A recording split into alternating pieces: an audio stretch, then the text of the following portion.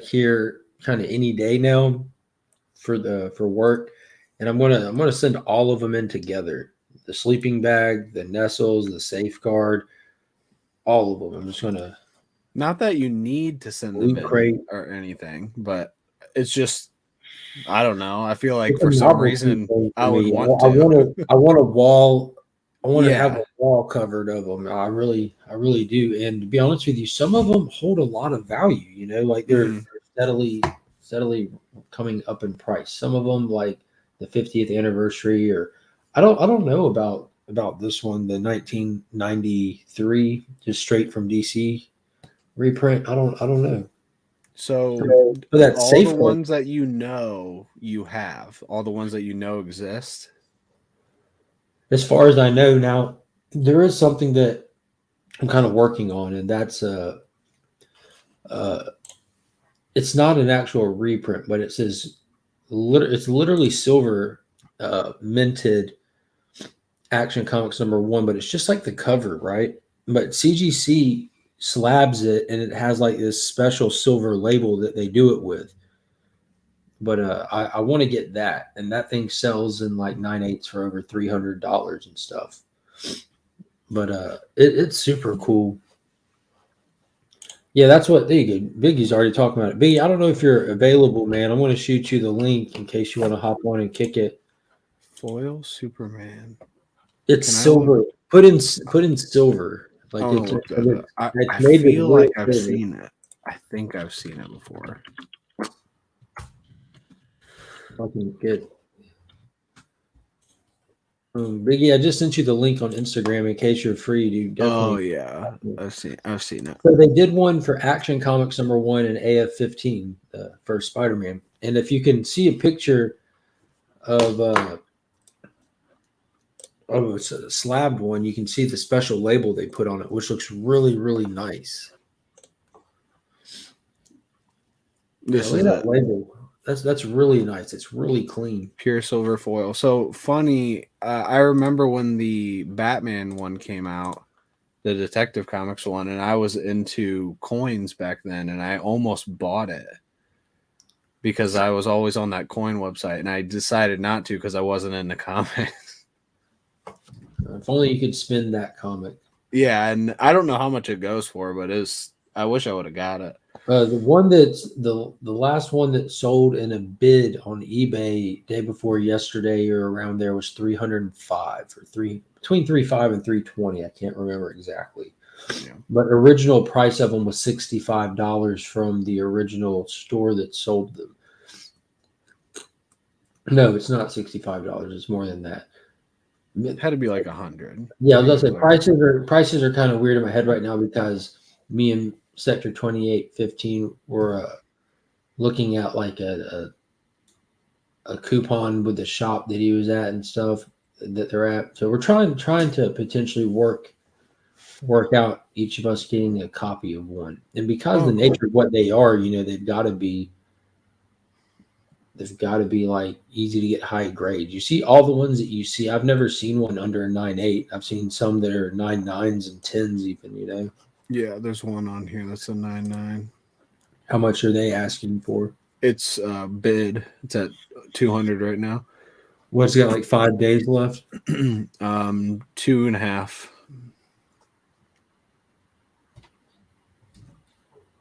There's another one, a 9.9 for 600. Buy it now.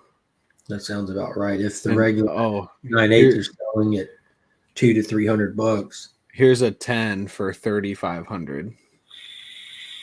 Here's another 10 for 3,000. So I want to get a copy of that and send all of them in. Dave, what is going on, my man? I'm definitely missed hanging out with you last night. I know you got your work schedule and stuff, but I'm going to send you a link because that's what Tyler would do. I can. I'm working on it. Here, let's see. I've already sent it. Let's see. There was a weird Action 1 reprint that was more pricey. That's what Biggie just said. I'm sure Mark might. I'm not sure. I'm assuming I should have it. Like, yeah. I'm gonna grab them.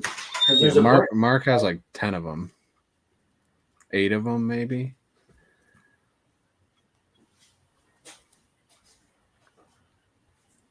I just want to see a real action one day. Yeah, I got 8 of them. Screw you, Tyler. What? I just want to see a real action. No, I mean in person. I would love that. I would love to see one in person. So in 2017, Loot Crate did a page-by-page reprint one, right? And it's got not just the Superman story, but the entirety of Action Comics #1. And it goes for about $10-$20. This one, it came polybag. This one's absolutely near mint copy. It's definitely a candidate for a 9.8, which like that specific one, that's just like a novelty if you have it at that. It's not like a banger of them or anything. The Millennium Edition, which this is the one that I featured in the comic close-up this past week.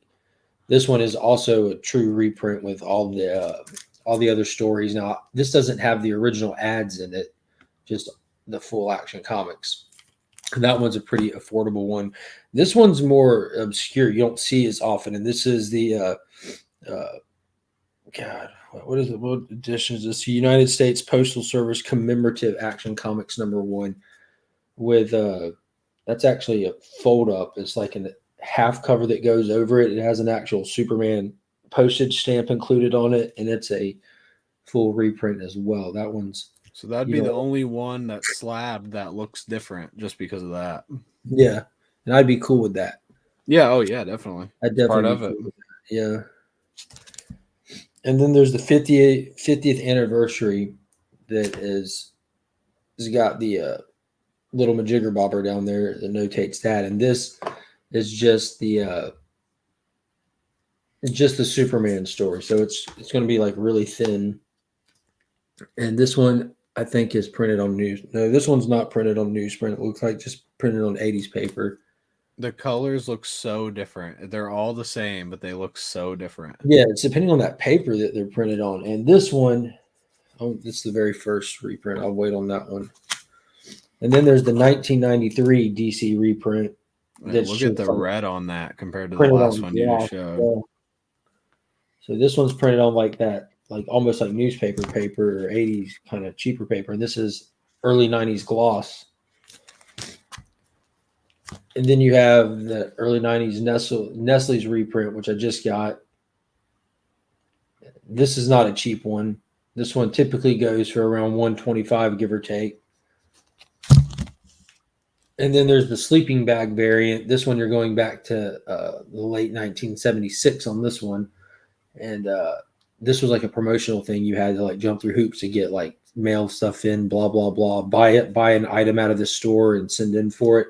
This one's not a cheap one either. This one's like $100+ book, like closer to $150. And then there's the very first reprint they did after they made Action Comics #1. And it's also from 1976. And this is the Safeguard. So it actually has on the cover reprint of the first Superman feature. And if you look right there where it normally has the 10-cent price tag, it says free with purchase. Free when you buy 3 bath size Safeguards.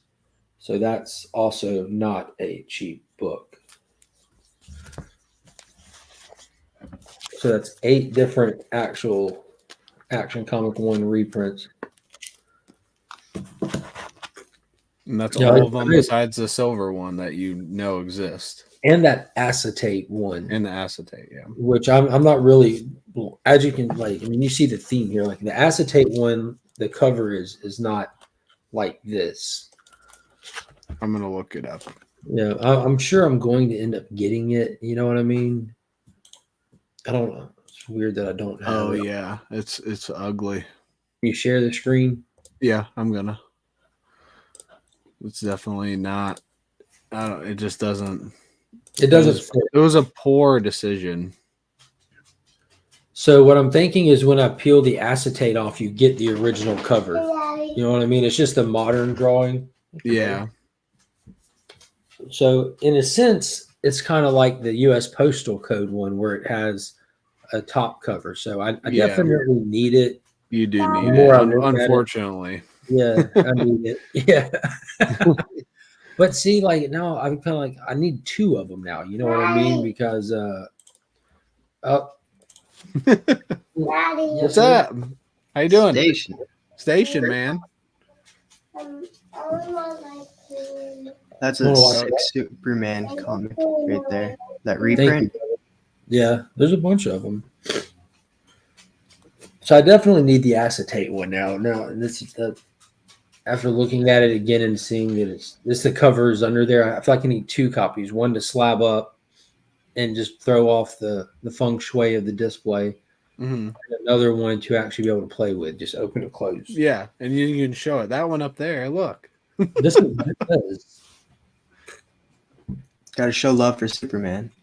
Yeah. Absolutely. Superman Christmas shirt right here. Oh, nice. Oh, fire, dude. I didn't even notice at first. It was like just below. Yeah, Where, yeah. hard to notice. Yeah.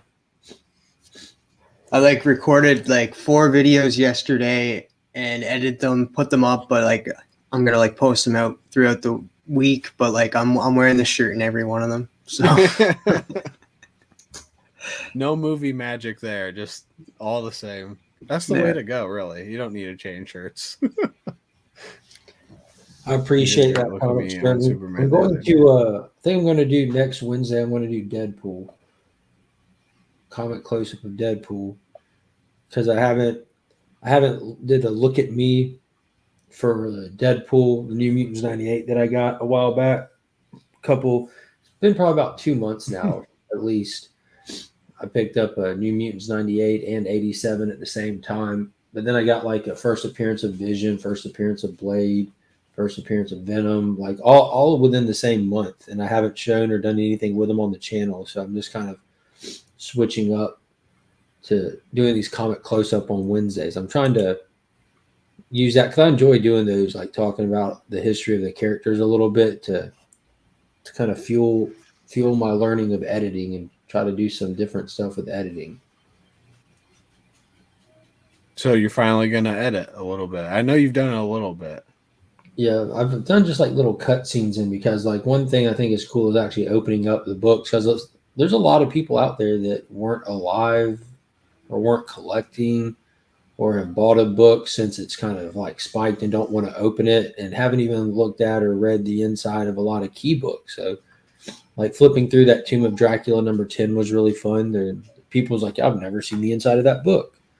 And then doing that with one of the Action Comics number 1, because obviously I don't have a first edition, like obviously. But I'm going to be honest with you. If I did, I would flip through it. Like there's a lot of books that are high priced books that I wouldn't want to flip through to damage or whatever. But if I had an Action 1, it would just be impossible not to play with it. Really? It doesn't matter like what you do to that book. It's still a gold mine. Yeah, that's true. I just wouldn't want to accidentally, like, I don't know, have a page fall out. Yeah, I wouldn't want to do that. Like, but like even if you take that book, like I'm confident enough in myself, like to not be an idiot when doing it. Like if you were to send that book to CGC, they have to flip through it carefully. Yeah. You are capable of flipping through it carefully too. The difference is if CGC damages your books, they're going to tell you, oopsie, you want to store credit. If you do it, that's on you. It was your book. Yeah, can you imagine an in-store credit from CGC for damaging an Action Comics 1? They probably wouldn't be what it was worth. They wouldn't admit that they damaged it. Yeah, that's exactly what I know. Yes, sir. I've got a lot of books, Biggie. I've got a whole lot of books. There's countless books that I have in my PC that. Daddy. Yes, sir. Why are you yelling at me, man? I'm right here. Daddy. What's up, Blair? Look. The elf? I did a kiss. Then I got us some candy. So Santa sent one of his shisty little helpers, a little elf on the shelf that's been up to shenanigans in our house, keeping an eye on these kids to make sure that they're good and reporting back to that jolly old soul. Santa Claus, that's right. Look, one arm is not on my buckle. One hand is on my buckle. Oh, nice.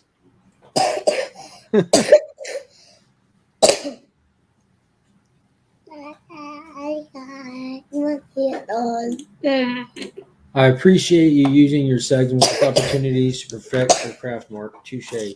Touche to you too, my good sir. No, with this hand that's not on in here. Ooh, I want to show them my other hand is in my painting. I caught some of that.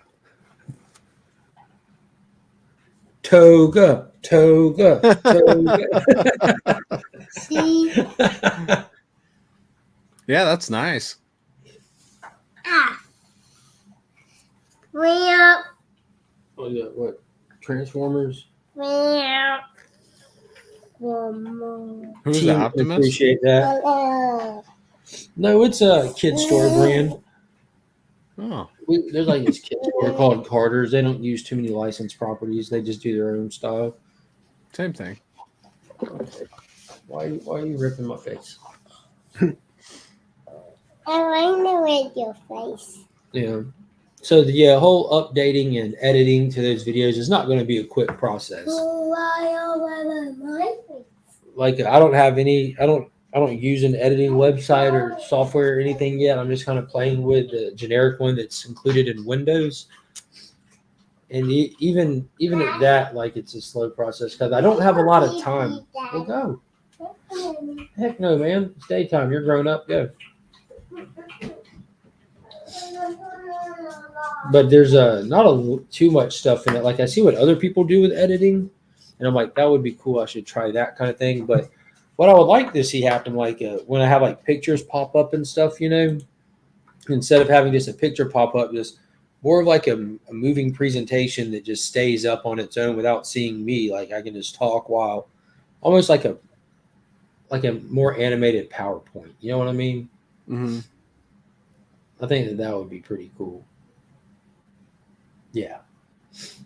Yeah, you could do that, especially with the new share thing. Yeah, I haven't looked at any of that. I got the email where Chip updated StreamYard, but I don't know where it is in StreamYard. Chip emailed everybody. He's a good dude. Yeah, I don't know where that feature is. If it's a new brand tab or what. I think it's in share, and then share slides, and you can like upload slides to your Google Slides or something.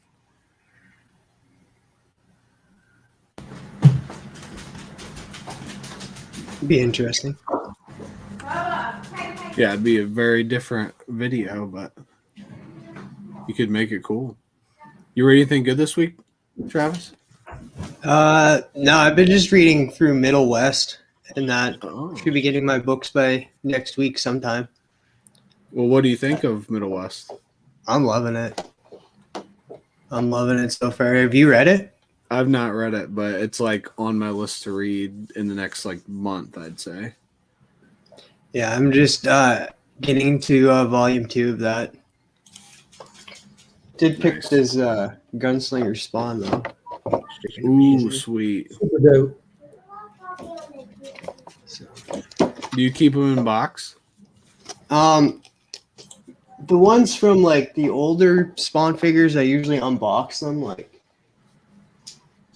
this one, like Malbogia. Nice. So Yeah, I you have, usually you have unbox to take these. that one out of the box. It's all crammed up in the box in the fetal position. Yeah, well, it only stands like if you put it into the fetal position like this. But it was actually like way more down. That's a cool figure. But it's huge. And of course, my Yeah, that is sweet. clown. Gotta have the clown. Yeah, I had the one that had the weird flip head that kind of flipped head to a half violator face. Oh, that would be sick. I gotta find that one now. Yeah, that was from the first series. Like when they did Spawn, Medieval Spawn, Trimmer, Clown. The Violator they did back then was cool. It's kind of like one of those, have like internal wires in it so you can kind of just like bend it and move it how you needed him to be. You know, this guy. Yeah, I love it. Love it, love it. Biggie asked, is Venom any good? I'm assuming he's asking about Venom issue 2 that came out this week. I did read it. I read it yesterday evening. It was not bad at all. I mean, nothing major is happening in the book yet. This was really like the first issue, like moving this new story plot forward at all.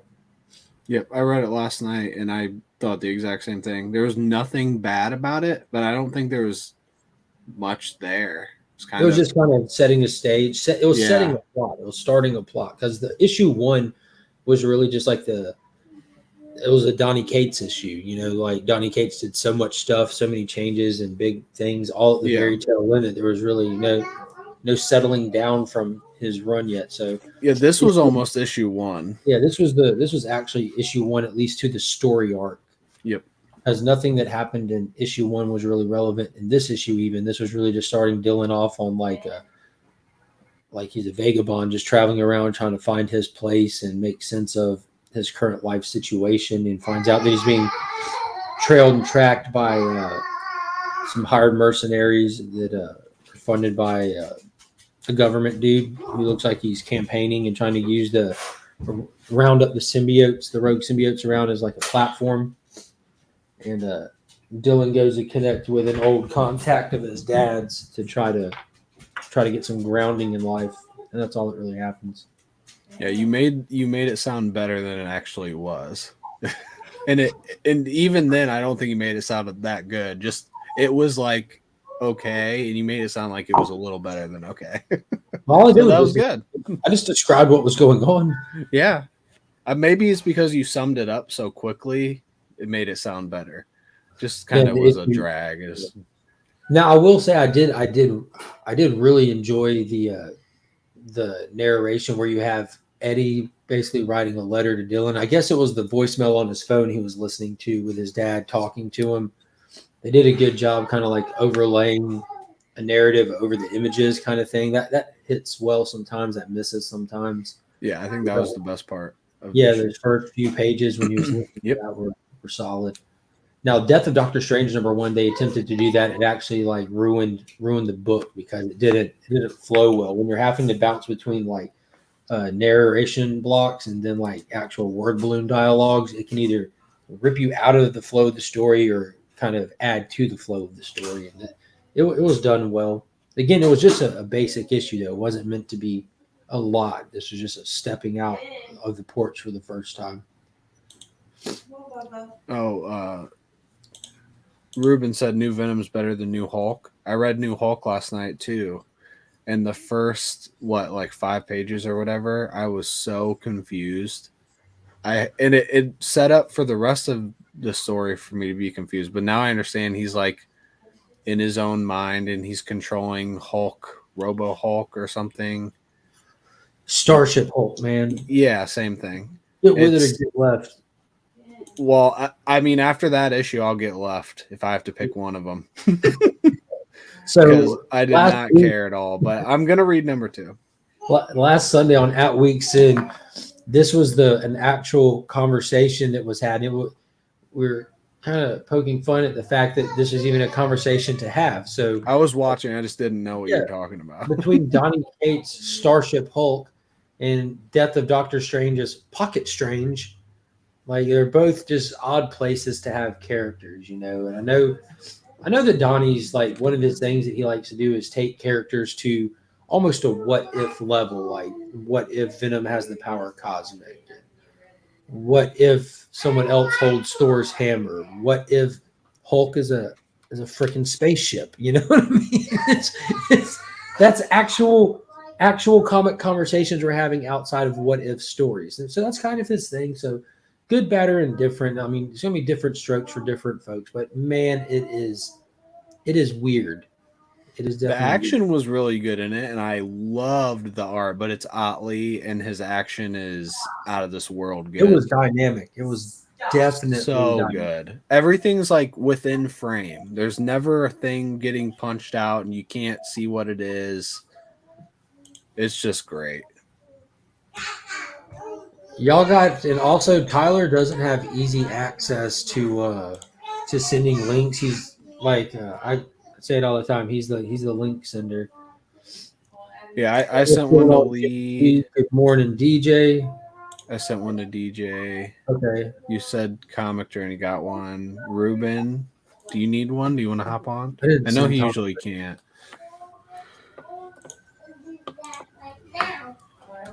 Yeah, for some reason Instagram is like dead on the computer, just not working. I got links. I got links from both of you guys. Yeah. Yeah, that's because you're extra love, Trav. I have not read either of those titles in that, but like by the sounds of it, I shouldn't be jumping into either one of those. It's early. We'll see. But I don't know. Yeah, confusing, understandable, on point. What the heck is going on? Yeah, like where Venom, like I gotta say, Al Ewing and Ron V did a smooth transition into their arc. You know, they did an issue of Kate's run. Like this is not a cut one arc, tell a new story fresh from scratch. They're both continuations from the previous arc. So where Ewing and V have transitioned you into a new arc and they're like not just slapping you in the face with randomness. Kate starts his story off in an unrecognizable point where you're wondering what, why, and how it even came to this. And it's weird.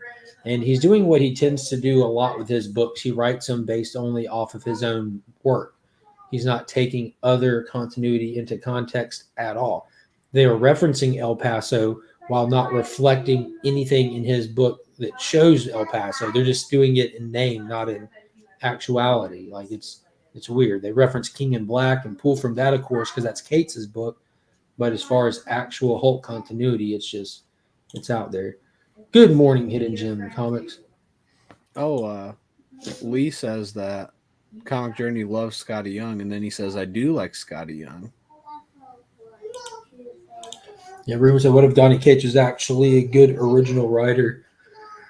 Oh, I'm enjoying crossover currently. But again, we're 9 issues in, and we're just getting to like what feels like its own kind of story kind of thing. That first issue had me hooked. Issue 6 was fun. Zdarsky's one shot was absolutely a blast, and the last 2 issues have been really good too. Yeah, it lost me. I just lost interest. Maybe I'll pick it up again. Probably not, but maybe. I'm trying to slim down my pull list because it's just kind of the nature of a pull list. As they keep getting bigger and bigger, then you have to tighten it back up. But I think I'm going to take crossover off of it and just read it digital. Yep, that would be what I would do. That's what I did. I stopped picking up crossover in that. It's easy to go back and pick up the other issues and stuff, and half of them are going down in price. So you can always go back and pick them up. Yeah. I think all of them have gone down in price. If they even went up, did they? They might have went up at some point. I guess I didn't follow crossover specs, so I don't even know. You were. Go ahead. I think it was just that first issue, and it was like the secret variants that went up in price. Yeah. And like other than that, it was just all the regular covers are still low in price. Yeah, there were a few retailer exclusives that had a little heat on them while everyone was still trying to see what the book was going to do early on. I forgot about those secret variants. Yeah, with the different comic covers on them. Yeah. Like there was a lot of fan service that was happening with the not the retailer exclusives, but just the regular store variants, which is cool. Like you could find your favorite Image character being read on the cover of that issue 1, which they're all like 1 in 10s or 1 in 8s or something odd. And then, like you said, the secret variant as well. I know that there was one shop here in town called Top Dog that was really, really mad at Image because they didn't announce those secret variants, which, it would kind of take the secret out of it, I guess. But he put it on the shelf and sold it as a regular book without knowing until it was already gone. And he heard about the secret variant, went and looked at his shelf, and it was someone probably bought it not knowing that they bought the secret variant, Yeah, or they did. Maybe they did know. Maybe, maybe not. Yeah. That's the fun part. Yeah. Subscribe to Comic Journey for more Scotty Young content. There you go. Travis, are you going to go see Spider-Man the day it comes out, early for the day it comes out? Are you taking Lisa with you when you go? Lisa's looking for a Who is Spider-Man. Lisa going with? That's who I. Yeah, she's just gonna ship to Canada. Like, come with me to. She's not going with me, so. Yeah, Tyler's not taking Lisa to see Spider-Man, so we're campaigning to get Lisa a Spider-Man movie date. No strings attached, just someone to go to the movie with. Are you going in, Travis? I'm thinking of it. Like, I haven't been to the movies in so long. I'm trying to think of the last movie I went and saw in theaters. I think it was like, pretty sure it was the last Star Wars movie. Oh, that's sad. It's been a while. Did you like? Unless you liked it, I did like it. It was. I loved it. It was all right and stuff. I didn't like the horses in space thing. I did The not what? like that's the horses in space. The riding of horses. On the ship, remember they can't go near that ship because of some reason. So Oh, they're riding horses. yeah. They weren't in space though, were they? They were just up in the sky, over the planet. That's the same thing. I don't know. This They're over planet. space. that's space enough. That's like being on the helicarrier in Avengers. Like, Nah, they were way higher than that. I think they were closer to the moon than the Earth kind of thing. yeah, but you're really assuming a lot that you know this. Well, that was Exel, right? Exel or the planet Exel. I think whether they're on the helicarrier or further, off. I think the horses being at either level is kind of just like what Travis is saying. Yeah, Yeah, it kind of just threw me off. Like, further, I'm gonna say laser beams. That just really throws me off. We don't have laser beams. I'm not agreeing or just. I'm just saying that's light speed. We don't travel at light speed. Force manipulation. Who does that? Who shoots lightning from their hands?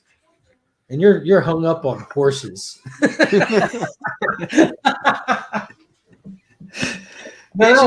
just took me right out of the movie. I don't know why. It's just seeing that I was like, what the hell's going on here? And yeah, it just kind of threw me off a little bit. But other than that, I did enjoy like all the Star Wars movies, like even like Episode 1, 2, and 3 and stuff. If you add in like the Clone Wars cartoon with it and stuff, it opens up a lot of like what was missing in between, right? And I'm excited for all the new Star Wars stuff that's coming out, especially horses with laser beams strapped to their head. That would be a little different. Now I can get into that whole sci-fi I feel. would be down. And we're right back. We're right back. That's what it was missing. No, all right. So for me, I was jaded by the second sequel movie. What is it? The Last Jedi. No, yeah. Hated it. The whole series, or you're saying that movie? The Last Jedi. So The Force Awakens, like we went at 4 a.m. opening night to see that. Like not Friday, like Thursday. Me and my dad went, and it like we were so excited. Like I love Star Wars movie stuff. Same. Like I don't read the comics that are coming out now. I don't play video games like that. I got like Shadow of the Empire for 64, but I don't do all the extra stuff. But I love the movies, so we went and saw it, and I'm like, okay, like that was fun, but why did y'all use the same plot formula as A New Hope? Like that bummed me out. Force Awakens so much. Yeah, I mean, I enjoyed it. I absolutely enjoyed it. Like all the new characters, all the new faces. I understand that takes a minute to get to know them, to get to like them or to hate them, whatever. But I was really bummed out about the plot formula. That being said, I was still super pumped for The Last Jedi. Yeah. I'm like, we're going to see Luke do what Luke do. We're going to actually get to see him be a badass. We're going to get to see some lightsaber battles, which that's what I was just like, dude, if they can do in the prequels with these fight scenes, what are we about to see in these new ones? It's going to blow your mind. Yeah. We didn't get nothing in the Force Awakens. Nothing. Or in The Last Jedi. In the Force Awakens, we didn't get nothing. We had an untrained Rey fighting Oh, Kylo in the yeah. snow. So I was expecting big things out of The Last Jedi, and you're bringing Luke in to do it. The movie was weird. It was crazy. It was just a slow speed chase through space the whole movie. Pew, pew. Like, it was the dumbest story I had ever seen done in a movie. And to waste an event of this magnitude, a Star Wars film, it shows that you don't care about this property. And then the ending of it, Luke should have come out there, put his hand up, and drug the ATs down, just like a boss, and then just been standing there across from Kylo. Like, no, you get nothing. You get a much to learn. You still have sad little boy. Like, it was horrible. It pissed me off so bad. So knowing that the franchise was already just ruined, like they did creative changes during it, they did direction shifts during it, and they bring J.J. Abrams back, and he's like, you know what? There's no saving this. I am going to fan service this from start to finish the best way I can, and just thunder pump this movie with get some moments. So knowing that that's what that's what Rise of the Skywalker was going to be, just an attempt at plot correction and just nothing but fan service, I was thoroughly happy with it. I don't think it was a great movie. It does not stand up as one of like the all-time greats of Star Wars. I wouldn't recommend it to people because it was just, it's going to hit different people differently kind of thing. But I love the moments in it. I thought they kind of redeemed Kylo's character as best they could. That moment when he was fighting the Knights of Ren, I hated it so much. Like, I was so hyped all through it. I remember going to him, I was like, this is going to be so great. Like, so much better than The Last Jedi. And after, like, the first scene with Palpatine, I was already like, oh, no. This is going to be bad. When you see, like, Kylo just gunning and running, just carving a path of death just to get to Exegol, like that momentum that they were having to put into the story just to get us there, because, again, none of our plot was taking us in any, like, if you go look at the original ones, there's like a huge, like a smooth, even though it's over a long course of time, all these trilogies there is plot, there's like a trilogy plot that moves through the prequel and the original. This one doesn't really have it. So this final movie has its own at all.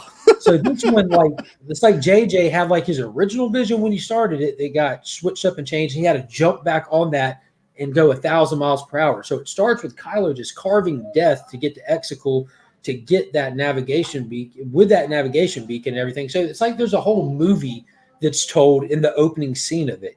Just that's the whole movie you could have done with, like, the rebellion trying to stop him from getting to it, blah, blah, blah. And then them having to fix the whole Snoke problem, that he's just like a clone avatar for the Emperor and everything. They fixed the whole killing Snoke off with no fanfare and making him just a stupid character. Like, you spent 2 movies building up a villain you kill to have no real villain anymore.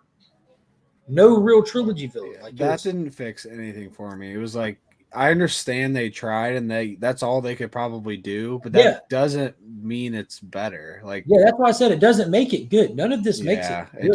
It just didn't. Nothing worked. I think the most excited I got the whole movie was when Lando came in at the end with all the ships. And that's just pure nostalgia. Like, Last Jedi, that alien milking scene, but that crazy that high-speed chase the first time that we see Finn and Poe, like when they're getting that information, like this last one, it was fast-paced, it was dynamic.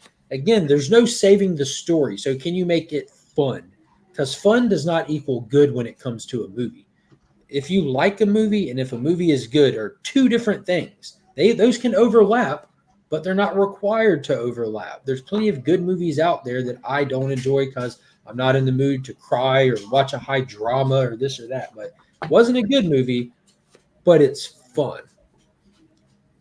For me, I find it funny that TV show saved Star Wars twice when the movies came out. So it was like the Clone Wars, and now it's the Mandalorian saving Star Wars and continuing on from that.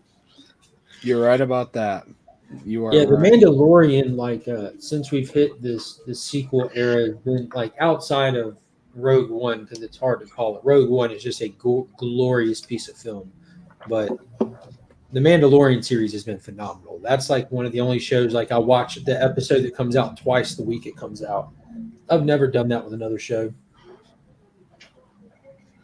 It's opening up so much more now because we're getting Ahsoka from that.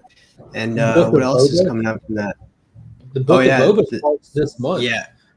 Which I'm is it very this month? excited about. It is. It's the end of this month. Now, Boba coming in was like such a highlight of that second season. Like we've never seen him be a tough guy. You know, it's just his reputation preceded him. All we ever seen him do was die like a chump. That's all we ever saw Boba do. Like on accident, this awesome bounty hunter goes out like a sack. It was like a series of unfortunate events, like the mousetrap game. Like this bumps that, bumps this, hits jetpack Sarlacc. You know, it was unfortunate. And Lucas even solidified that he died by when he remastered and updated the films. He made sure to add in a burp like whole thing to the Sarlacc and to make it more digitally dangerous and add tentacles to it and stuff. But it was awesome that they brought him back, and they brought him back in awesome fashion. The Last Ronin, Two Brothers Comics says. Good morning, Two Brothers. I have to assume that's Dustin. Yeah. Have to. Yeah, it's definitely Dustin. Nick wouldn't Morning, say that. Kyle, I've missed you. Oh, he can't hear me. Yeah, good morning. The last trilogy, I just kept picturing George Lucas lighting up a cigar with a stack of hundreds, laughing and saying, "You Amen to that. I'm glad, like, Mark, you enjoyed the last one, and a lot of people did. And even The Last Jedi, some people love it. I just don't, and that's fine. I don't even need to argue. It's like I hate it. I'm never gonna watch it. That's okay too. Star Wars has become so diluted. It has taken the fun out of the entire franchise for me. I need to check out The Mandalorian. Maybe it'll bring it back. Yeah, The Mandalorian definitely will. It brings back that OG feeling to it. Now, I get how a lot of the younger people who are watching the new stuff are enjoying it because I was that same person for the prequel trilogy. I love the prequels. I brush my teeth to those things. I think they're just fantastic, you know. But I know when they came out, people really disliked them. Like there's a lot of purists that were not into it and everything, but I love them. I saw Ghostbusters. I love them too. That was an awesome. I think they have problems, but I think a lot of the problems are not that important. Like the acting isn't great, but it's for kids. So when I was a kid, I didn't notice that. Mm-hmm. Right. As of now, I do. Oh my god, I do. But this one was really cool. You're talking about Exegol, and it kind of gives like backstory as into Palpatine and what Exegol was. So I recommend reading that book for everybody out there. Darth Vader 11. Well, if you recommend it, I'm going to do it because I don't know what award thing it is, but Justin Birch was sent a link out for there's this Remy Award or something like that, and by the way, it was listed as best. It was one of the nominations for best new series or something, and I'm like, dude, I'm voting for this. I'm not even going to read the other options. Kyle said so. Real talk. Absolutely. Thank you for I don't know, valuing my opinion. I don't like put it out there lightly. He's just making fun of you, Kyle. Oh, I don't value your opinion, but I read the book and it was fire. It was good. Thank you for your support. Yes, of course. Good morning, Joe. Good morning, Travis. Good morning, Tyler. Good morning, Mark. Good morning. Oh, are you guys? How close are we to C2E2? How close? Next Friday. So a week. Yeah, next Friday, a week. Yeah. All right, cool. I look forward to living I'll be sitting with through... Joe right now at a bar, getting ready to go in. Drinking a Bloody Mary, trying to drink off a hangover so we can start it all over again. Exactly. I'm sitting in a bar drinking, trying to figure out who's going to take Lisa to see Spider-Man. Maybe hopping on here, saying hi to Legion from Chicago with everybody. That'd be cool. Yeah. I'm pre-planning a bunch of videos to play while I'm there. All right, So cool. like just put out some fun stuff like the lip syncing stuff that I did and stuff like that. Should be fun. Look at all these wonderful people in the chat. Look at all these cats. Everybody should Friday morning. Almost everybody's freaking green, man. Yeah, everyone's just pouring in right now. We got 21 people hanging out with us. If anybody's in the chat and we happen to have not got you a link and you want to hop on, just I would say direct message me, but put it in the chat. You can message anybody on the panel. Like, hey, I need a link because I suck at it. Yeah, Unless you put it in the stream chat, I'm not quick to see it. My phone's right in front of me, but I have 0 notifications turned on my phone, unless like my wife or my dad calls me, kind of thing. Yeah, I messaged you. Beware of Omicron. Is that the new variant that's sneaking around catching people? What? Omicron? I've never even heard of that. Say again? Are we talking Transformers? Yeah. I thought so. Yeah, Tate one says careful of Omicron. Yeah.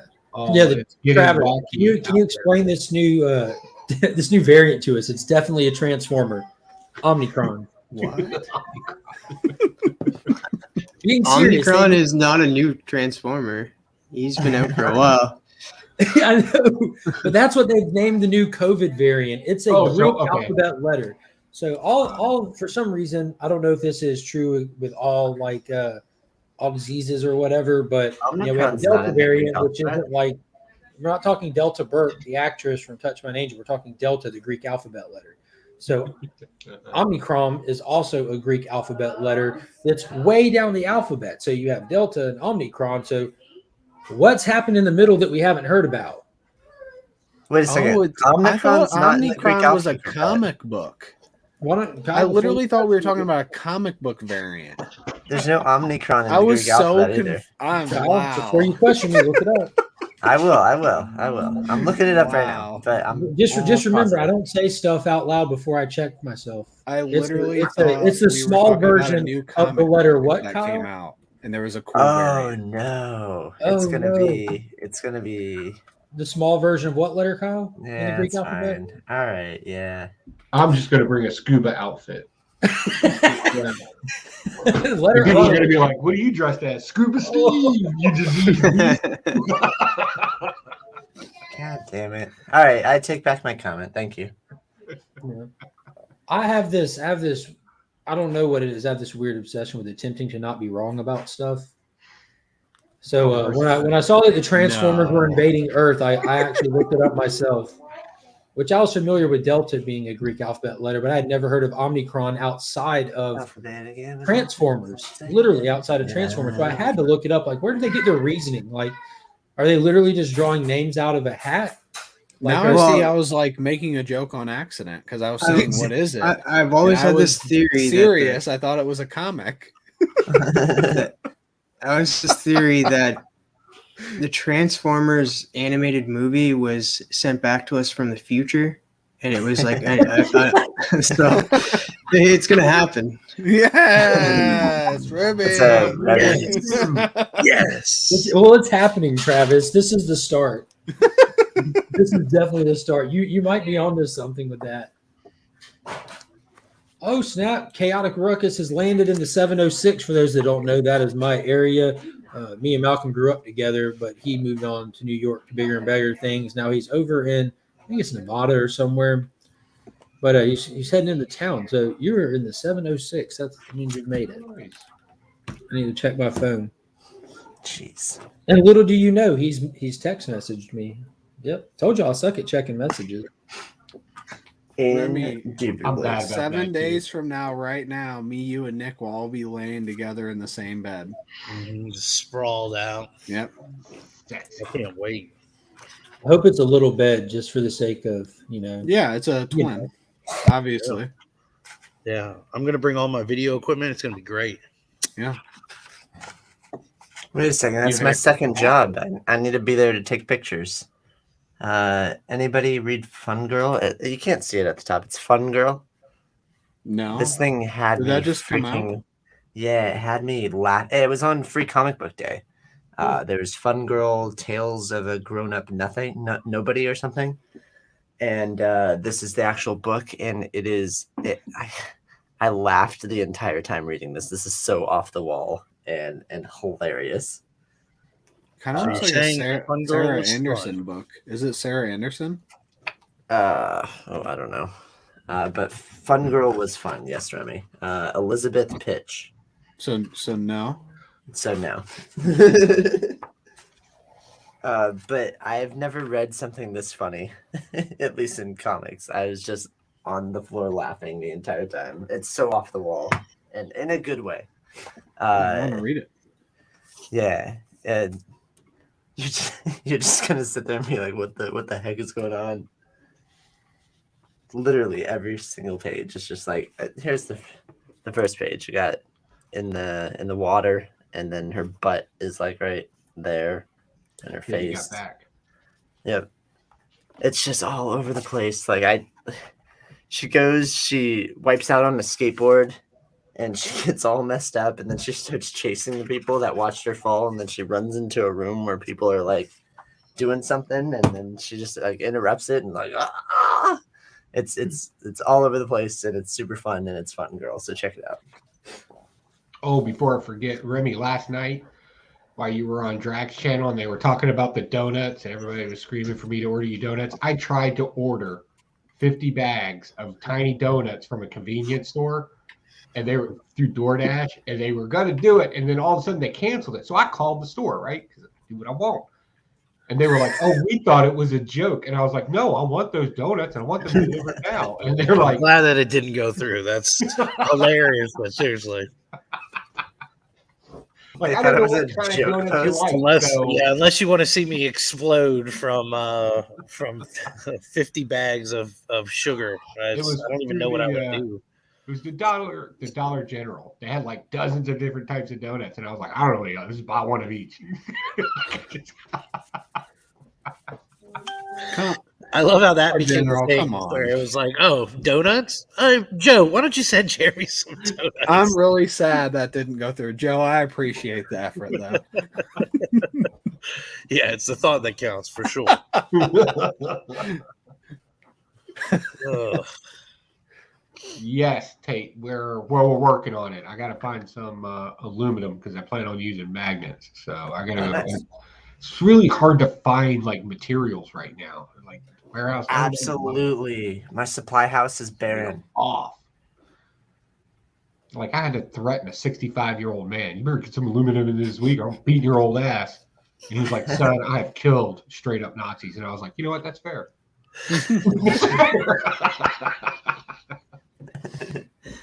So is he getting the aluminum or what? Yeah. How'd that work out?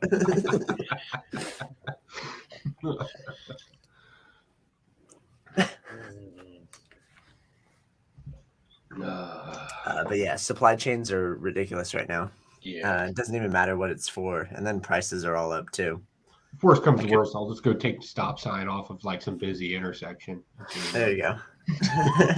I watched people pull stop signs. I found myself in a riot once, and if you get enough force, you just teeter it back and forth, and you pop that sucker out of there. There's just a glob of cement at the bottom. Yeah.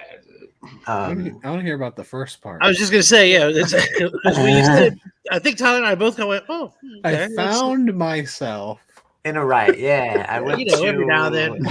Like, I'm Like, just I'll walk walking around the corner. Oh, So yeah, how do you just like you I just went out show on up there? Tuesday You're with just the like, guys, oh, and okay. then it was like, "What the hell? Let's start a riot." I don't know. No, like people died too. You can look it up online. It was called Deltopia.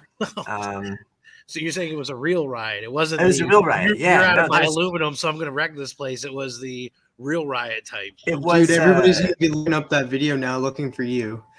I'm Like, not there he gonna is. be in the video, but no, I was there at Deltopia when basically police took over. It was a block party gone wrong, and then we kept the party alive. Don't Even say though we. there was like freaking tear Say gas we. and Say stuff. that other people. They other. I witnessed others.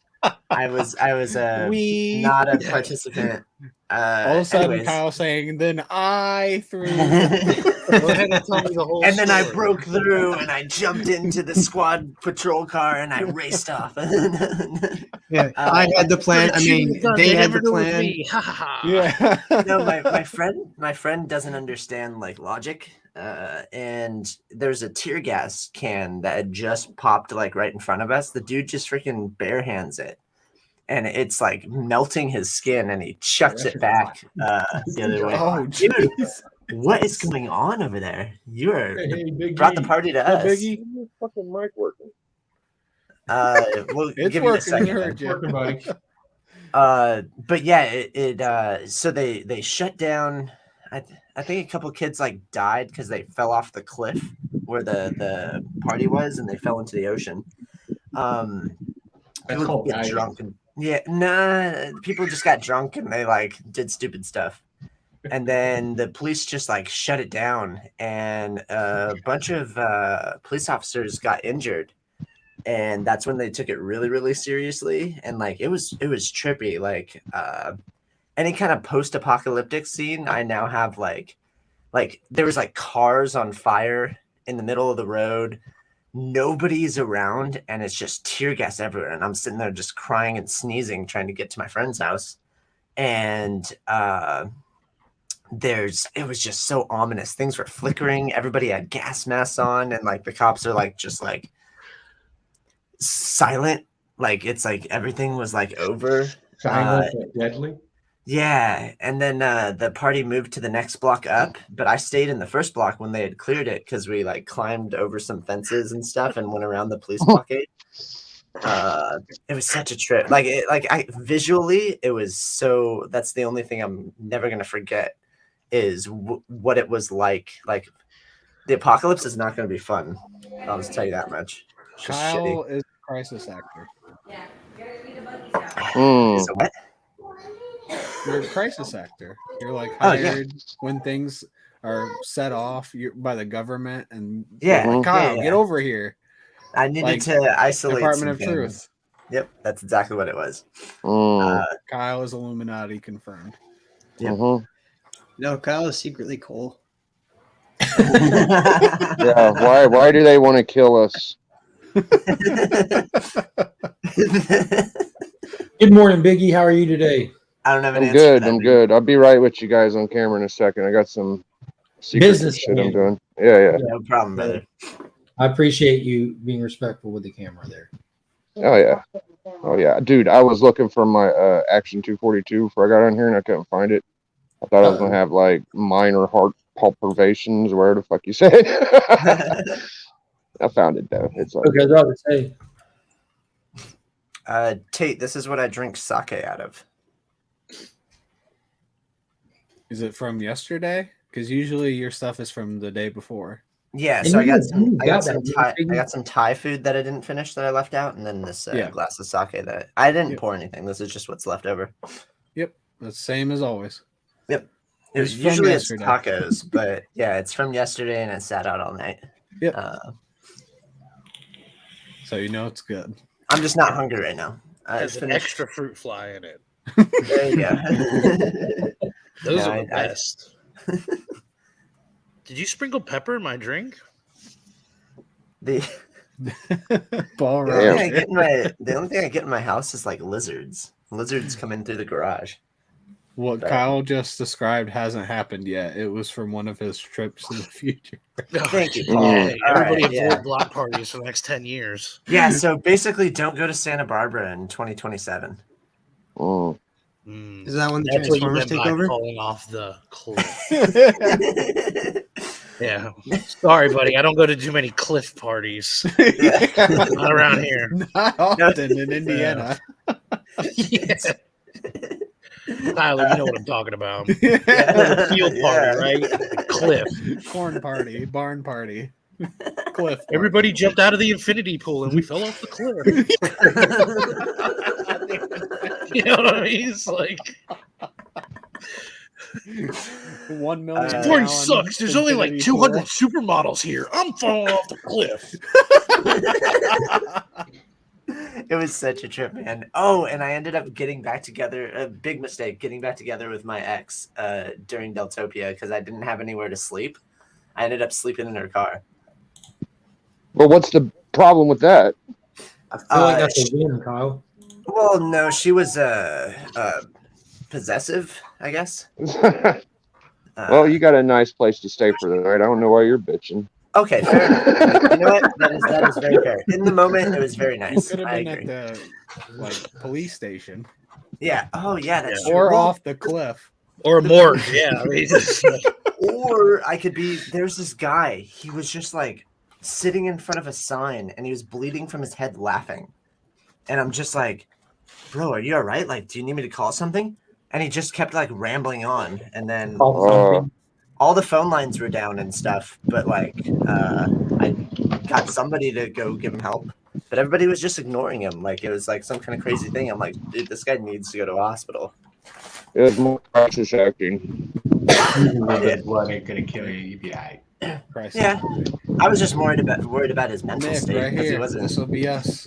up, Nick? 7 days from now. Just us three like this. With my arms out around you two.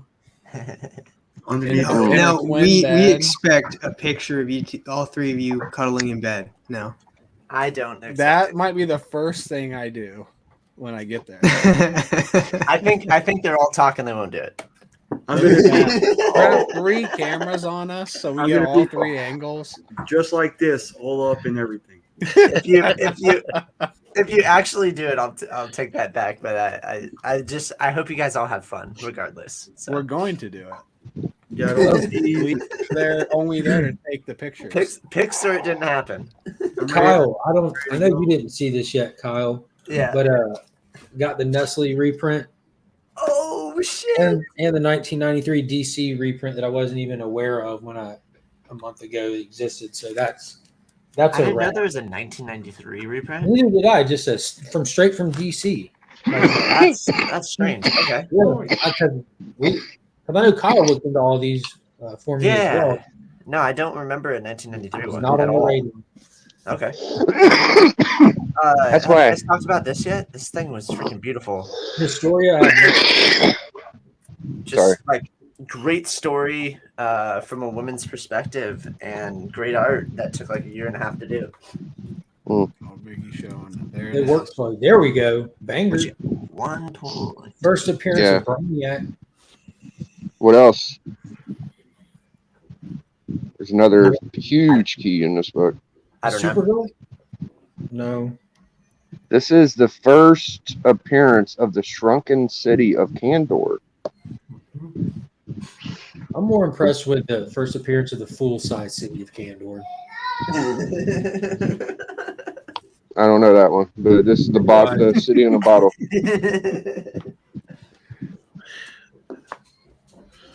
That's a big boy book right there. First shrunken And Kandor. one of my other It's favorite my series. favorite DC Silver Superman book. I know everybody likes Supergirl, but for me, this is the shit right here, boy.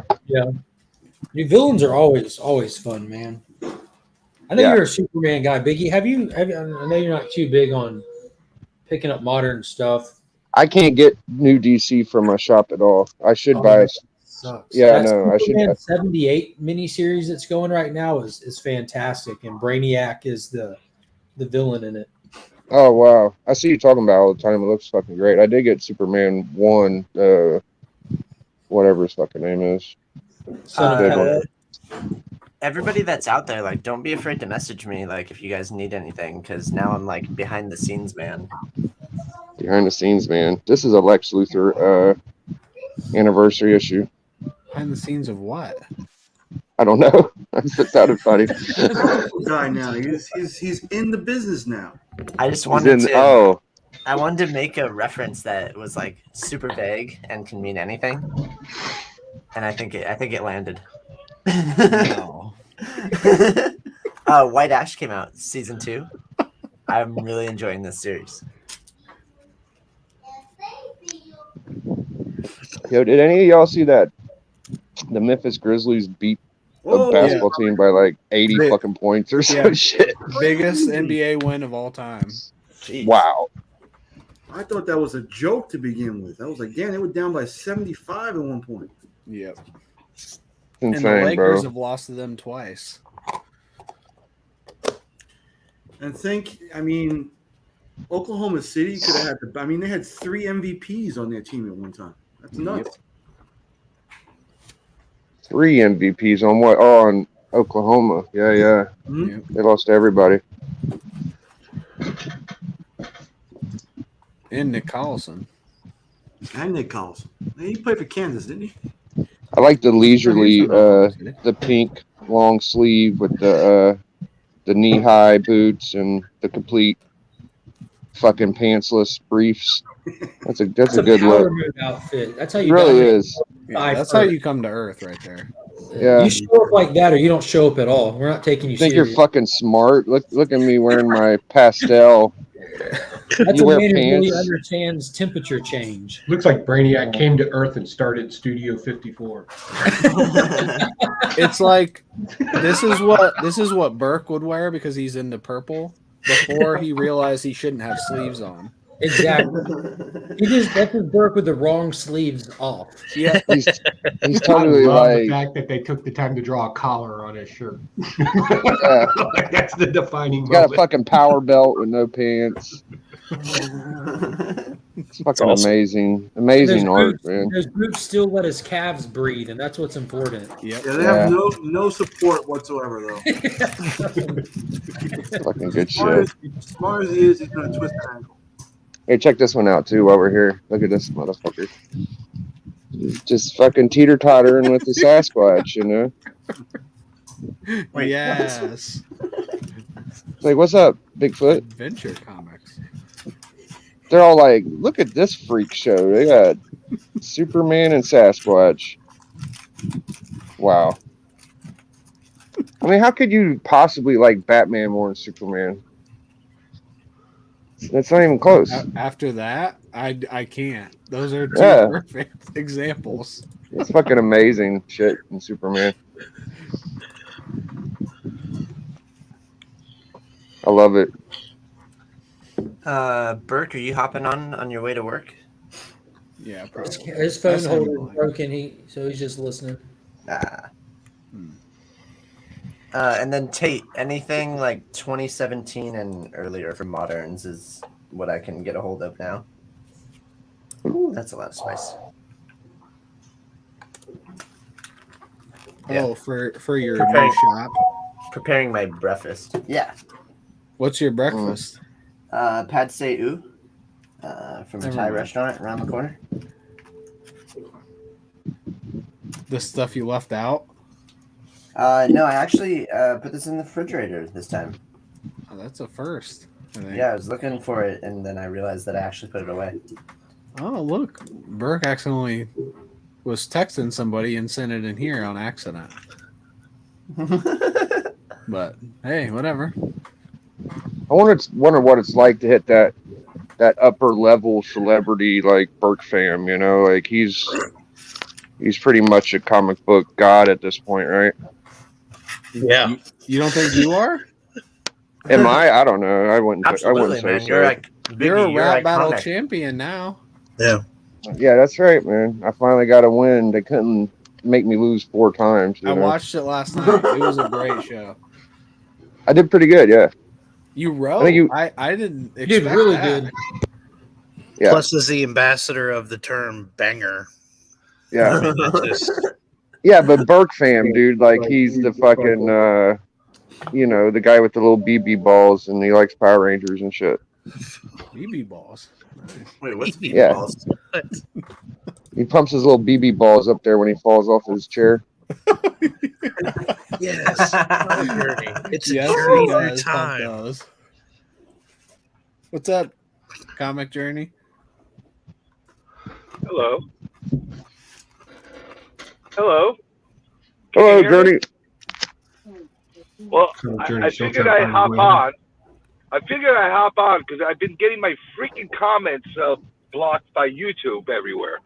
Have you people been seeing my comments on the videos? You Not just lately. ignore them. No. Yeah, No. we've just been retracting them. We all made a team and decided we're going to delete them all. That's not YouTube.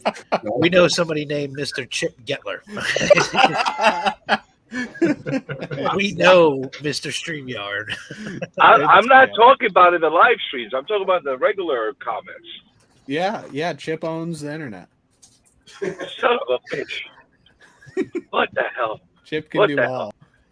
So you got the googly eyes in the sky working for you. What the hell am I going to do with that now? I got nothing. I got nothing now. You must got have nothing. something important that you're followed all the time because no one ever does that stuff to me. He's always on the move. That's why he's always on the move. Can never catch him. They're afraid of you because you'll probably put them on fire or something. You know? You're too slippery, Comic Journey. Hey, you know what? I don't know what to tell you. I was with Lee almost an hour and a half last night, and he set nothing on fire. That's true. So I saw Nick's Kicks Instagram pic or video, right? And he counted like down from 5 back to 1. And I thought I was being funny. I said, you counted 3 twice. And he didn't fucking say nothing back, though. You get it? You counted 3 twice? I haven't seen the video, so no. You don't get it? I don't get it. He's got the digit, and when he goes to 4, it's the same fucking thing. Oh, yeah. I still don't get it. You made Nick cry. Oh, Do it now, Nick. win. Count 1 to 4 for me. I That would mean, to be mentioned by Biggie Shaq twice in 1 week. That's why Look at that. It ain't that bad. You did it right that time. I'm sorry, Journey. I interrupted you. Hey, good morning, Marvin. That's all right. Everybody interrupts me. No, everybody say they don't let get. I never get my piece to say anything. I never. Yeah, you do. You get to talk all you want on my channel. You had it right now. I never got an invite from you. You promiscuous freaking time traveler. Hey, stop saying never. I give you all the attention you need. I've You replied to every never- comment. Oh, I'll prove it to you then. I'll prove it to you then. Since You know you're what? going never. I'm Let's gonna go through have the you. recent comments. Here we go. I'm gonna tell you something. I'm gonna go on, and I'm gonna have a live stream, and I'm gonna give you an invitation, Kyle. I'm gonna give you an invitation. Make sure And I'm not on that working though, because I now work. Are you still at the comic shop, or did they fire you yet? No, I tried my best to get fired the first week, but he actually listened to my advice. So that didn't work out. What the hell kind of guy did you find to hire you?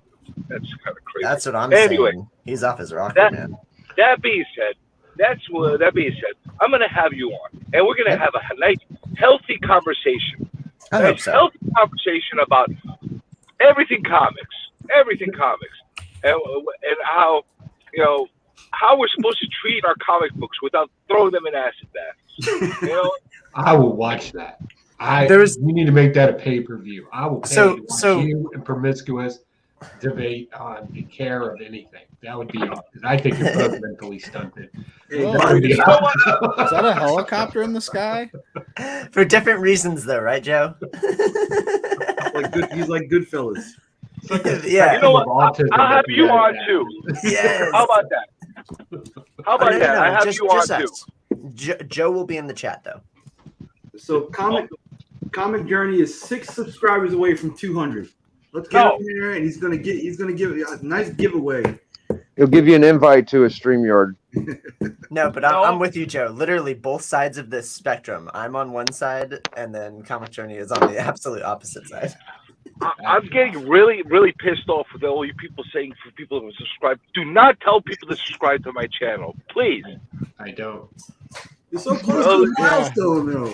Hey guys, I want you guys to all go over to Comic Journey's channel and subscribe now, guys. Subscribe to his channel, please, guys. Let's get him to that milestone. Should we put the link in the chat? We got 21 people watching. We for sure have people that aren't subscribed to Comic Journey. Let's do this, guys. Listen, I do not need that aggravation. You know what kind of pressure that puts on me? You know what kind of pressure that is? Like, I got to now educate everybody. Right now. I got to dance like a monkey for everybody and entertain them on the damn video streams. I can't. All right, so here's my most recent video. Here's your comment. Tyler, Journey. Tyler, I responded Tyler, to your comment. Tyler, I hear you. Okay, I was trying to talk over Kyle. I'm running Finn to school. You good? Okay. All right. Sorry, Journey. I'll be back though. Hey, Comic Nice. Jenny. Hello, everyone. Hey, good morning, Lee. Cup of coffee. Oh, Oh now. wow, yeah, you're almost has no at shirt on. 200. We'll get you to 200, Journey. Lee is Now. Oh God. No, you didn't. Oh, yeah, Don't worry, came buddy. down I with have, no I shirt have on for 5 Journey, so- profiles. I have 5 profiles. I'll get you there right now.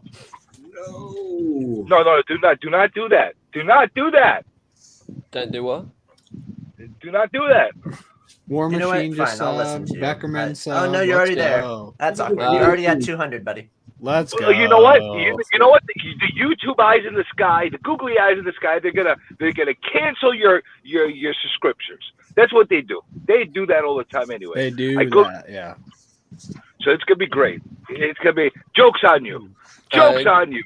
When you subscribe to Comic Jenny, like, you should really look forward to the best Scotty Young covers that he has to offer. And Scotty Young, Comic Jenny shows them all off.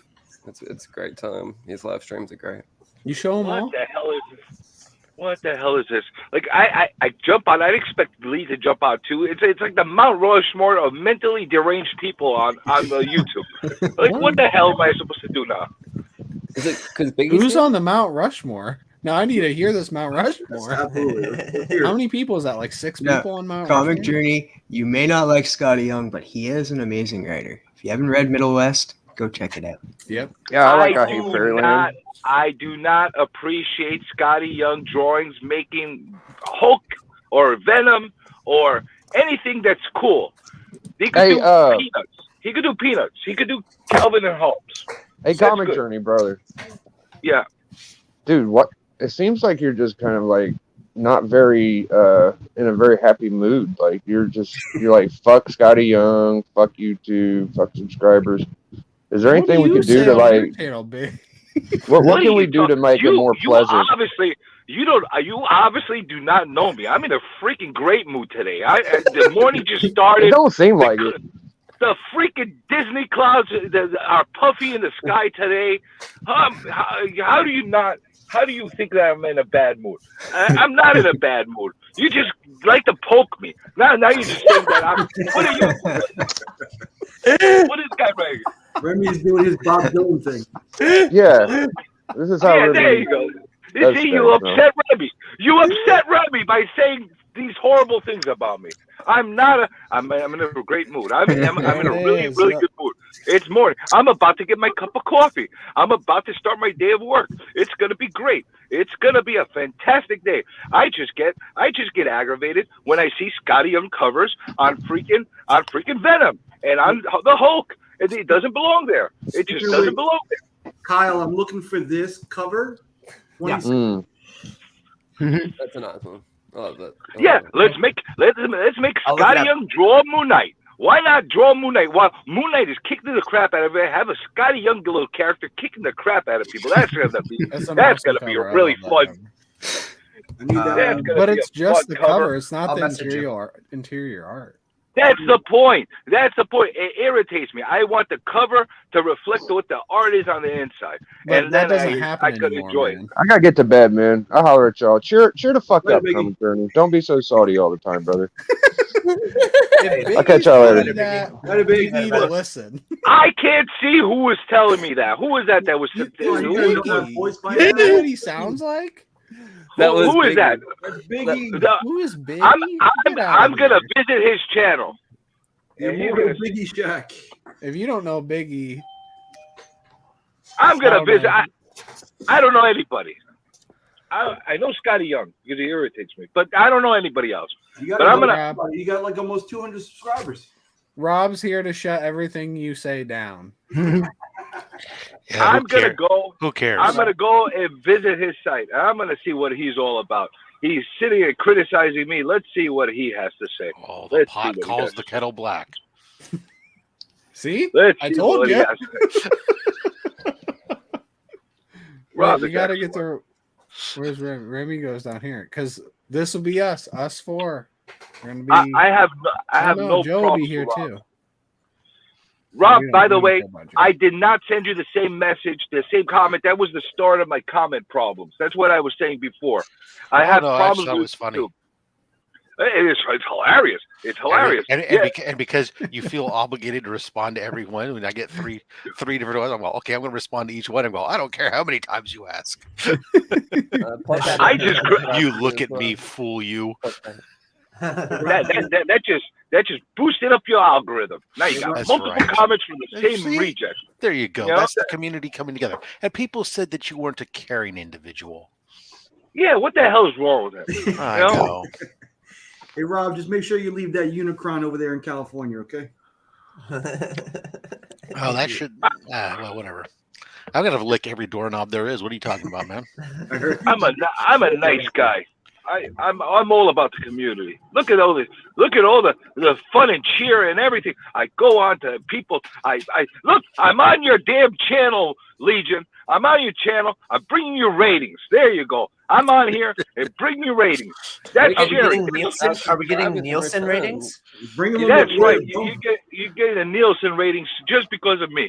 He doesn't need the ratings. He needs the McRib. Nielsen's a good guy. Lisa calls me a doorknob sometimes. You bring a McRib onto your channel, you lose 100 subscribers right off the bat. Take the chrome right off. You said you want to lick doorknob. The chrome off a trailer hitch. Nick, you're a real enabler. You're where is he? Nick's not right there. Nick's not here. I don't think Nick said anything. Who said? Somebody said something about McRibs. You McRibbers, you're enabling. How do you not know anyone's voice? I don't. I just can't blame see. Me. Just blame Is it because you don't stop talking? There you go. Finally reveal his face. Are you trying to say I talk too much? We don't recognize him. Would you like a shamrock shake with that? Yeah. Oh, sorry. Go ahead. Something about a shamrock shake. Yes. Are you trying to say I talk too much? This channel would fall apart without you, Journey. Oh, look, Legion. Absolutely. I wouldn't call it talking, in my opinion, Journey. But yeah, you do something a lot. Well, what I do? Why don't you enlighten me, Kyle? Why don't you enlighten us all? What is it that I do? Oh, you rant endlessly. You do a lot of driving. I what? Rant. A lot of driving. Endlessly. Drive and rant. He's aggressively relaxing. Google camera there on you top go. of your Aggressively car. relaxing. At least get paid for that. Yeah. Call it dranting. You have no idea what a rant is. You obviously have no idea what a real. Well, you rant already is. referenced an overlord in the sky. That you're being canceled. You yelled at us for subscribing. I don't know. It sounds like a rant to me. You also clump things together. You use words that are like wholesome, like never and always. When like you say, "Oh, never, nobody ever talks to me. Nobody ever comments on stuff," and I'm like, "What are you talking about? I just showed you a bunch of stuff, and you don't address things. You never want to have an actual conversation. You just want to say things and then just let them go, and then you hide behind a vernacular of saying, "Oh, well, you don't understand me because like." Where I'm at is so much further than where you are. Like you hide behind these weird metaphors, and it's really confusing to me. Okay. I gave you your piece. I gave you your opportunity to say your part. Do you have anything else you like to add to it? Because I don't want to talk over you. I would like to have actual discourse. Like if you want to respond to the things I would love to have. I respond afterwards. I would love to have a healthy conversation with you. Enjoy this box of dicks. No, I'm all about intellectual conversation and actually like getting to the root of the problem. Like, why do you feel it necessary to say that people are after you? I do not feel that it's necessary that I have to say that people are. I'm warning everybody about the googly eyes in the sky. I'm doing a public service. And you don't. Okay. You seem to not understand that. You seem not to understand that. And well, I don't believe in conspiracy theories. Is where I stand. Well, you can believe whatever you like. Where are your facts? Unless you could provide me like tactile, factual information, then yeah. You obviously do not. You obviously do not watch any of my content, because if you watch any of my streams and you see, I think he watches all of your stuff. I do watch all your stuff, and it's Kyle watches more than anyone, and I'm sure he regrets it.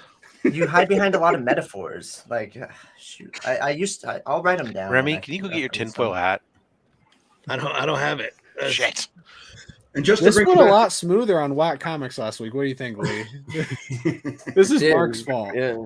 I watch all Mark, your yeah, stuff, definitely. Journey. Like literally, I'm a huge. Then supporter of then this you movie. obviously would see a lot of factual information coming out there. It's It's not. weird.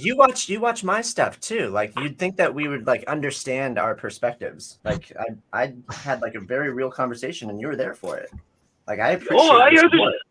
I understand your point of view. I don't necessarily agree with it, but I understand it. Well, what was the point of my last video?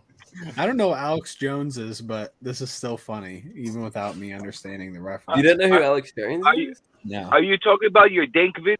Yeah, I'm talking about my interview with Dank. hey, look up InfoWars, Tyler. Yeah. Oh, that's Is it on That's a good YouTube? comic, Benny, if you showed his face. Joinn the Legend, Bobby De La G. Bobby De La Ghetto. Hey, I'm also looking for this one. Is that from the same series? I think this one's a little later. Okay. I'll look him up and message you. We have all It's from earlier, 2011, and the one before the Sky is 2016. 2017 and earlier is where our database is. We probably have those covers though, but it's going to take me a while to get them. So, yeah, I took a screenshot of them. So, thank you, sir. You got It's like the guys at work have confronted the guy dipping into everyone's lunches in the fridge. Okay, that's actually pretty accurate. Journey had to take a phone call. Oh Yeah, shit! I don't know. It's just kind of interesting. I don't understand. Like I don't, would it be bad for me to like actually like entertain Comic Journey on like a stream, or would it just be like an endless? I mean, freaking bad as in garbage like trail? to watch. Yeah.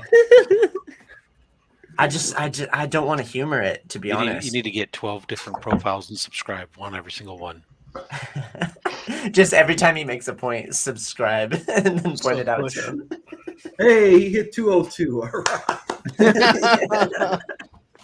We're sorry, everyone. Yeah. I just don't understand. He has more subs than Kyle. Maybe we should get Kyle up. Oh, isn't that a pain? Everybody sub pushes people. No, that wasn't a Austin burn. Bay. I'm saying maybe we should Comic lift Kyle Journey. up. Everyone But in his subscribe defense- to Kyle. in his No, I'm defense, he has never deleted that I know of. Has never deleted his own content. Touche. I'll keep the dank ones up because we're actually Yeah. Tate in the chat can kind of shout out that kind of like we're talking about a lot of stuff like unfair comparisons and like anxiety and depression and stuff like that, and how comic books kind of give like a sense of like it make you so you don't feel like you're alone in that kind of situation. Like they're addressing a lot of cool facets of life. I don't know. I just think it's cool with storytelling. I gotta jump off real quick, y'all. I'll hop on. All right, real quick. All right. See, hop Let off from the shower. Hey, you know what though? I think you and Journey would be perfect pairing because you would reel him in.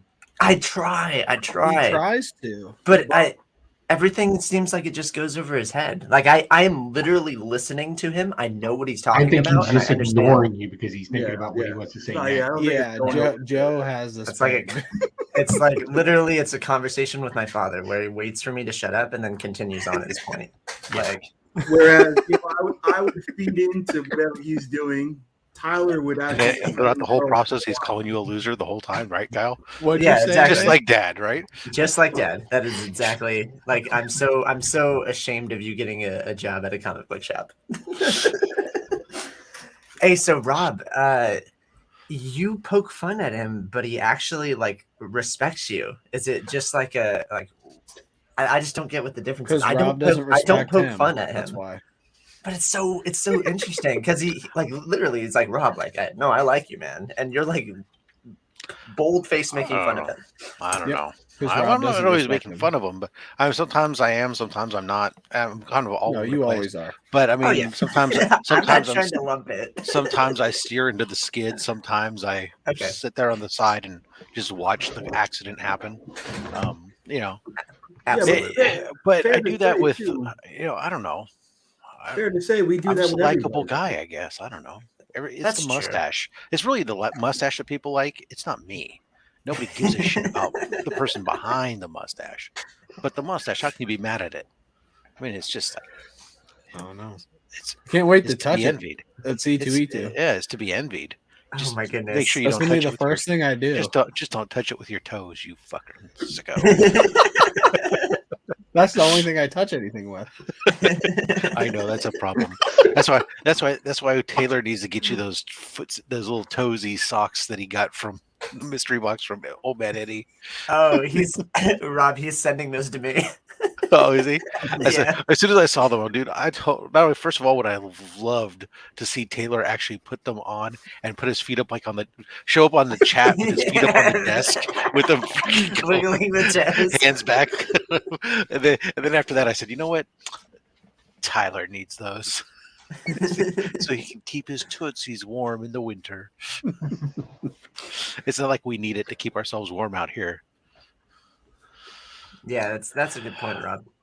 I'm going like I don't know what I'm thinking to myself. All of a sudden, this is like the first time I'm thinking as we're getting ready to head to C2E2. I'm going, God damn, I gotta go find like certain wardrobe and make sure it still fits because like it's Cool. not 75 degrees in Chicago and we're gonna be there. Hey, Travis, we'll see you later, buddy. What's it gonna Have a be? great day. I'll look right now. Oh, Yeah, that's a Friday good is gonna be question. What is 40, the temperature? 44 is the high on Friday. Yeah, well, I don't know. It looked like the temperature flight was. It's hard to say when you're that far out, but it's anywhere from the low 30s to the low 40s. So that's significantly cooler than I am used to. According to my app, it says 38, 38, 36, 35. Oh, no, 43, 38, 38, 36. Which is warming up from when I saw it earlier. When I was looking earlier the other day, it was 32. So that just goes to prove again, as you get closer, it gets more accurate. Yeah, well, those are the highs. It's going to be in like the 32. As long as it's not too windy, which luckily it's not like a windy city. Well, indoors, I anything. don't worry about the wind. Chicago's not the windy city. I mean, I will tell you this: Not in if I have to December, worry, I don't think. if I have to worry about the wind indoors, then we have other problems. I'm just worried about snow.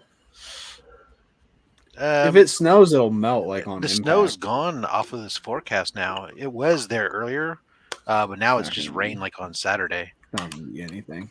Snow's not going to do anything. Actually, yeah, it's looking a little bit warm. It's much warmer than it was when I was looking at this app 2 days ago. So that's all fine still. I mean, hey, all I have to do is get from the hotel across the street, and then there's a VIP coat check. So what do I care, right? That's right. Because we're bougie like that, right, Joe? That's right. That's where at the. Is it just for coats? Coat check? I don't know. Yes, I could probably try What to else check a would you body think? bag, but No, I mean like at conventions, do they still have the thing where if you buy a bunch of stuff on the show floor, you can like have them keep it? I in, have an no area? idea. But the hotel's across the street.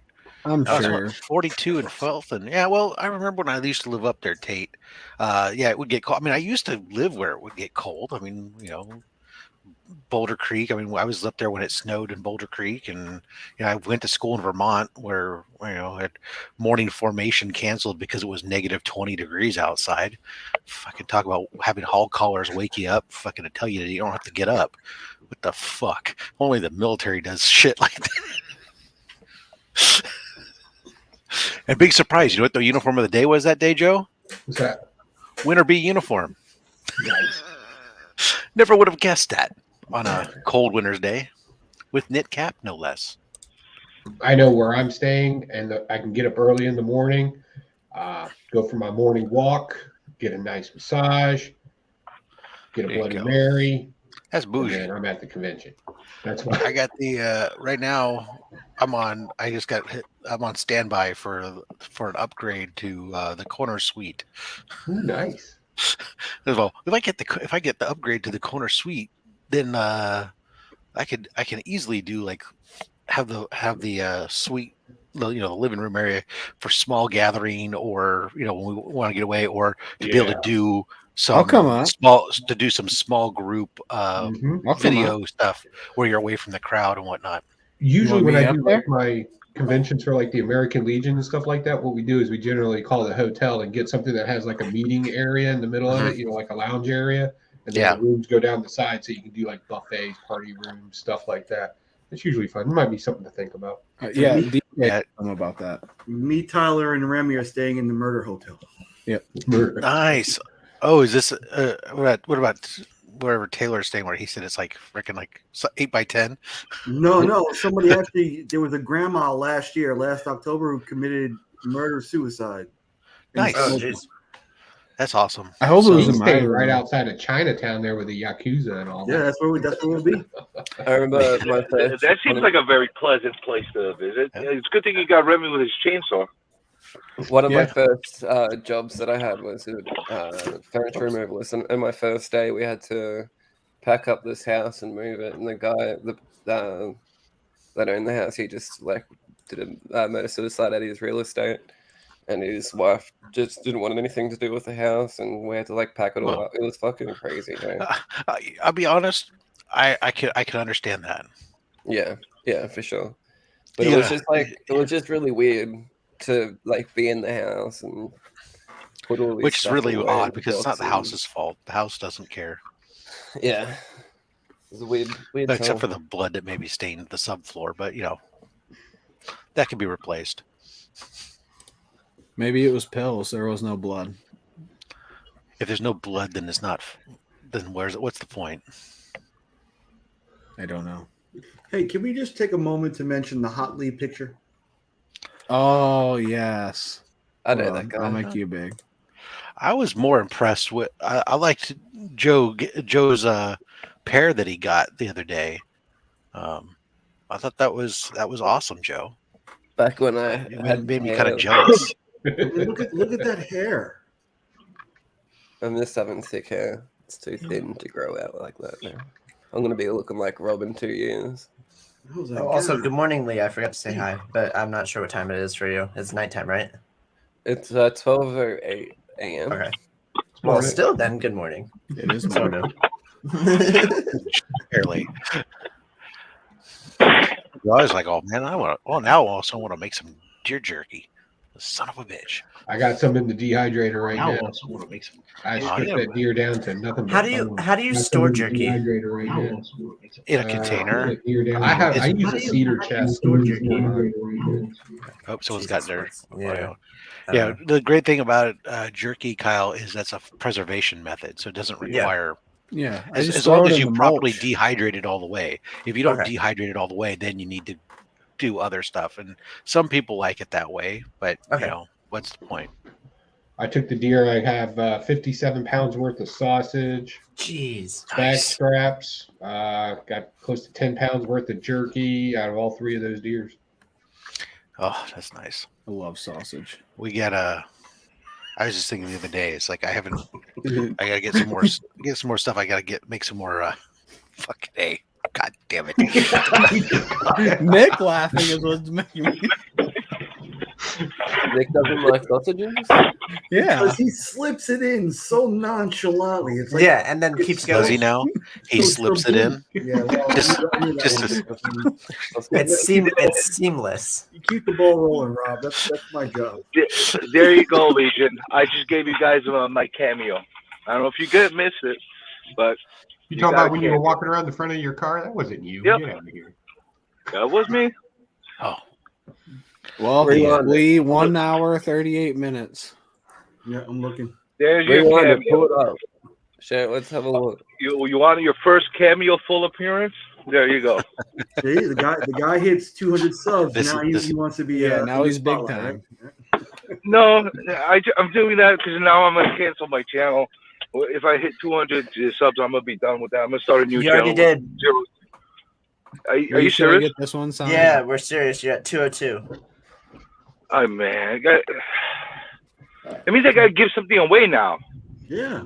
No, you don't. No, I you don't said do you're going to channel cancel your channel. Yeah, but I have to fulfill my obligations first. Nobody's going to hold you to it. What if you gave away an hour afternoon a coffee with you? No expenses paid. But just a face pic. Now we can see your face. Were you able to see my face? No. No. Right Well, now, no.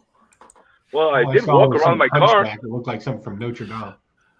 Well, I didn't say I was the most beautiful human being. You don't have to freaking shame me about my disfigured look. Come on, man. What the hell? I thought everybody was going to be embracing here. Like, it's not my fault I look the way I look. You don't This is know the way us at all. freaking. That's a different channel. This is the way Mother Nature made me. It's not my fault. It's not my fault. Come on, man. Come on. Now you're gonna make me really want to like break your cameras and really show my face. You're gonna see what's gonna happen. I don't want you to break any of my stuff. Oh, if I do it, You consider this rant? Now I want Comic Journey to say in that Russian accent, "I'm going to break you." I will break you. I will break you. I will break you. While sitting on stream, Pocan Joe still killing the meme game. I drop that daily funnies. That's how I roll, yo. Are you guys serious? Did I hit 200 subscribers? 202. Why would we joke about that? No one cares. I got to do like some video now. Hey, Comic Journey, you have more subscribers than I do. Yeah. That's no By surprise. a lot. See what your problem is. Actually, yeah, by a lot. Like percentage-wise, you got me beat by a lot. Because we're only That's no messing with surprise. like The 200, whole world almost hates 200 you. each. Well, the problem is that you go on other channels and say, "Look at me," so everybody did. Your branding is all off. That's true. Yeah, you got to choose a different Yeah, hashtag. but you don't get the mission behind the look at me. It's not about me. No, look I at understand. No, I understand what it is. I'm just saying though that it's a branding thing that then Yeah. encourages people then to look at you and then they go and subscribe you. It's like Even though that's not the intent. Yeah, exactly. It's like boycotting something, but also supporting it. No, I'm supporting your channels. You don't get it. I'm trying to like Okay, get so everybody. nobody likes me, and I don't get it. Got it. Just full of negativity. We don't I have to understand. get it. What we're saying is that the viewers, it's how they interpret it, and then they subscribe to you. What you got there, Nick? They don't get it. Ooh, that looks like they, real. they really don't get it. Nick, doesn't that remind you of Lemire? I've got it right It here. does. It does. Right when I saw it, because I always say that. And are you holding it up, Lee? Yeah. Here's the real thing. What? Oh, and Tate, don't even bother. Like you're perfectly fine, man. Kyle, your problem is not that people don't like you. You have a way of infuriating people. That's the problem. I don't understand. I like Kyle. I think Kyle's only infuriated like 2 people. And I think there's like 4 total. Are there 4 and now? they've all messaged. Well, okay, 2 of them decided not to. Because Nick from Comic Burrito, I had like a long discussion with him. Yeah, you guys are fine now. And now we're fine, yeah. No, but like the idea is to spark intellectual and conversation that actually is not wasting of people's time. So I've said this many times about you and your channel. You amuse the hell out of me, and that's all I could ask for. You know, Thank you. I never said a bad look at me comment about your videos because you're amusing in your own bizarre, different way. And I've never asked anybody It's to funny. It's the subscribe. same thing his father said about him. I know, right? Comic Journey, are you my dad? Are you my Well, dad? how The old- reveal how- we weren't expecting today. How old are you? How old are you? I'm 29. Oh, I could be your dad, but I'm not. I could probably, yeah. I'm 44, so yeah, I could have had you at 16. But There's a reality out there where we're friends and we're both like tripping out on like mushrooms or something. you're not ugly enough Jumping to be off my a kid. cliff. Jumping At a on party. cliffs. And You're definitely not ugly enough to be my kid, though. I'm gonna take that as a compliment. Thank you, man. But we don't know if you're ugly or not. Though, You don't so look like Jim Carrey, Comic Journey. What's that? You don't look like Jim Carrey. No, I do not look like. I look like more of a bloated Jim Carrey, like a really fat. Oh yeah, there you go. I'm more like there you go. I look like a Belushi. Carter, and that's good. And his brother Jim, not John Jones. During the fat days. I think everybody knows too much about me. Like all these references are like deep cuts. Even with Never Could Figure It Out, his most recent Put on high heels and stuff. So many deep cuts right These now. boots are made What's for this one? walking. That's just what Kyle's gonna do. You do this or something? What? Oh my goodness! I just poured wine into this. He'll do anything once. What? No, my most recent relationship was Jimmy with a Smith. dominatrix, a professional dominatrix. Yeah, but also Kyle's willing to go in places that Oh you might yeah, not I be willing remember to that. go. Now. I just- That's very fair. Kyle understands there's more than just the toes. I'm not all. Yeah, there's a lot more body parts anatomy that I'm into. And I will say this much: There you go, Joe. That's the look I was. I will say this much: I haven't full Joe gone just gave us a full- "what you full talking rant. about, Willis" look. What you talking about, Willis? Or like the Tim Allen, huh?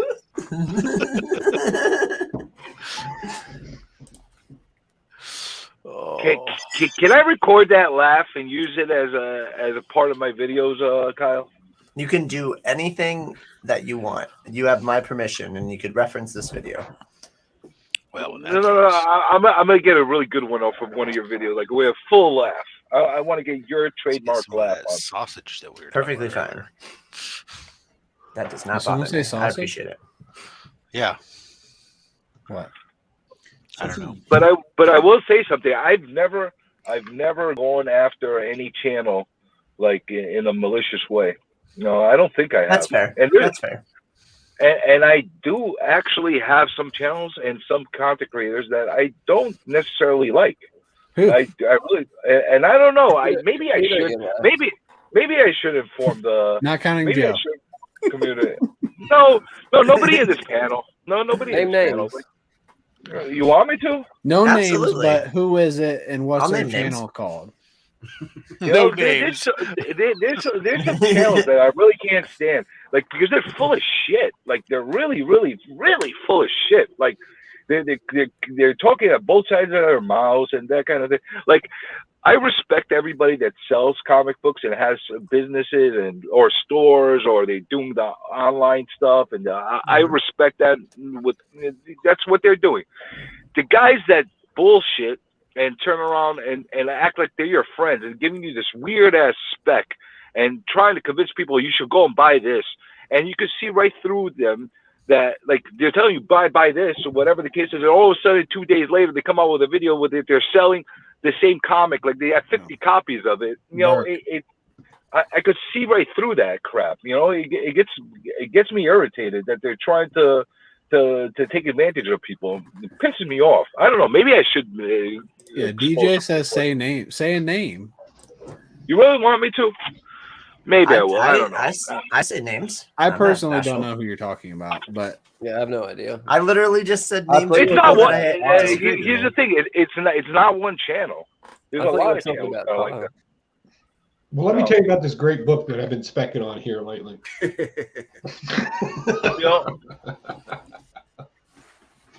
I'll give you an example. Who does it the right way? You got a guy. You ever see Bryce Comics? Yeah. Yes. So you don't like Bryce comics? He likes by the horns as well. You know, I what I would say about him. By the way, Kyle, I saw it. I hope you like it. It's issues 1 through 8. So yeah, she was turning 44 this month. And What I'll say about August, Bryce Comics is that he does not hide that he's running a business. He has a website. He does his sales. He does all this stuff, and he comes in and gives you some good information on some thing. You could tell that's a little bit biased because he's selling it, but he's not hiding that, and I can respect that. You know what I'm saying? So I think he's like one of the guys that does it the right way. He's not all full disclosure, just like the other guy. Who's that other guy? Not Mint. Not Comic Investors. Comic Investors. He's another guy. He does it the right way. The guy runs a retail business. He has a family business. Whatever the case is, he's telling you his information. He's giving you some information that's valuable. It's a little bit skewed and biased towards the fact that he's a seller, but he's not hiding it. Very good stuff. Comic Tom is another guy. He does it. He does it with no. It's transparent what he's doing, and he's entertaining at the same time. Have you seen somebody as flamboyant that is as out there as Comic Tom, excited about what he does? You, huh? You're the first person that ever tells me that I sound flamboyant, but okay, I'll take it. I don't care. But what I'm saying, bad thing. It's not a bad word. No, it's not. It's not. But I'm not necessarily one of the cheerful and jumping around guys. Yeah, it was pretty obvious which channel you were talking about or what content people were talking about. My wife asked me, "Do you enjoy them?" And I told her like it's not really my thing. There's a whole subset of collecting. There's a whole arena of collecting that works for them. That's what people hang out in and enjoy, and they try to jump on the next hot thing so they can sell the next hot thing, and that's what I'm saying is a lot of them are building like a following of people that are like almost like just listening to everything. Say, "Oh, I'm going to buy 10 copies of that. I'm going to buy this." It's their shtick, man. That's their shtick. I don't do it. I don't enjoy it. But they're not being clean. They're not being clean about it. That they're actually they're sitting on a freaking set of 100 of these books, trying to push them. You know what I'm saying? Apparently, Mark knows who he's talking about. I don't. I still don't. It's a hustle. Just don't like resellers. It's a hustle, man. They got to hustle. Like, and I wouldn't do that, but I don't knock anybody's hustle. And to be honest with you, if they can convince that many people to follow them and just jump on anything they say, like, good on them. Like, whatever. I'm trying to get people to jump on the books that I like, and I don't know. Not many people listen to me, but it's very obvious who he's talking about. There's a couple. It's not just one channel. There's a few. It's about 6 people that ride together. They whatnot together. They got like their own little. Well, that's why then I don't get on Whatnot except for. Well, they're on Nick. Instagram. They're on YouTube. I literally am only subscribed to Nick on Whatnot. Yeah, I don't get out of the platform. I just want to support. Not Nick. a clue. And Invincible. Go ahead, Mark. Sorry, we cut you off. It's okay. It's not my channel. Go ahead. We're just showing support for Nick. And then you got other people from the other spectrum that are basically going out there and they have an agenda. You could tell that there's an agenda out there, and it's all like. I don't have any respect for, like, I'm not joking right now. I'm all seriously talking right now. I've said this 100 times. I go on here because I have fun. It's a release for me. I don't expect to survive from a YouTube channel and that kind of thing. I've got my own business that I run. I'm happy with it. So this is just my hobby, my release, my thing that I do fun. There's other places that these try so damn hard just to get subscribers, and they're feeding you whatever garbage you want to hear just because they have no personality. It's all fake. It's like almost like one big front, and you don't ever see the real individual behind it. And I hate those channels. I really can't stand those channels. Right. Like it's all about. As it is in real life, you have to do your own thing and decide who you're going to rock with and who you're going to run with. Yeah, absolutely.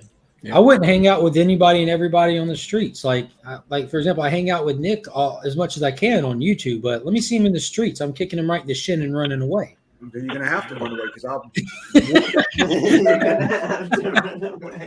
Well, I'm not quite sure you want to hang out with me on the street. I'll tell you that much. I don't have that much time to joyride. I really don't know if you want to do that, but hey, to each their own, Hey Joe, do you have some tape? Can you pass me some tape? Hey, so what's the story behind Italian Tyler this morning? Oh, that's just from yesterday. From Last when night, I was Drax on channel. Actual Dracula, and he has me singing. Because I thought you were That stupid game was rigged, by the way, Tyler. You were a full white. Yeah. Tyler, Well, you can get on your Instagram on your phone, right? yeah. I just sent you a link to a page on Instagram. Follow them if you want to, or just check out their page. And in real time, in literal real time, as stuff drops, this person will not only show you a lot of BS that happens, but also show you where they honestly do this same thing minus the dirty, the kind of the self-serving aspect to it, And it's very interesting. How could I not ask what the hell you're talking about? I'll send it to you, Nick. Did you send him the link to my channel? Is that what you did? Hey, so Joe, also, by the way, I don't want to put you on the spot, but can you set up an NFC for C2E2 to get Comic Journey to 1,000? Yeah.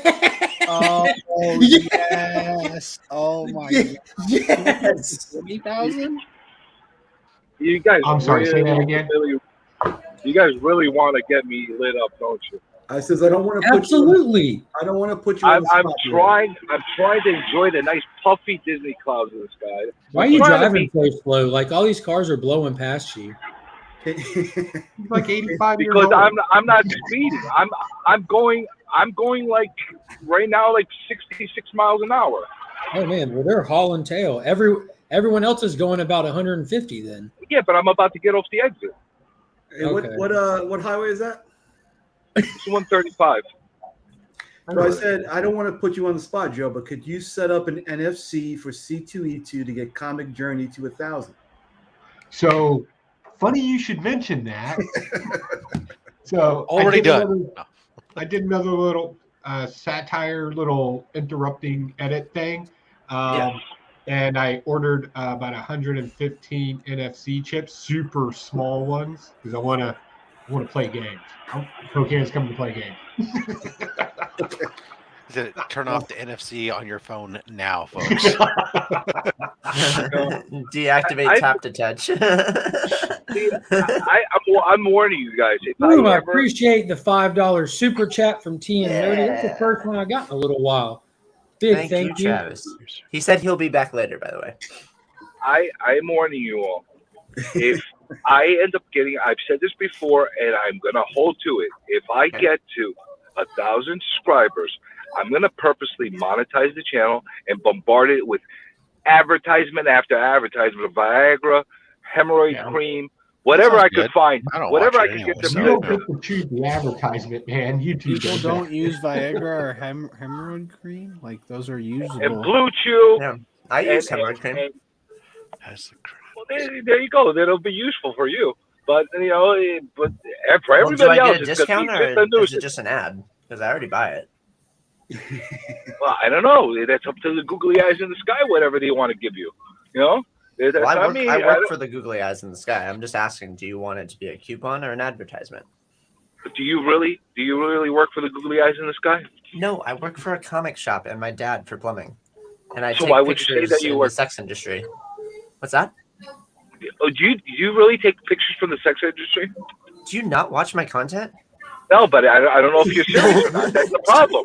I don't know what you're saying. I don't know. I don't know what you're saying is true or it's not. You're like this little miniature Andy Kaufman type kind of guy that you don't know what you don't know what the hell you don't know what the hell is real or not real out of your mouth. It's just coming out there. That's why it amuses me because I'm sitting there. I'm trying to put the puzzle together. But did you see those comic porno pictures that I got from a eBay purchase I made? This guy just sent me freaking pictures of like cosplay chicks on postcards. Can you send me the link? Is that the kind of thing that you do? What? No, it's more kink based. Oh, more kink based. Yeah. Oh. So why don't you show that on your channel? Then you'll definitely get 200 subscribers out of that. What? I have no interest in subscribers. Hey Tate, thanks. He has for the less super interest in chat, subscribers than you do. Yep. Well, I don't care. I don't care about a following. This is like therapy for me, man. Like honestly. Is it really? I thought it was a platform for you to get your acting skills in place. Yeah, and that takes a lot of like unpacking in my mind. Like I have serious anxiety problems. I like that. There is no spoon. Well, if you really want to get your acting chops out there and people to take a notice at you, then you should want subscribers out there.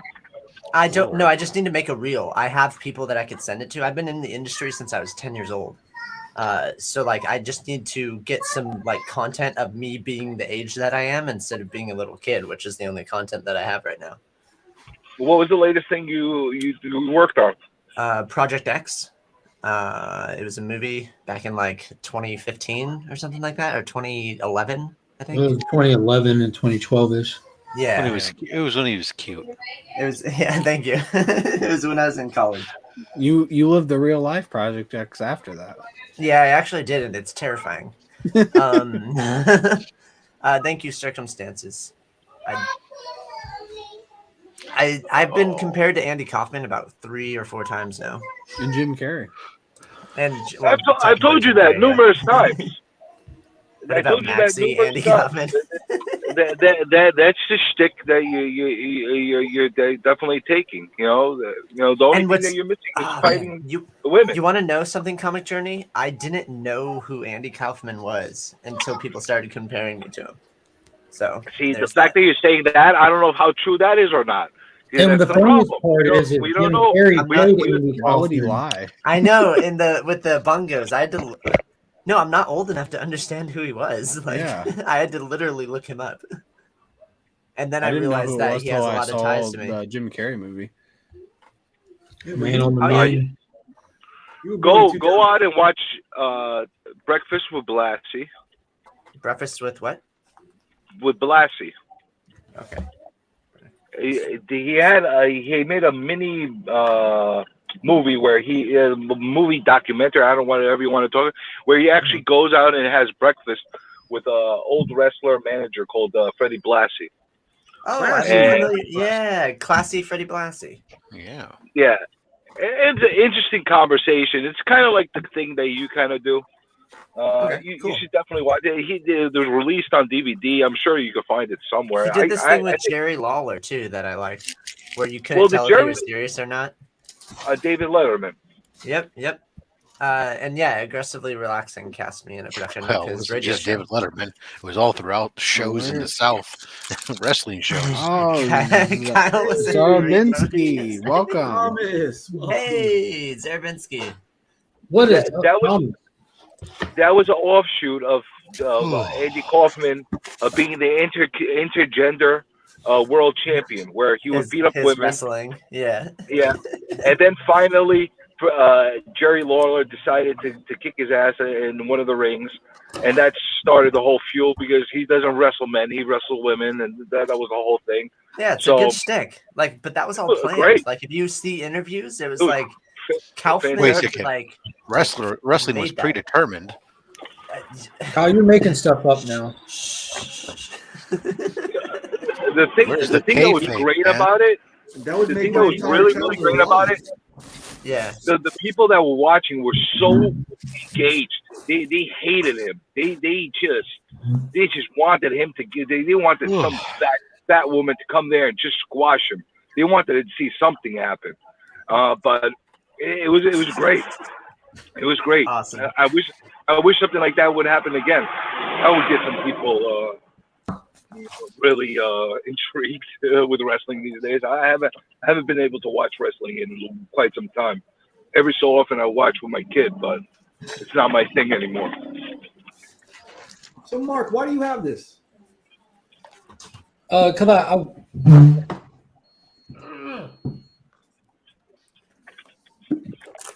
I balance my books on it. I've got this stand for an old aquarium that I've refurbished, and I haven't put the big tank on it to move my turtle into yet. And this is like where I house my books, and because it's just like a frame, I can take this Storefolio and I can set it on the corner of the frame there and create a small shelf for my books to sit on. Okay, so you got it for free, and that's just what you're using it for. Yes, sir. Yes, sir. Does your turtle eat pizza? See? Perfect. It works perfectly, Nick. Look at that. And now what that does, it also creates a limit. There's a finite number of books I can fit on here before it gets to what's this called, a chair rail. And that means I have to go file them once it gets to that point before I can put more books on it, thus creating order in my life. Listen, Very I nice. don't appreciate you using big words, so I'm going to take that as a sign of disrespect. 40-year-old person, watch your mouth. Look at this fancy guy. He's got a chair rail and wainscoting. What the hell? Yeah, this is Beckerman and Tate search locker room scene Project X. Don't be careful. Yeah, I'm not kidding. That's where he is. I know what he's telling you is correct, but you're not going to like the results you find first. Just ask Kyle to send you a picture.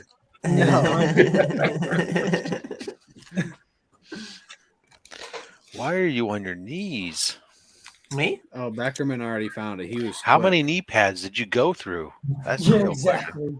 Oh, that's just. I was like, how do you know that I'm on my knees right now? I know everything, We Kyle. assume you're I trying have to pay the webcams bill, in your Kyle. house. What do you know? Now you're acting like Comic Journey. Lawler never stopped selling him and Kaufman feud. Yeah, exactly. They literally went to the grave with not revealing it. After he died, Lawler spoke out a little bit about it. How like Kaufman like called him and organized it all. Hey, Yeah, did they anybody read? got in trouble with the wrestling people they had to go answer to and stuff. Yeah. Like and they were actually really good friends. They thought that they were just like, dude, we just thought it'd be funny. Yeah, Journey, what'd you just throw into that river? What river? A case full of cats. It was a gun. Don't worry about it. Don't you worry about it. What river are you talking about? I'm just making a joke, buddy. We don't know the name of it. You have to fill us in. Yeah, you're the one by the river. You don't know the name of it?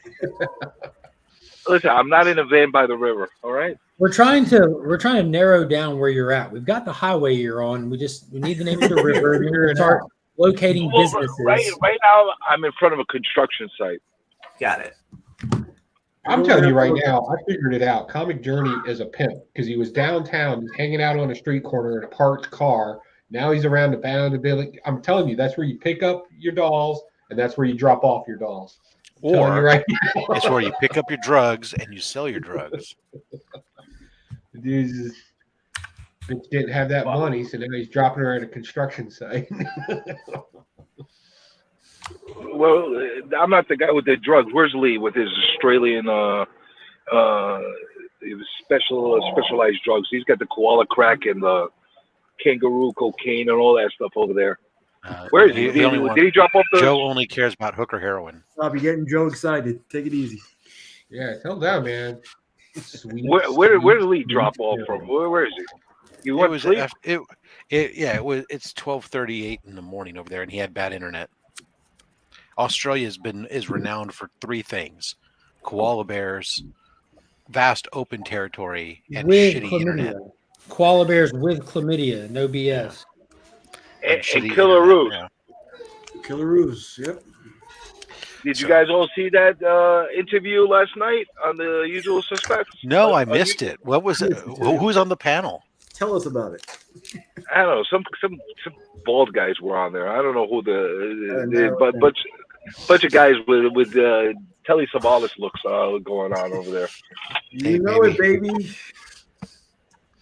Who loves you, baby? I love it. I just need myself a Tootsie Pop. That's it. And I bet you Kyle doesn't get that reference. All I have are coffee nips. There you go, right over his head. This is how I knew I became old, Joe.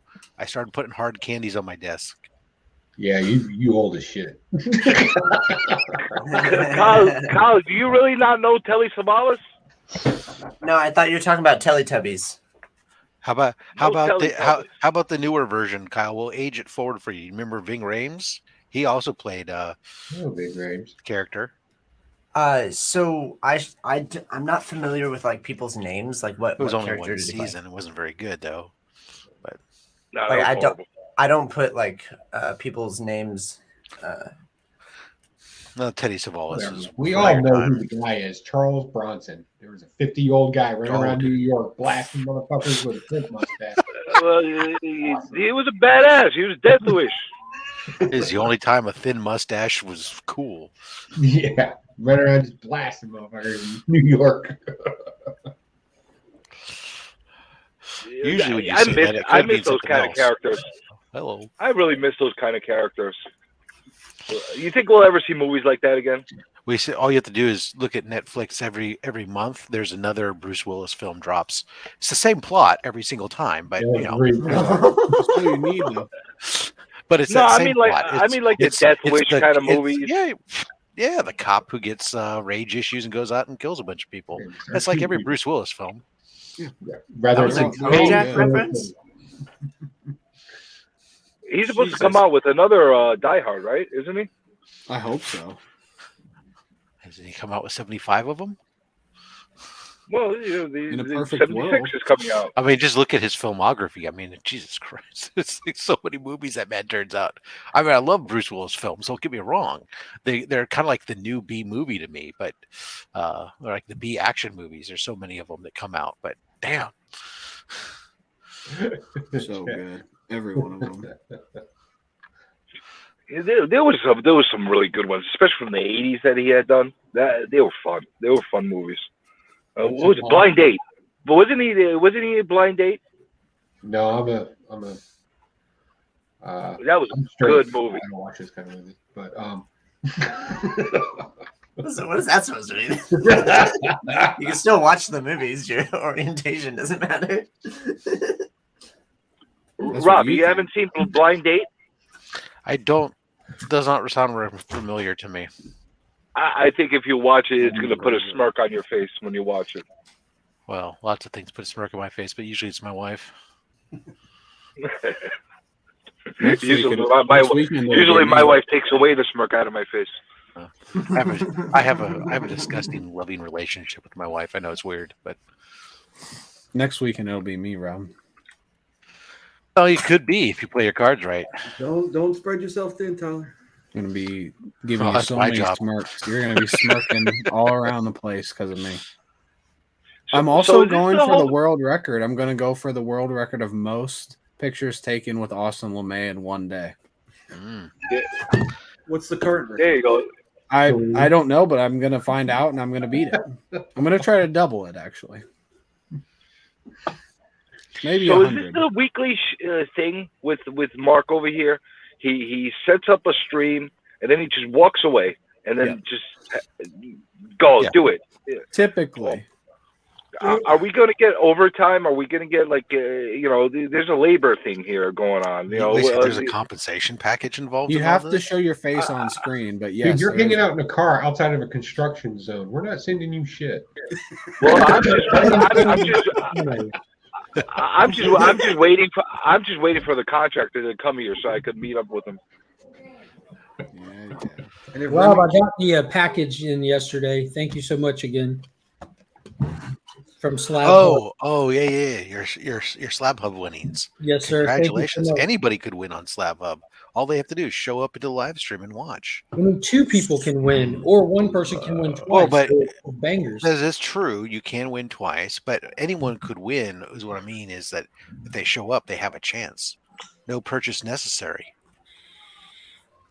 Please consult a physician if you obtain comic books that take you more than 4 hours to read. I don't know. Yeah. Consult a teacher. Oh, Austin. If you find yourself See you later, wanting Tate. to see Tyler's Tootsies, you should consult a physician. Everybody that goes and sees Slab Hub is a winner. Watching all those slab shaming demonstrations. Paul from 2815 is coming back on tomorrow. Yeah, I'm excited to see that. Paul has got some major books. So I was just on, he just started up the show called Guess That Key. He's going to try to do it every other week on Wednesday nights, later in the evening at 9:30 real time. And we did a dry run, not intentionally, but myself, Omega Reed, and spit on it. Guaranteed It would have gone a little bit smoother. Yeah, but we did a dry run that didn't go live. It didn't air. And he was showing, I'm talking big boy books he got in, all blase. He's got some Yeah. major keys in recently. Rob, you know what I would absolutely love to see on your show on Slab Hub? Yes, no but I joking. keep that in my pants. That's not for Slab Hub. That's for another You need show. a real long lens, Journey. No, honestly, with all joking aside, I would love to see you have people on and yourself showing off slabs, and that would have people scratch their heads. Why would you ever slab that comic? I did. That was like so half of my slabs that I. That's No, what, I mean, that's like, what I did. I started showing Power Ranger books. Yeah.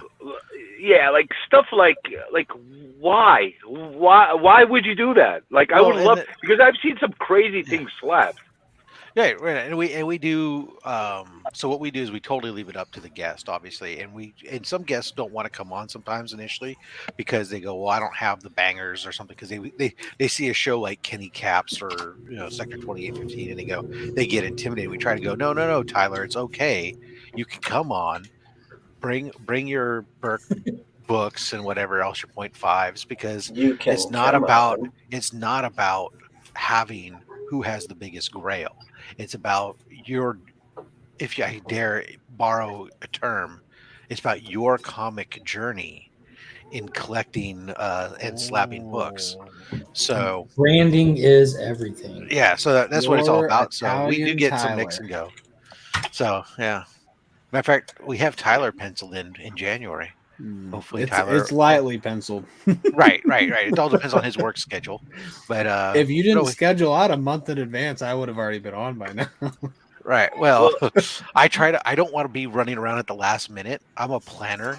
This is the one thing my wife sometimes says is annoying, is that and as those of you guys are going to C2E2 can see with some of the stuff I'm in the chat going like, I kind of tend to plan things that makes me feel better.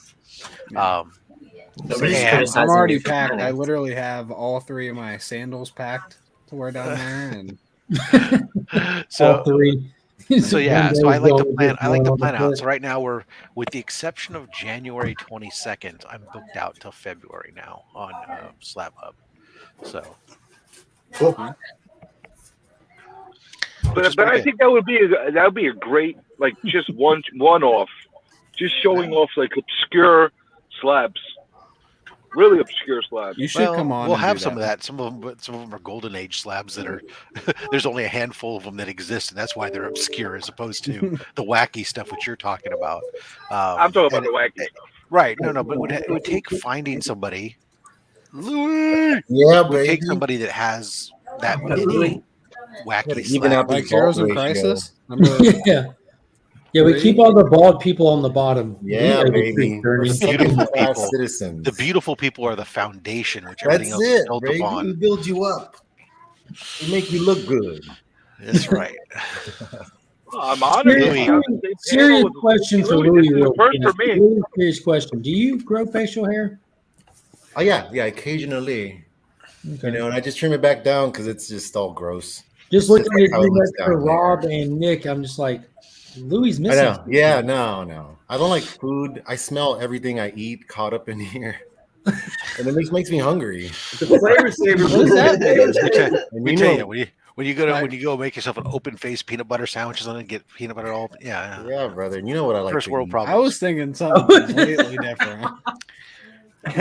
This just took a turn. All I Jeez. want to say, Louis, is on Monday, you're going to want to watch Monday.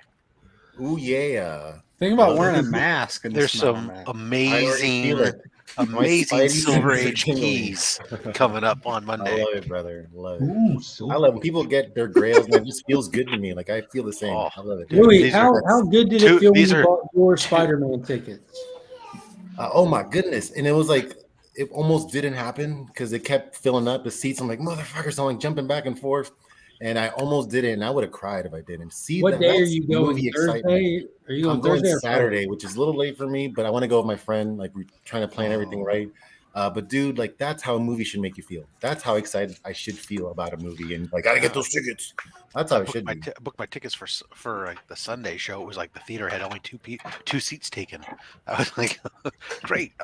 People are getting beat up in New York for them. I'm going Yeah, Friday. yes. Friday at 5:00.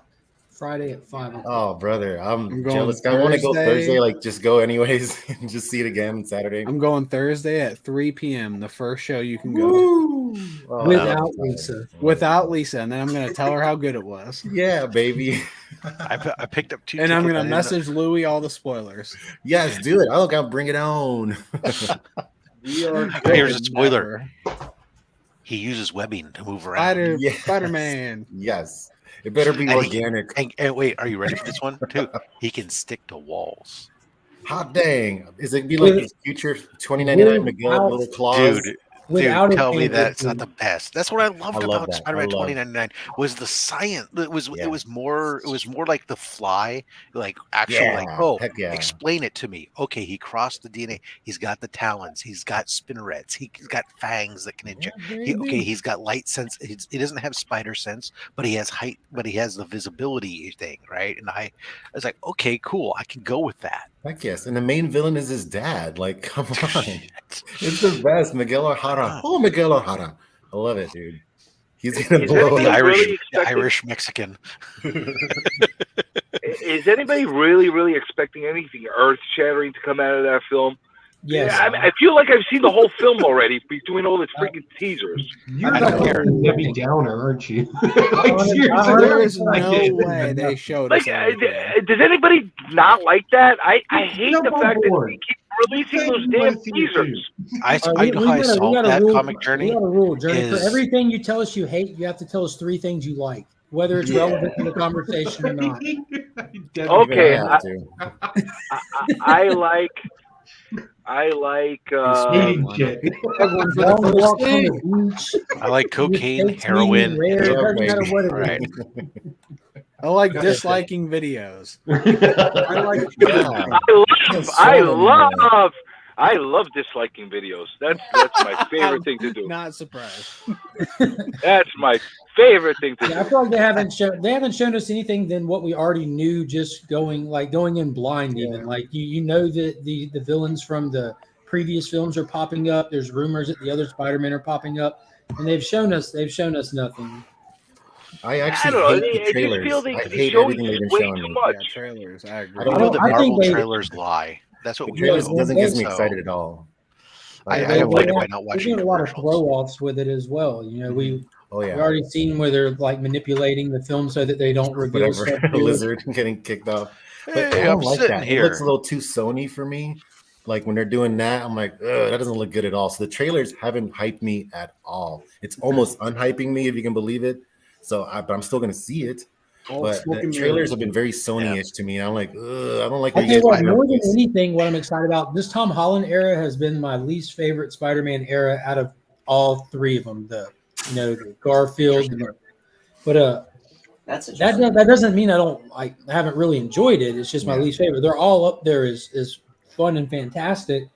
So what? But What it just doesn't feel like my Spider-Man to me. But now that we have the announcement that they've extended the Sony deal, and we know Peter's going to be going beyond college, beyond these goofy, excessively campy, this era, like there's so much potential for it to become something that I enjoy even more. So who was your favorite Spider-Man? My favorite Spider-Man was actually Andrew Garfield in the first Amazing Spider-Man. Like I thought he absolutely crushed that. I think that Tobey Maguire's was definitely like more of a nod to like the early source material. So I absolutely love it for what it is. I have not felt convinced for 1 second that Tom Holland is Spider-Man. It just feels like I'm watching Tom Holland playing Spider-Man. I don't get immersed in it like I was immersed in the previous ones. Well, I'll I tell like you something. Danny Segrin personally. Like Peter That's the guy Hammond. from the TV show. Who? Danny That's Segrin? I think Nicholas. Danny Segrin played Spider-Man on the Electric Company. Yeah, he didn't say anything. Hey, Morgan Freeman. Who played him on the TV show? Nicholas Peter Hammond. Oh, Peter Hammond. Nick Hammond. Yeah. Was it Nick Hammond?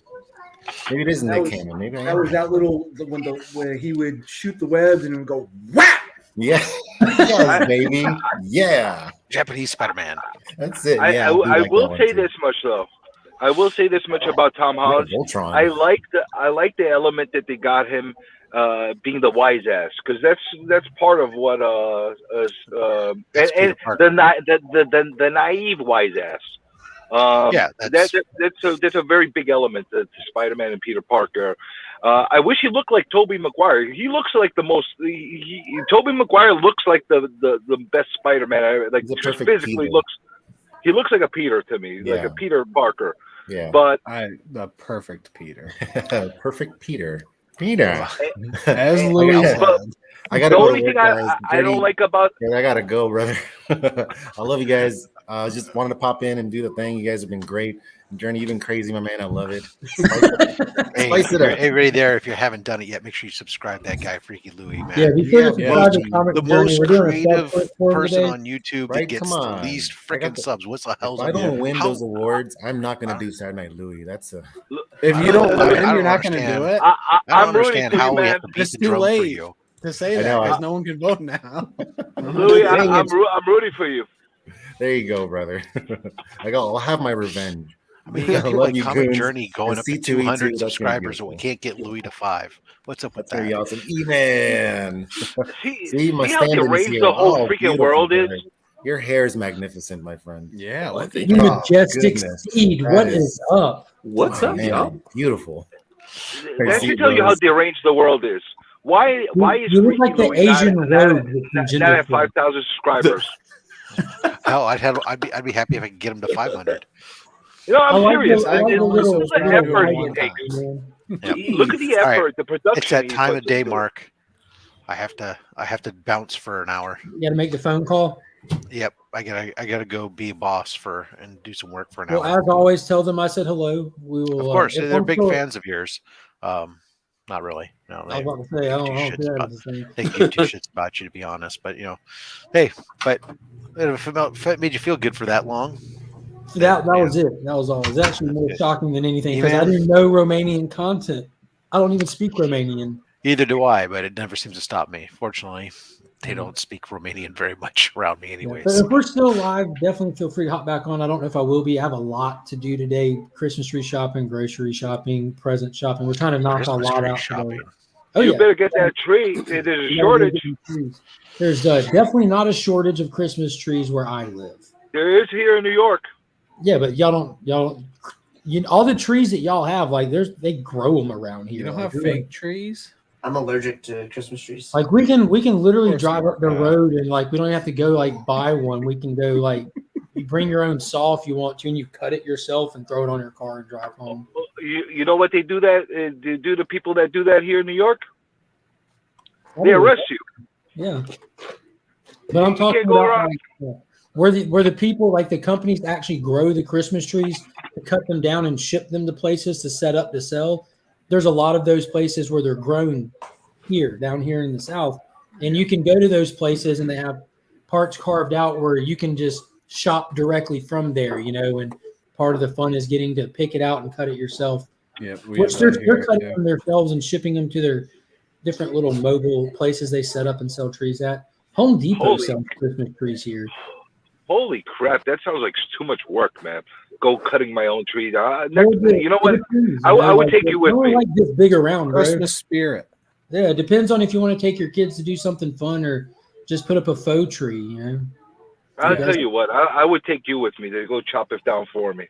I would cut it down for you, dude. I'm all about Christmas, dude. As long I'm as in you the South, wear a mask so we you can have see to your do face. stuff like this. You have to like listen to Christmas music early. You have to put up lights. You have to go to Christmas I'm tree all farms for that that. even feel Christmas spirit. Otherwise, you just go outside I'm at all for 75 that. degrees all Christmas. I'm all for that. I just don't like chopping down trees. Don't worry, That's they where you draw the they line. replant them so you can chop them down again next year.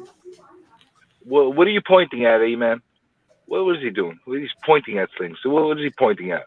Who are you pointing at? He's touching the screen. I'm pointing at the fact that you've been parked in front of the same spot, Comic Journey, for I think like the last 45 minutes. That's what I'm pointing at. How do you know? How do you know I'm parked at the same spot? It's not just a picture. How do you know it's not just a picture that I Have have you up watched there? me pull up to the Because spot? This is why I know, because I literally just saw a bird fly right in front of the camera. So I know it's not a picture, it's video. Like No, I was adjusting my microphone over here. Like I said before, I'm just killing time. I have a 11 o'clock appointment that a 10 o'clock appointment that my guy didn't show up yet for. It's almost 10, and I'm just waiting to meet with him. So I figured I might as well kill time. So technically, he's not late, right? I just want to make sure he's not late technically, right? He's technically not late for another 40 seconds. Okay. I'm always early, but he's apparently gonna be late. That's what it looks like right now. Are you one of those guys that are like, if you're not 15 minutes early, you're 15 minutes late? Like, are you one of those people? Listen, if you're not You can't just early, say yes or no. You're late. Can't. That's how it works. You know, if you're not 5 minutes early, if you're there on time, then you're late. That's how it goes. Well, it depends on what you're doing, but yeah. I mean, for appointments. Right? I'm talking about for business appointments. I'm not talking about like just casually getting together or whatever the case is. You know what I'm saying? Yeah, but, that's why I said it depends. Yeah. Time is money. Time is money. As I'm sitting there talking to you guys, I'm writing down things. I'm doing other stuff on my tablet. I'm trying to be as productive as possible, but I get annoyed when people don't show up on time. I'm reading your comic book. He's late. He's definitely late. Now he's late. Okay, now you can complain. Yeah. Yeah, for the first time today, you can now complain. So obviously, I'm not. I'm not. Valid comment. Yeah. So tell me again, what and if he is, a construction site could be a gold mine for him. Yeah, like it was in The Sopranos. Exactly.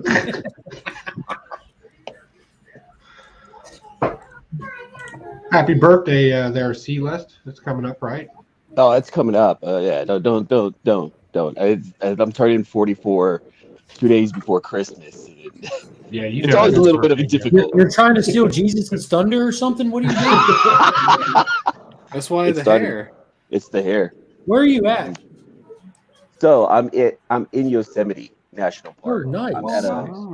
I'm at a lodge here. It was a company retreat. So I need to work for your company. I haven't seen my coworkers in almost 2 years.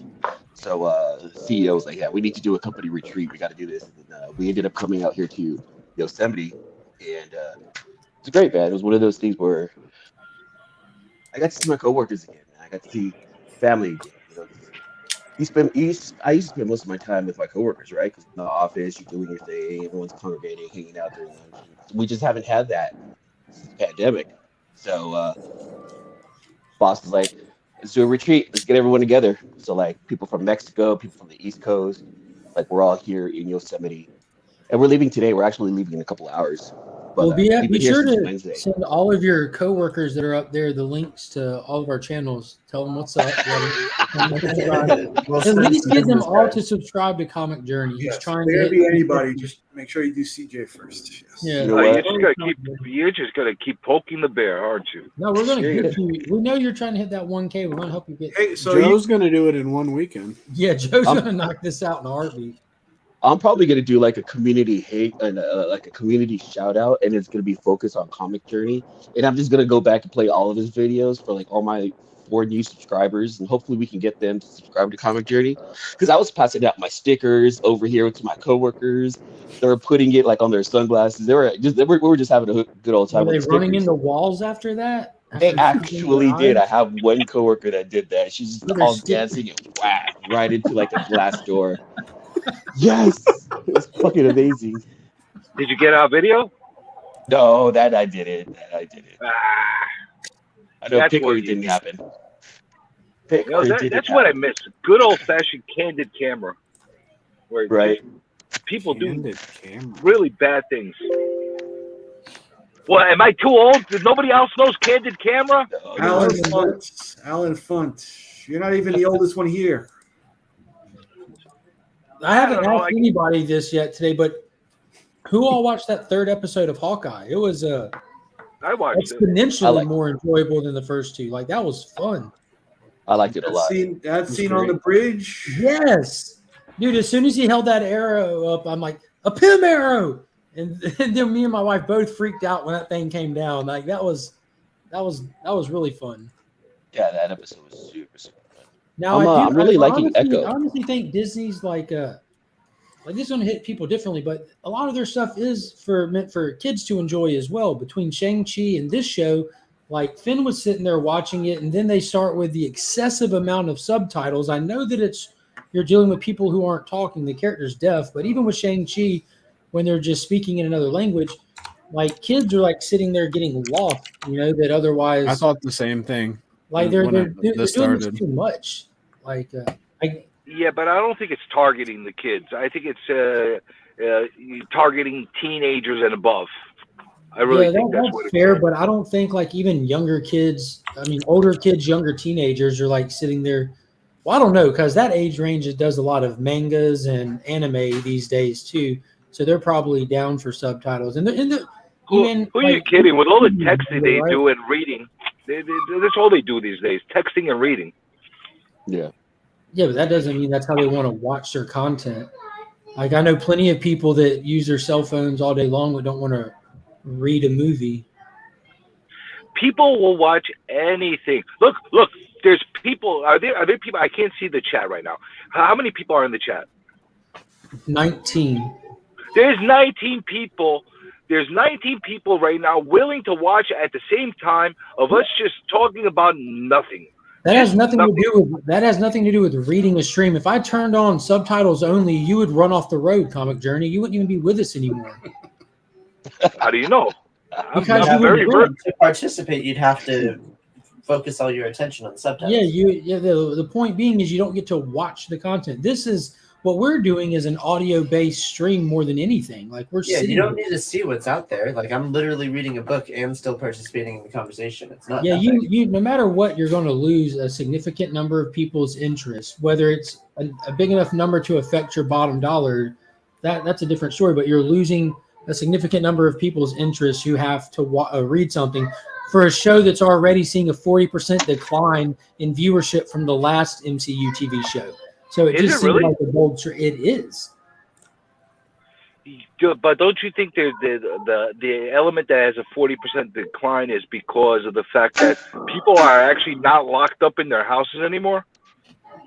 I think it's that, and I don't think it is Hawkeye. He's not exactly everyone's fan favorite.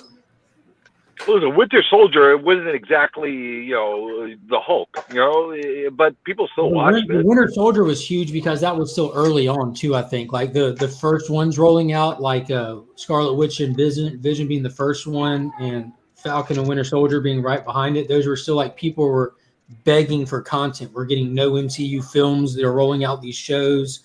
It's the first time that Marvel had done that. There was a lot of like perfect elements to really fuel fantastic viewership for those. I really believe that the lockdowns have affected the viewership a lot, and you're probably going to see a lot of residual type of viewership where, like, people might not have caught it right when it came out, but they'll catch it on the replay out sometime and that kind of thing. I don't know how Disney really controls how they are able to monitor that, but I really have a strong belief that able to monitor their numbers.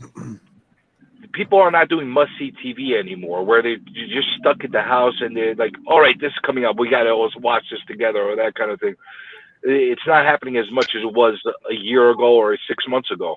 People are actually doing stuff now. People aren't stuck at home, but must-see TV has always existed, and that's how people base their success of their shows. Like, if you go back to when we before pre-lockdown days, like, look at HBO, and Sunday night has been deemed the night to drop your bangers when it comes to TV show because you're going to be catching those must-watch people. Look at The Walking Dead in its prime, Game of Thrones, countless shows. And Marvel was doing the same thing, and that's also why they chose to do weekly drops instead of dropping it in bulk, because they don't want people just subscribing, binging, and being done. They want people coming and hitting it week after week. I mean, views are views, you know.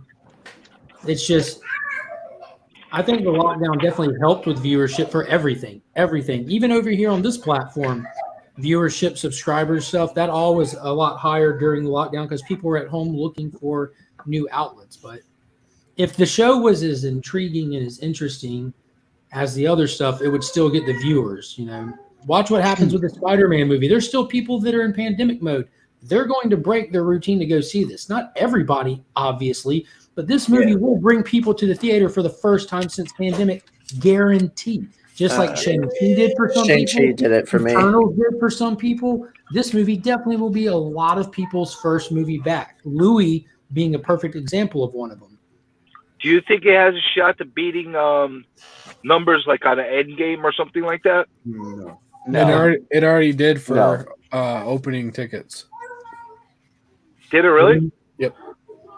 Then it might. In-game, they also cheated with in-game's numbers by re-releasing it with unfinished added footage, you know, that extended footage, because they saw that they didn't hit the record-breaking bar, so they re-released it to push it right back over and get that final kick to do it. But you know what, though? I think with Endgame, it's the replayability of that movie. Whereas the Spider-Man movies, I've never went back to watch them a second time. Oh, wow. So the Endgame for me, I've watched the last 45 minutes more times than I can count. And without even watching the first hour, 2 hours to it, it still hits me in the feels every time. Every time. When Cap picks up that hammer, it's go time. But the Spider-Man movies, I don't think I went back and watched Homecoming. I think I've turned on the second one, like when I was on FX a couple of times, just watched in the background while I was going. I'd wager money that if I pulled mine up right now, it's probably queued up to that exact scene. Yeah. Just ready to go. I think I have Shang-Chi like halfway finished. I think that's the last thing I'm watching. I watched that in the movie theater. Couldn't keep my attention the first time I tried to watch it at home, but then watched it with Finn and the wife, and it was enjoyable again. I've enjoyed it. It's still not like record breaker. It's definitely not the best MCU movie they've made, but it was fun. It was fun. Speaking of which, has everybody here seen Eternals? Yeah, most definitely. I haven't. I didn't think it was horrible. People made it out to be like the most horrible movie on earth. I thought it was riddled with problems. I thought it was a decent watch. I thought it was better than Captain Marvel, to be quite honest with you. You know, Yes. I thought it was enjoyable. You know, it's not for everybody. Eternals are not characters that everybody like relates to, or whatever the case is. But as a well-made movie, I thought it was a decent movie. Was it Godfather? No, but it was a decent movie. And that's funny that you use that as a comparison, because that was part of the problem of the film. It didn't know what it wanted to be. It didn't lean far enough over to the dramatic, heavy tone stuff, and it didn't lean and commit to being a comedy classic MCU formula. It was this weird, messed up movie that never hit a natural stride, and that's what was wrong with it for me. There wasn't anything inherently bad about it. It just didn't land. Like, it was good for one watch through. I just won't ever go back and rewatch it.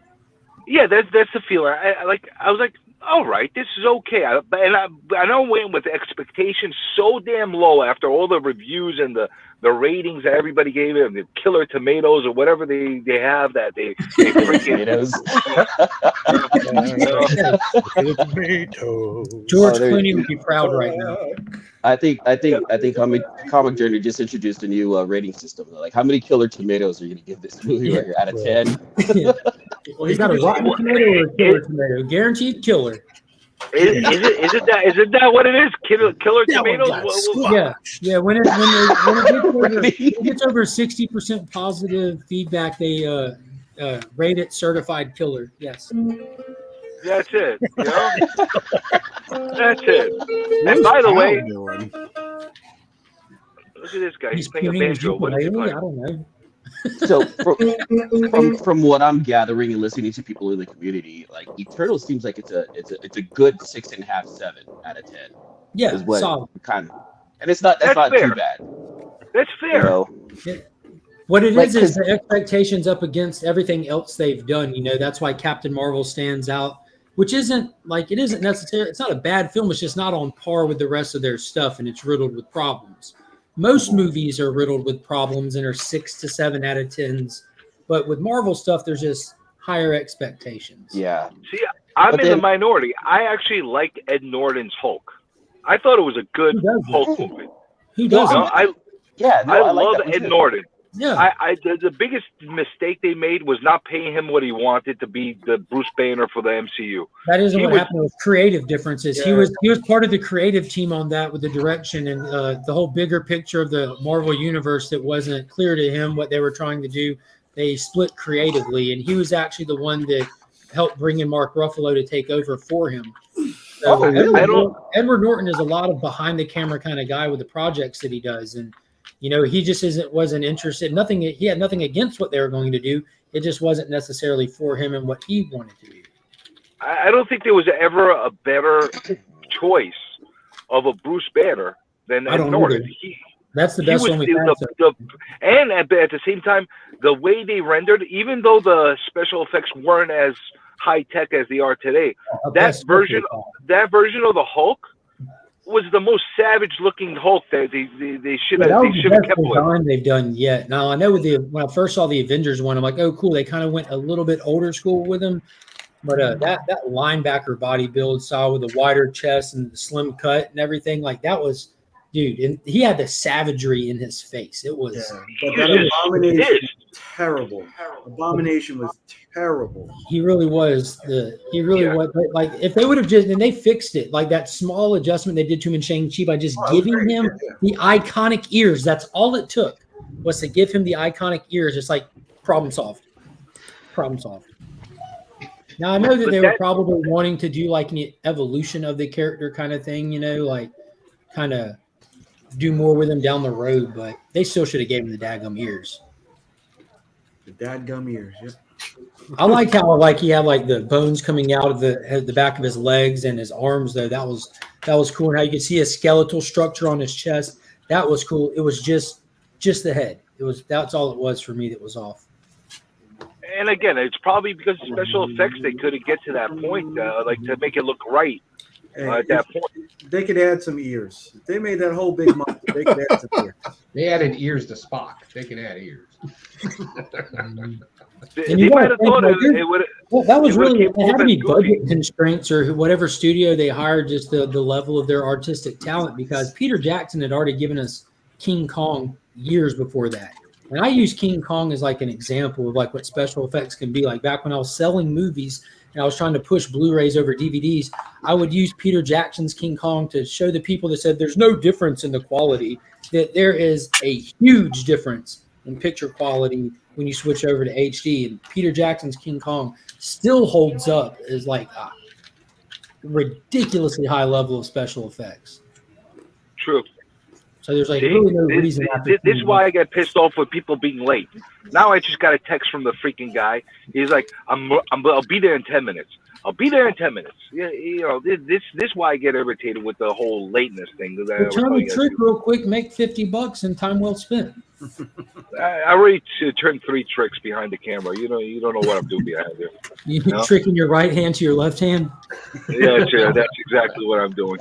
I do the same thing. That's why I keep the camera shoulders up. That's why you go off camera half the time. That's why. Yeah, Daddy's got a mouth to feed. You know what I'm saying? That Hulk was one of the few Hulk films movie. that honestly I thought got a really, really bad rap. Like really bad rap. That should have been higher up on the echelon.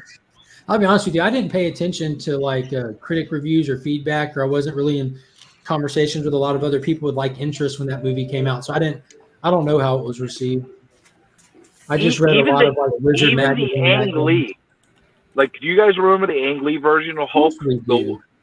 So I hated the whole running all around kind of thing that he did. Like that I thought that was nuts.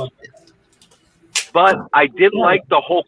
I like the whole comic type of. The panel, how you had the transitions. I love that part of it. I love that. I thought that was really, really good. Now, I And by thought the the way, running Liv, thing Liv was something Tyler that was a the great best part of that movie. Betty Ross too. Yeah. Running and When he- jumping. Hulk When versus he the when Army. he took off and went Classic. full Hulk, he went full Hulk.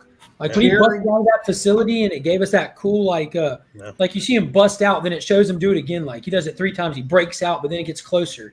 And you see him break out the wall again, then closer, and he breaks out and he just looks around, boom, and he just hits the ground. Next thing you see his feet.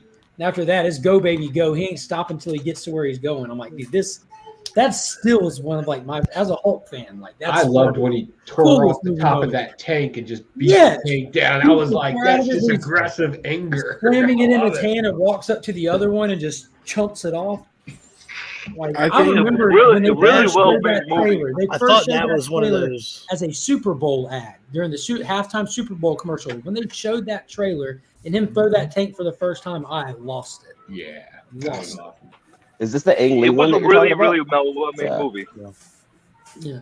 Now, Ang I'm Lee, like his creative vision for it was a little bit too ambitious for what a general audience was ready for. I think he leaned heavily into the Peter David stuff with his dad and all that, which I don't think too many people were in for. Eric Bana wasn't a bad choice at all. He was a decent actor for the job. It was just really too heavy on the drama and not enough on the Hulk aspect. That's why the Ed Norton one worked better because it's basically Ed Norton on the run. It's great. They piggybacked off the TV show. They completely retconned Bill Bixby's TV show as canon in the MCU, which I thought was what a smart move. That was awesome. The red light danger. I'm like, yes, this is awesome. I love that whole aspect. By the way, Lou Ferrigno is still my favorite Hulk. As a kid, you know that's something from my childhood.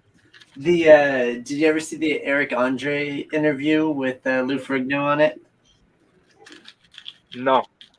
This guy comes out and he's like completely painted green, and he starts getting like uncomfortably close to Lou Ferrigno, and you know his characters. He's like, "Listen, if you step one step closer to me, I'm gonna knock your fucking lights out." It is really So, funny. I think you should check it out. Question to the X-Men fans. Like, I don't read X-Men. Sorry to switch the subject real quick. My buddy here, he gave me this because like I gave him comics, and he's like, "Man, I got a trade that I want to share with you." Like, okay, cool. And he knows I don't read X-Men, but he's like, "You should read X-Men because every comic book reader reads X-Men." I'm like, "All right, you know, I'm willing to try." So he gave me this. Like, he's like, "Dude, here's a gift." Like, cool. Is this a good starting off point? Like, to all the X-Men fans out there, is this something that if I read this, will I be It's its lost? own thing, right? Like that's a new like kind of homage to the Jim Lee era. Just kind of.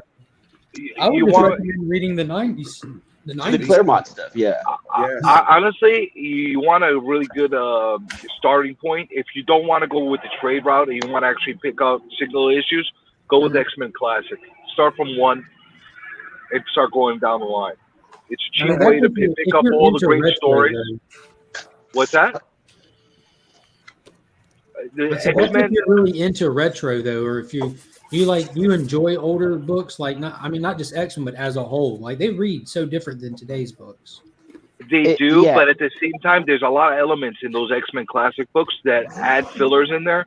Like, I don't know how many of them you actually read, but at the end of every classic X-Men, especially in the early part of the series, they had extra stories that Claremont wrote in the back for a secondary story that actually put together some things and attach everything well.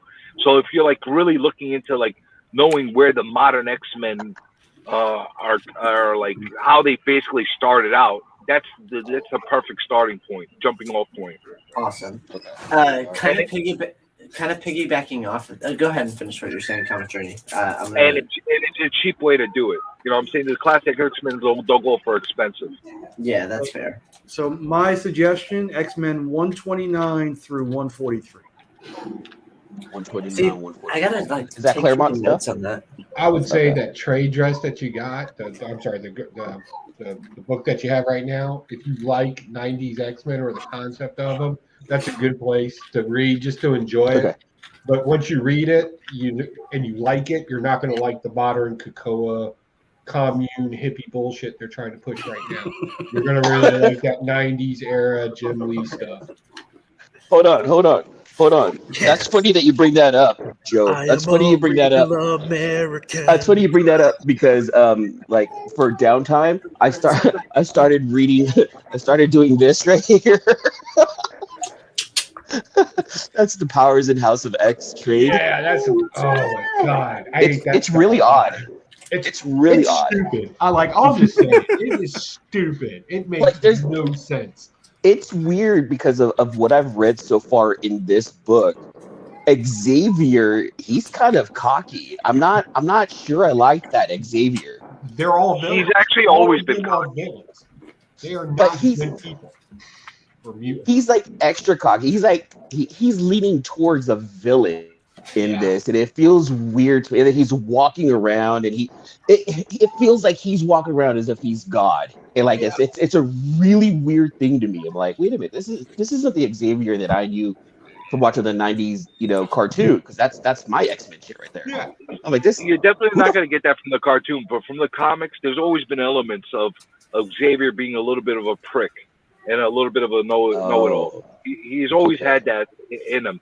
Like anytime one of his students, or like Cyclops, or even Storm when she was leading the X-Men, he would always like kind of like try to step on their toes a little bit. There was always a little bit of that in him, which worked out well because he's the older guy that is a telepath, and he basically knows everything. So he basically tells everybody, "I know everything," kind of a thing, and it works. Okay. It works. And those books that Nick said, 129 to 143, that's pretty much covering the entire Dark Phoenix saga. It's great. That's also part of those classic X-Men runs. Good jumping on point there. Like that, I can jump in knowing a little bit of the history of the X-Men, not reading old X-Men stuff. I can jump into 129 and just be like, all right, this is a good jumping on point. I kind of know the characters. I can move on from here and then just enjoy the story. Is that right? Yeah, and those are kind of pricey books too. So that's why I said that you could always go to the classic X-Men route and get the same stories reprinted, and they'll have those extra second stories at the end of every issue. Okay. Or they have those cheap black and white Marvel trades, the masterpieces, I think they're called, something like that. That's a good jumping off point too. Okay. Yeah, because like I was excited to read this, and just like almost like 4 or 5 issues in, I was confused. I was really hoping that I would be able to pick it up, but for me, it's a hard read for me just because I just didn't know what happened even prior to that. For me, and I've had a full run of Volume 1 of X-Men. The later stuff past that I can't read. But people love the Hickman stuff, so like that's why I'm confused. The Hickman stuff was too intellectual for me. I kind of dropped off after like somewhere in the early 220s as far as having like really great interest into the X-Men. Like I love the Mutant Massacre storyline. Even going into Inferno, it was okay. Inferno was a jumbled mess, though. That book was sloppy. It wasn't because you had to read all the issues. But then I started getting like disillusioned when the split happened with the Lee run and the Uncanny run. I really wish they just kept it one ongoing series through the Uncanny, and that was it. It just became too much for me after that. So, hi guys. Tyler, I'm about to show off the Legion loot box right now. See you, Tyler. He bailed. Now, am I just tripping out because sketch covers appear to just be A covers with the cardstock around them? How's that? Sometimes. Because sometimes they don't have the cover inside. Sometimes that's the actual cover.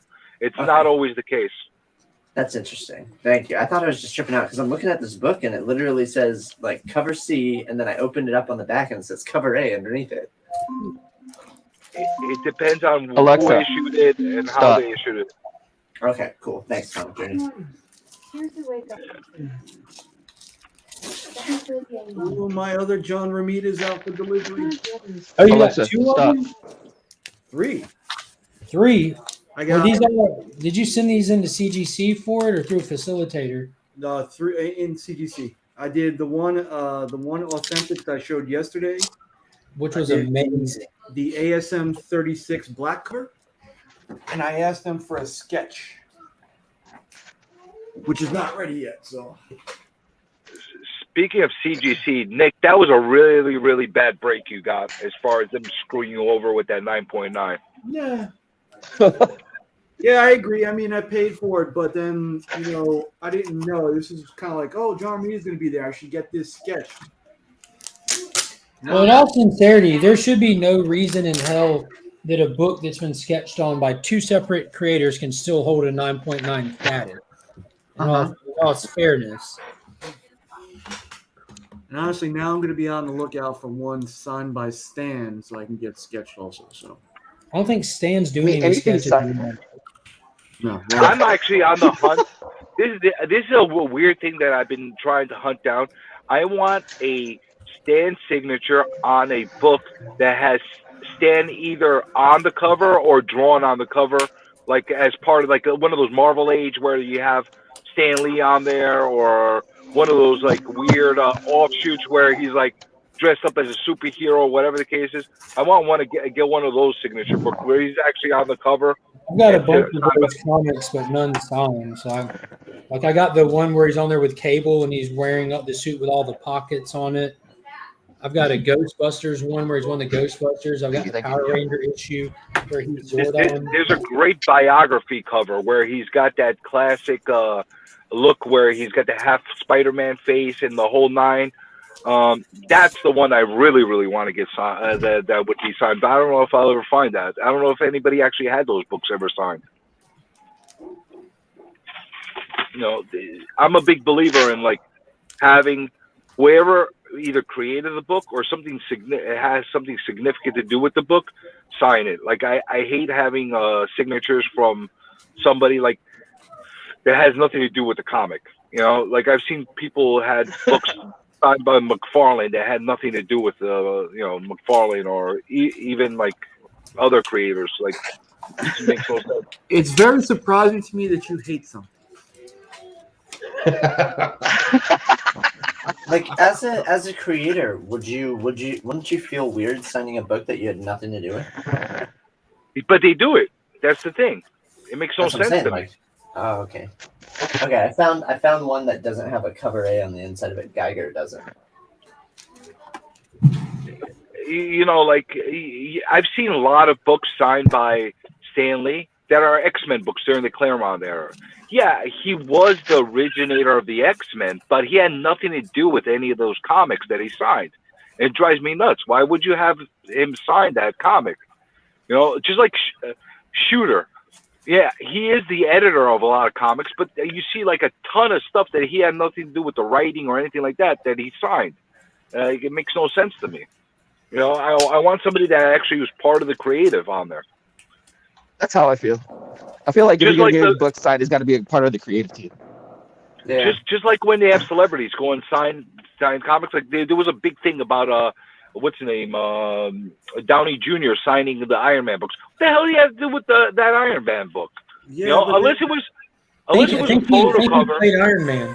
There's that generation where that's his Iron Yeah.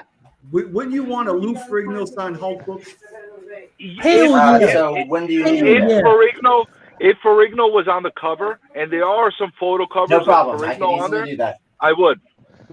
But I wouldn't want Me a random personally, Hulk. I think having Lou Ferrigno's signature is fantastic. I've got a couple of Lou Ferrigno signatures, 3 to be exact. I don't have his signature on a Hulk comic, and if I have the opportunity to meet Lou Ferrigno, knowing that he is certified with CGC, I would get him to sign a Hulk comic. You as well. Because he is my Hulk. So I completely understand these people that want to get Robert Downey Jr. to sign their Iron Man comic because these characters are bigger than these pages. they transcend these books into so many different mediums, and people relate and connect with them differently on different mediums. For me, I'm a comic lover first, but Lou Ferrigno has been my Hulk since I can remember. Like that was before I was born. I'm with you 100% on Lou Ferrigno. He's my guy. But if I had him sign something, I want either to be a photo cover or something that he's somehow related on. I would intentionally try to find a book with him on the cover. There are a few out there. Alex Ross did the Secret Wars cover for. Speaking of Lou Ferrigno covers, Legal Burning can hook you up with a Lou Ferrigno cover. He's done them. But Alex Ross on one of the Secret Wars covers, who had all the characters on there, he did Lou Ferrigno's Hulk on the bottom corner because all the characters are small because there's so many. But he painted Hulk to look like Lou. So you can definitely do your research and get one. And I would prefer one myself. But that's exactly my thought. Like for just a Hulk book. Something that I would cherish in my own personal collection more would be something like that. It would mean something more to me of having that. I wouldn't want it'd be nice, but it's not something that I'm interested in having in my collection, like a random Hulk 227 signed by Ferrigno. Now, I wouldn't buy a Hulk book pre-signed by Lou ever. It would have to have that added experience of getting to meet him, talking with him, watching him sign it for me, kind of thing, to make it worth it. If he wasn't on the cover, you know what I mean. And as a human being, he's got such a great story. Yeah, he's an awesome guy. I don't know how many people know that he's deaf. You know, the guy it's amazing how much he was able to accomplish. Got Adam West on a picture. You know, when I was little, my dad got his autograph signed, and he actually had it personalized to my brother. But my dad was awesome. Means that he's been doing this comic stuff long before I was old enough to keep up with it. I've got Joe Kubert Hawkman sketch personalized to me and my brother, hanging up in my man cave. Like that's legend status right there. It's gorgeous. That's awesome stuff. Yeah. And like Adam West is another guy. Like I wouldn't want him to sign. I wouldn't have wanted him to sign a Neil Adams cover, but I would have loved him to sign one of those campy Batman covers that look like they're straight from the show. Yeah, he had his own comic run. They did a Batman 66 comic run, even, you know. Mm-hmm. So real quick, I do want to show this off.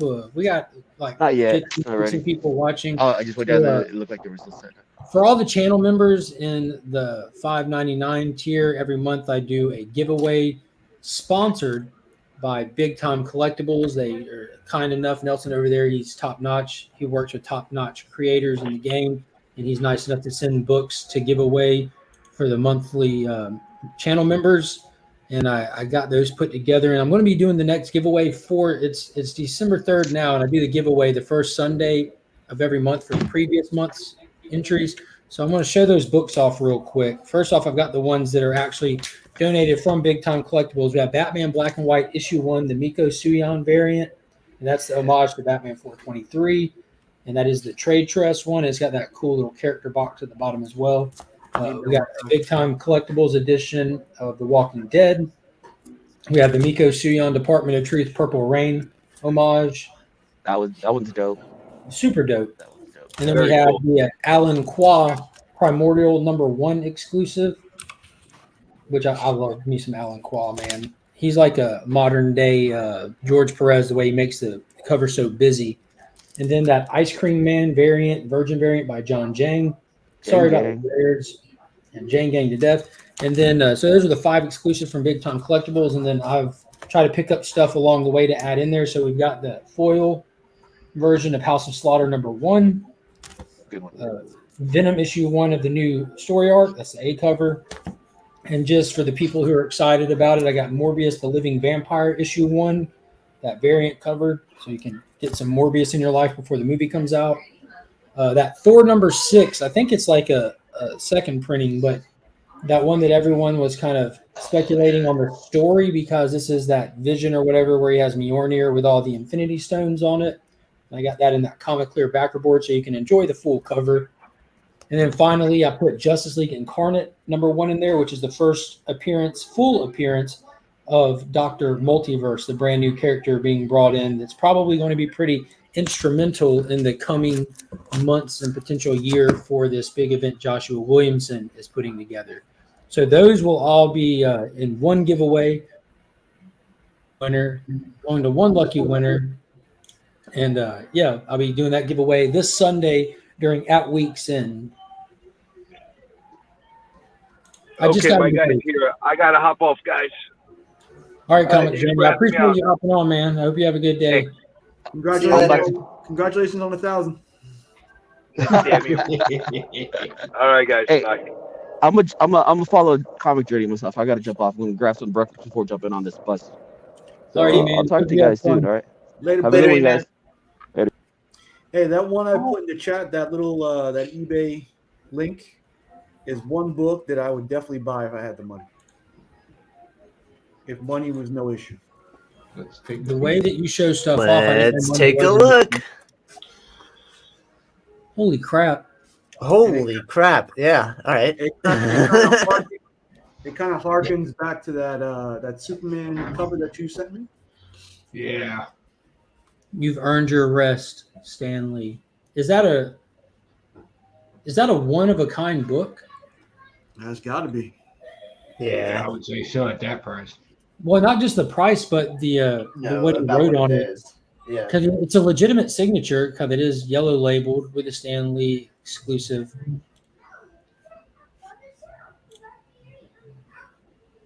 Yeah, I don't. That's fire.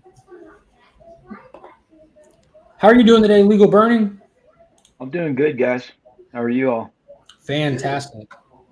So Commission piece? No, it's not commission. I got one guy that he's kind of agreed to buy it, but we haven't done the final sale yet. So Legal Burning, maybe you could help confirm this for me too. It looks like on like 80% of the sketch covers that I own, yeah, it's just a cardstock cover and then the cover A underneath. And it still has like the barcode for the cover A. Like they were just lazy. They took the cover A and they wrapped a cardstock on it, put a new like $1 more price. I'm not sure if you come across that often since you mess with the sketch covers. I have seen that. A lot of the ones that I buy, this is like on this one, this is the actual cover, and then the inside is like the front page. Yeah. But yeah, I've seen that as well. I'm not sure how they do it though. I'm not sure how they come across, what they're gonna do a sketch cover on or whatnot. Yeah, I found it like I'm going through all my sketch covers right now, and it's about 80% have the actual cover A and it's scannable. Yeah. And it says 111 in the barcode. Yeah, I'm not sure the whole deal about that. Like, I know some people don't even consider the artist sketch like the actual cover. If they're creating the book or whatever, they're looking at like the interior page first. Got you. Because then in that case, like it encapsulates the book a little bit with the cardstock and protects the actual inside. It could, yeah. All right, cool. Yeah, I heard you guys talking about Hawkeye. I was gonna chime in, but I was trying to figure out the setup. I really dig that show. Was there the majority of the people were not digging it? Is that what I was hearing? After the first 2 episodes dropped, there was kind of a back and forth. I was not too impressed myself with it. It just seemed like the way my wife put it was perfect. She said it seems like there's a lot of questions that it leaves you with after that second episode, but you don't even know what questions they are. So it just didn't feel like it was necessarily too smooth. But I was definitely giving it the benefit of the doubt, the way to kind of get a feel of it and everything. With that third episode, I really enjoyed. I hope that they kind of lean back away from so much of the dubbed, because Finn's watching it with us and he was enjoying it, but that took him out of it. And I know he's young and all, but still, I'm sure there's plenty of people out there that might enjoy to hear their shows. Like between Shang-Chi and that, they just seem to be doing a lot of it. That's really my only criticism at the moment. Yeah. Yeah, we're watching it as a family too, and I got 3 younger kids, and I felt like it was, when I'm looking for, just dialogue and like appropriateness, I guess you could say. in a way, because obviously you're going to have adult situations. But I thought they did a good job with it being like a kind of a comic book sort of really pace, fun. but So also well pretty good for a family show. Oh, I'm excited to see more swordsmen. I know Uncle Joe is probably excited about that as well. I do love me some swordsmen. I don't like the way it's being portrayed in this particular show. It's like everybody got an update, and swordsman had to be the campy one. So it is what it is. Yeah. Yeah, he had a little bit of cheese in it, but it was fine. Yeah, like I said, it's not bad. You got to think, when I watch TV, it's usually at like 1 o'clock in the morning while I'm laying in bed trying to go to sleep. So it's I'm not like studying it. No. Comic Journey gives you $5 to stop promoting his channel. He doesn't know how much trouble he's in, does he?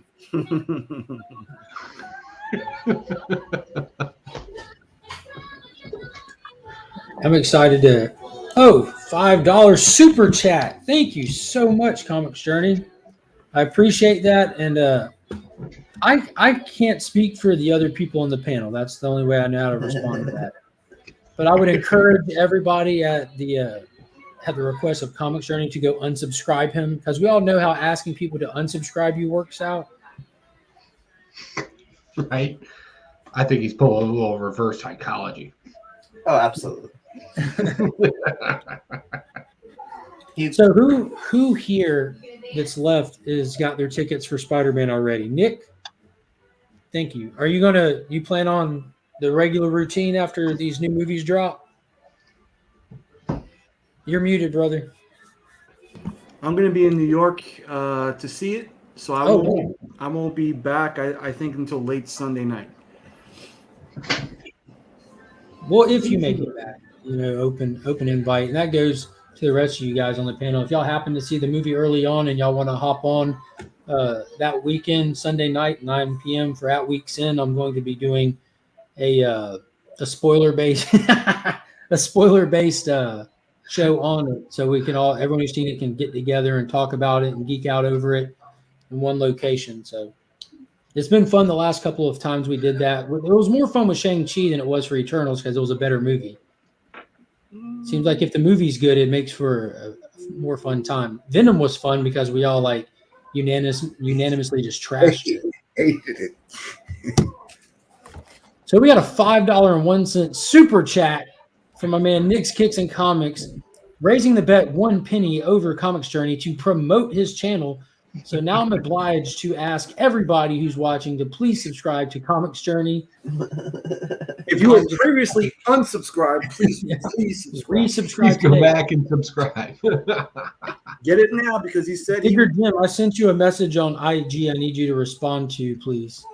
When he hits his channel membership, it's not going to be cheap, and those who are in before 200 get a discount. So.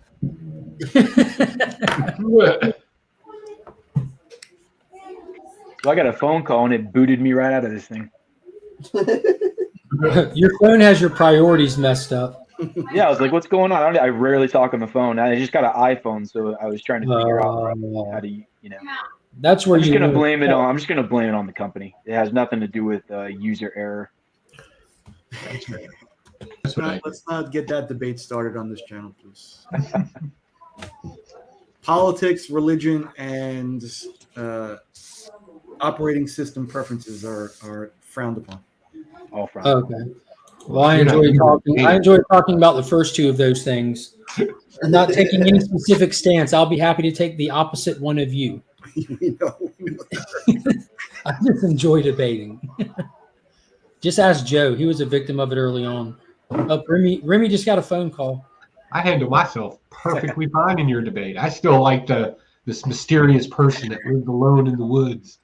Yeah, I'm just saying, like when I first found you on Blasting and Stashing, like I think the first thing that I started chatting was just to rebuttal.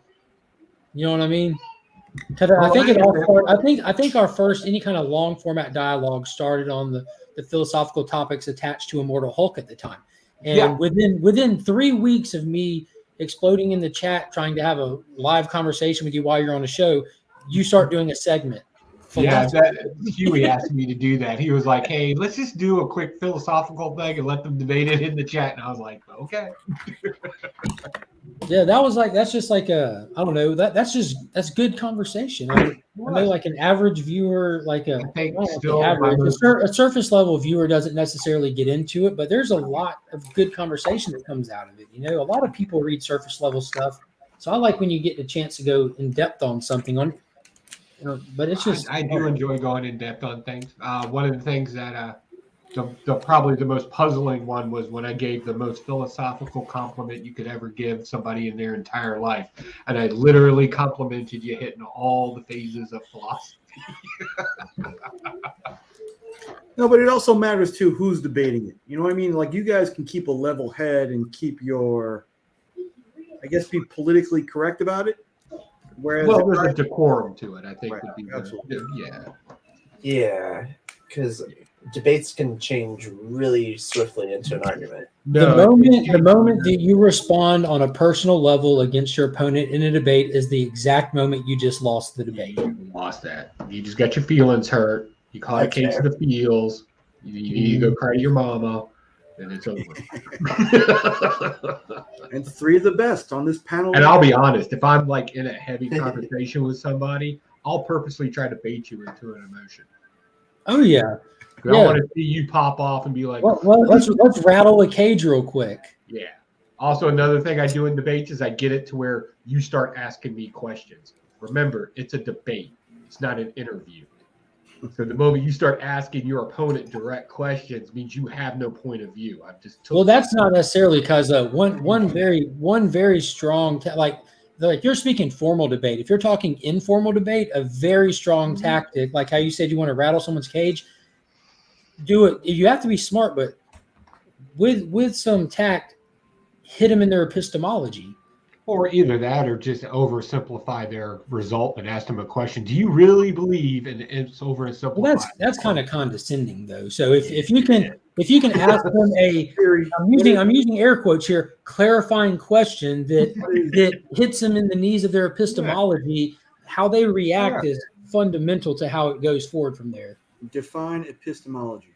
It's the study of why you believe what you believe. If you even believe it. Some people just debate the debate. So if you're a good interlocker and you're having to take the stance on something that you don't believe, you can still answer based on an epistemology that's not necessarily your own. Right. That's fair. You can answer towards epistemology. Yeah.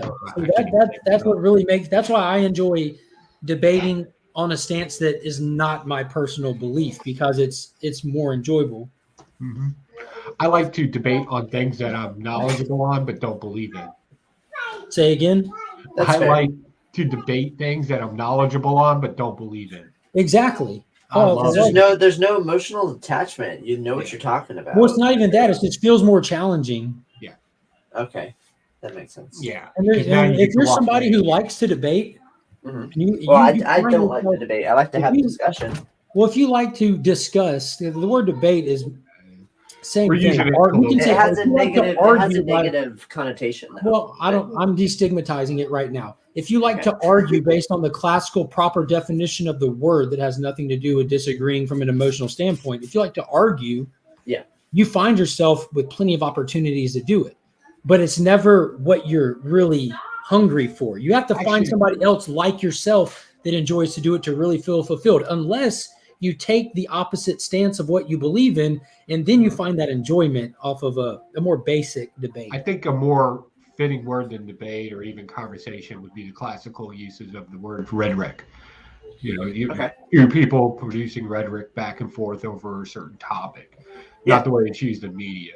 I think that would be, because that's generally what you think of when you think of high society intellectuals sitting around discussing two viewpoints of something. There was a rhetoric writing class that I really enjoyed, and it centered around just like proving a point and standing by it. So I'm with you on that, Joe.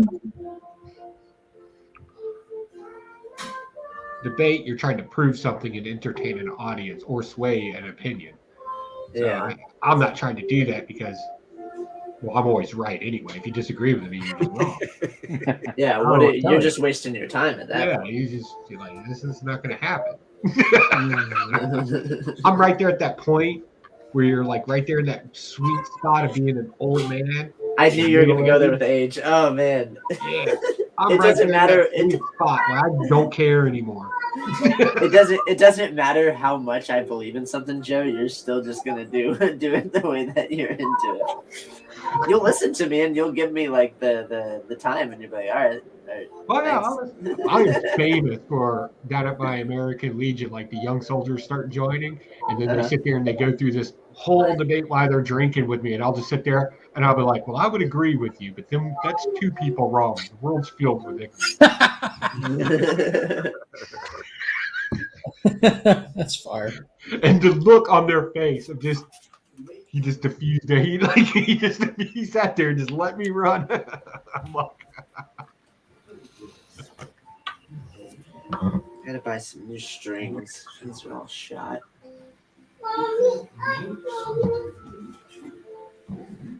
I think that's funny you have a ukulele. My daughter plays the ukulele. Really? Yep. She enjoys the hell out of that. I would play it, but I only have 3 strings. It would sound terrible. Can you do Tiny Bubbles by Don Ho? Oh, I love that song. I would start with Tiptoe Through the Tulips. Oh yeah, by what's his name? Tiny Tim? Tiny Tim. There it is. That's what was that, the 80s? Or late 70s? Can I order my Christmas shirt? Bad with dates. I don't know. Okay. I don't know what that was. Hey, It was during I just Color got paid. TV. That I remember. I got my first paycheck. Congratulations. I haven't had a paycheck. First one ever? No, like years. It's been like 3 years since I've gotten a paycheck. First Oh, one wow. reporting to government. Did you establish your identity to get this job? No, I didn't actually. I'm I think there's a couple of tax codes being broken with your employment then. probably. Knowing that Wednesday was your first week on the job, knowing that you have a paycheck and your identity is not established, I feel like there's some under the table shenanigans happening. Are you sleeping? All for that. Are you sleeping in the back room like the guy from True Romance? No, but I did offer. What's happening, Mo? How can I help you? Yeah, he has a crazy backlog of comics that are uncategorized and untouched for the past like 25 years. Wow. That's good. The longer they sit there, the more valuable they get. And when he gets into a pickle, that's his way out. Yep. Oh, absolutely. Like he's sitting on so much freaking money. It's ridiculous. And it's just there.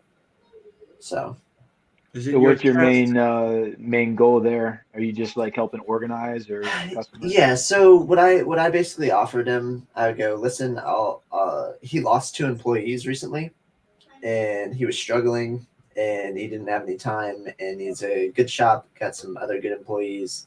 And I said, I'll give you a year of my time and I'll help dig you out of this hole.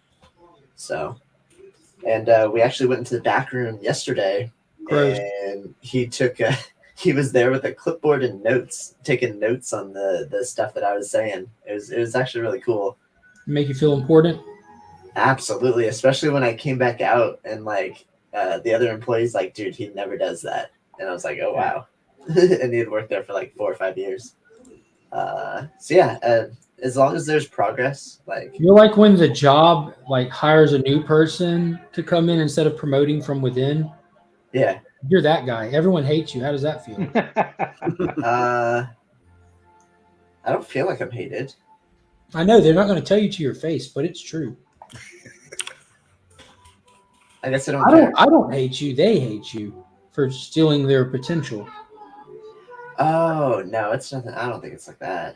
No, it is. I mean, it might Watch be. your back is all I'm saying. You're straight lovable, but you've crossed these people at this point. Touche. Yeah, I'm the new guy, and then You're the new guy who's more valued than the people who've been breaking their back, sacrificing their time, and committed themselves to this person, and he's never treated them as good as he treats you. the new guy. I do the same thing with my job. I don't promote from within. I'm just kidding. There's two employees that are not new. Like he lost like his entire workforce. So there's 2 guys and then They there's passed away? four new people. No, they just went on to better jobs. I was about to say, what kind of tragic accident occurred? Right? Oh, but there's like a weird history of like Were they at that, employees getting were they at hurt. that Juice World concert? No. Were they on a retreat with List Eman? With Eman? Nope. But yeah, no, I find it interesting. Like I'm genuinely enjoying myself. It's given me a lot of confidence in like the sense of motivation to get some other stuff done. And yeah, it's nice getting paid. I get a nice discount. I get like 25% off. And I guess you get more later on. I don't really care. But yeah, I'm enjoying it. So that's important, dude. Yeah. Discount For sure. means more than the rest of it for sure. I did jobs for many years that I really did not like, and I learned a lot about just getting them done to move on to what I liked. But it's nice Absolutely. to work for things that you really enjoy.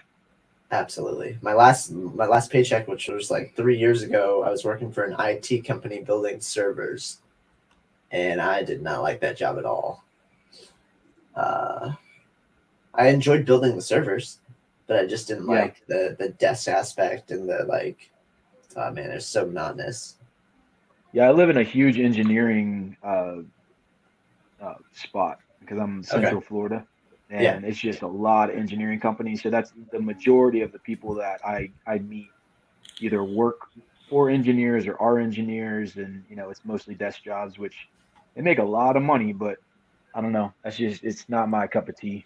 Nope, not at all. So. Now, is this your full time doing? Yeah, this is my full time. I actually no freaking way, man. About 2.5 months ago, Uh-huh. I stepped down from my job to pursue this full time. Holy crap! And that was a huge move for me. Just being a family guy and trying to make sure my family is going to be taken care of. So we had to, sacrifice. But to me, this is worth it because I can devote my entire day while my kids are at school, doing this. Because I was pulling late nights doing the normal artist thing, and it was burning me out. I It's physically draining. wasn't doing well. Yeah, absolutely. So this is much better. My wife is still nervous about it. I understand, but I told her, I was like, I said, give me a year and let me show you, because I'm very,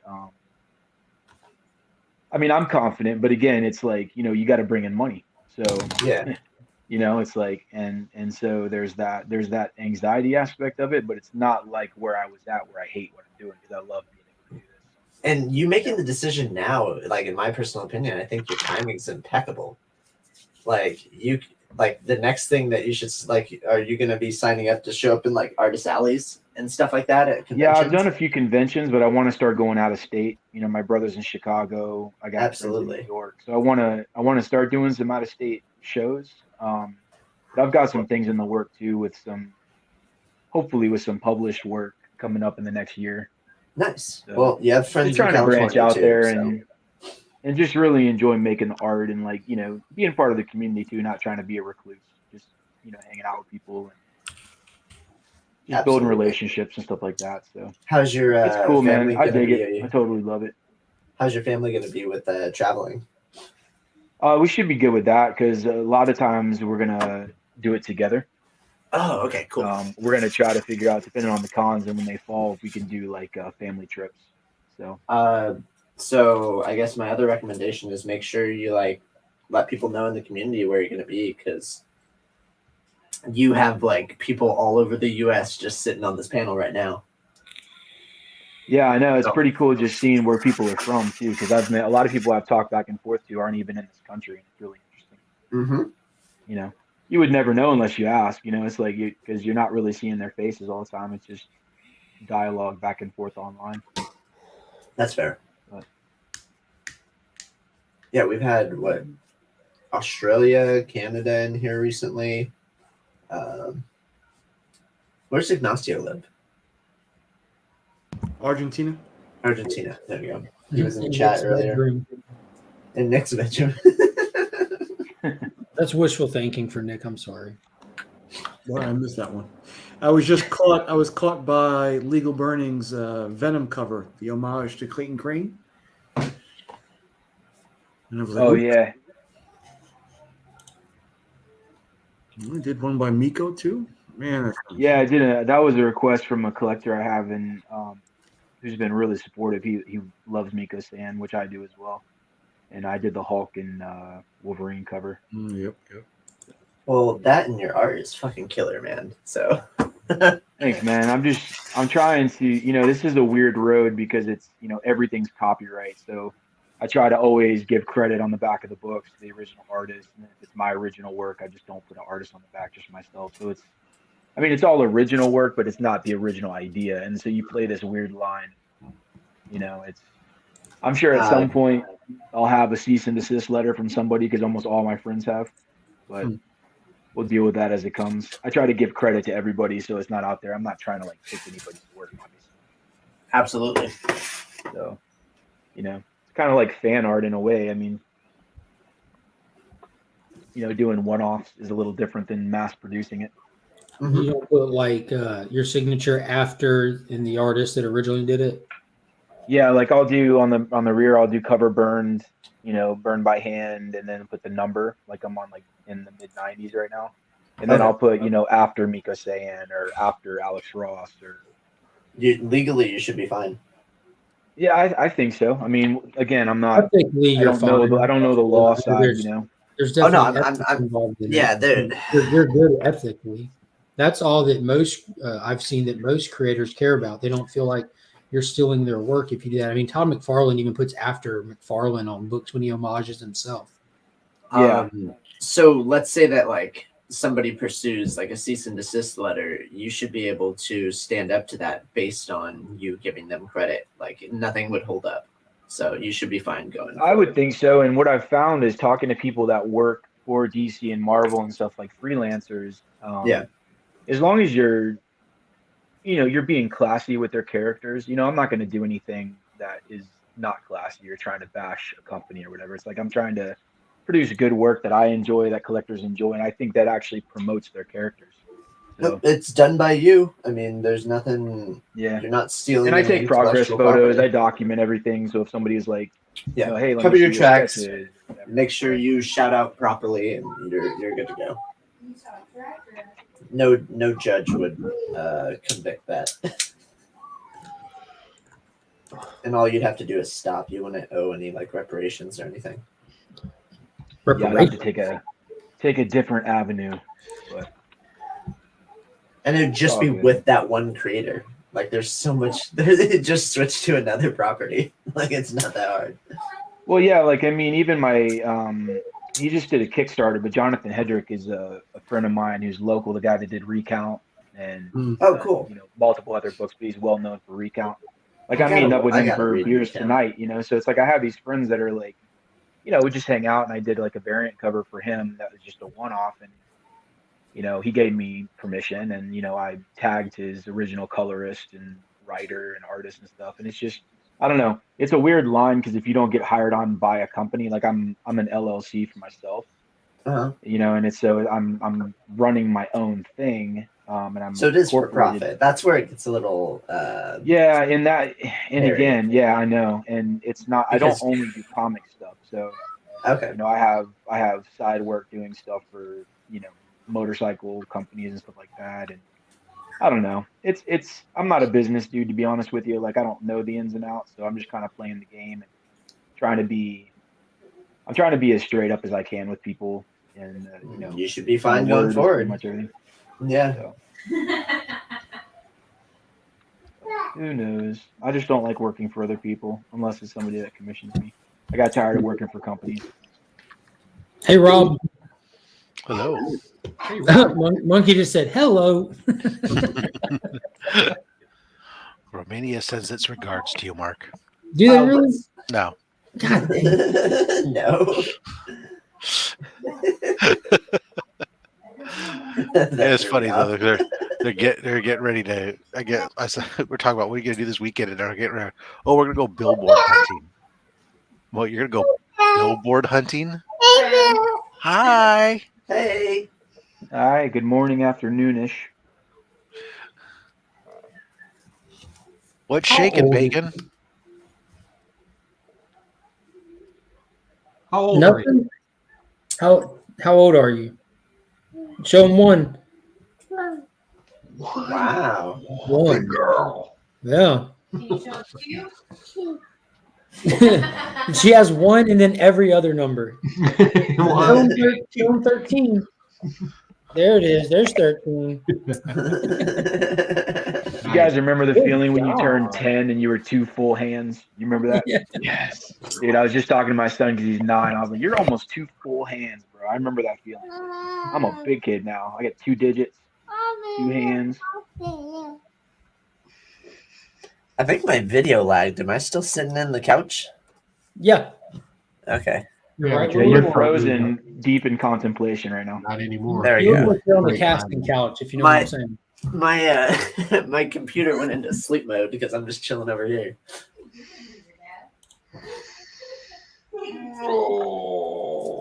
So you have 3 children, right? Legion? Hey Google, turn down lights Yes. to I've white. I've got Finn and Monkey, and then I've got a 14-year-old. That's right.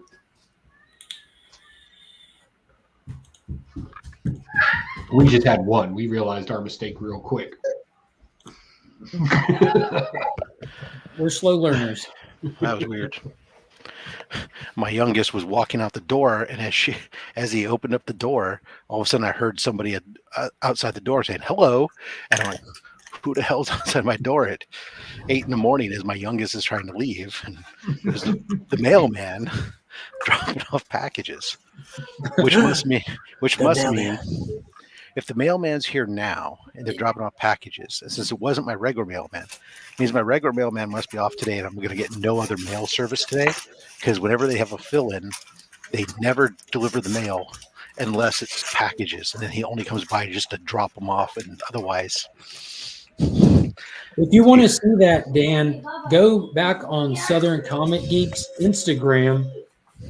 You're gonna have to go back a ways. When he launched his channel membership and I joined, he did one of those, I don't know what it's called. Joe does them all the time, where you put your face on movie clip stuff. Yeah. Jason put my face on Hulk's body and posted it, and it's like, thanks for joining the channel and all that. It was hilarious. But it's on there. Rob, how's Romania doing? Are they still standing without you? Yeah, they're going to go billboard hunting tomorrow. Apparently, deer aren't available for them, so they have to hunt billboards. Oh. I guess it's easier. They don't move. Same end game though. They're just going to eat it. No, it's actually what it was. I guess our company put up like 3 billboards in the city, and then they put out something to the employees saying that, like, if you go and take a picture in front of each of the billboards, there's some prizes or something. So they're taking their Saturday to go spend time doing that, because I guess there's not much else to do. So whatever.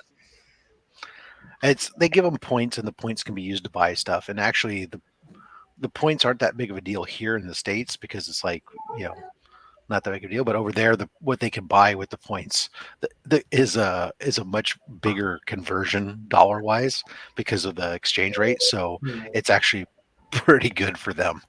So they covet the points for merchandise thing.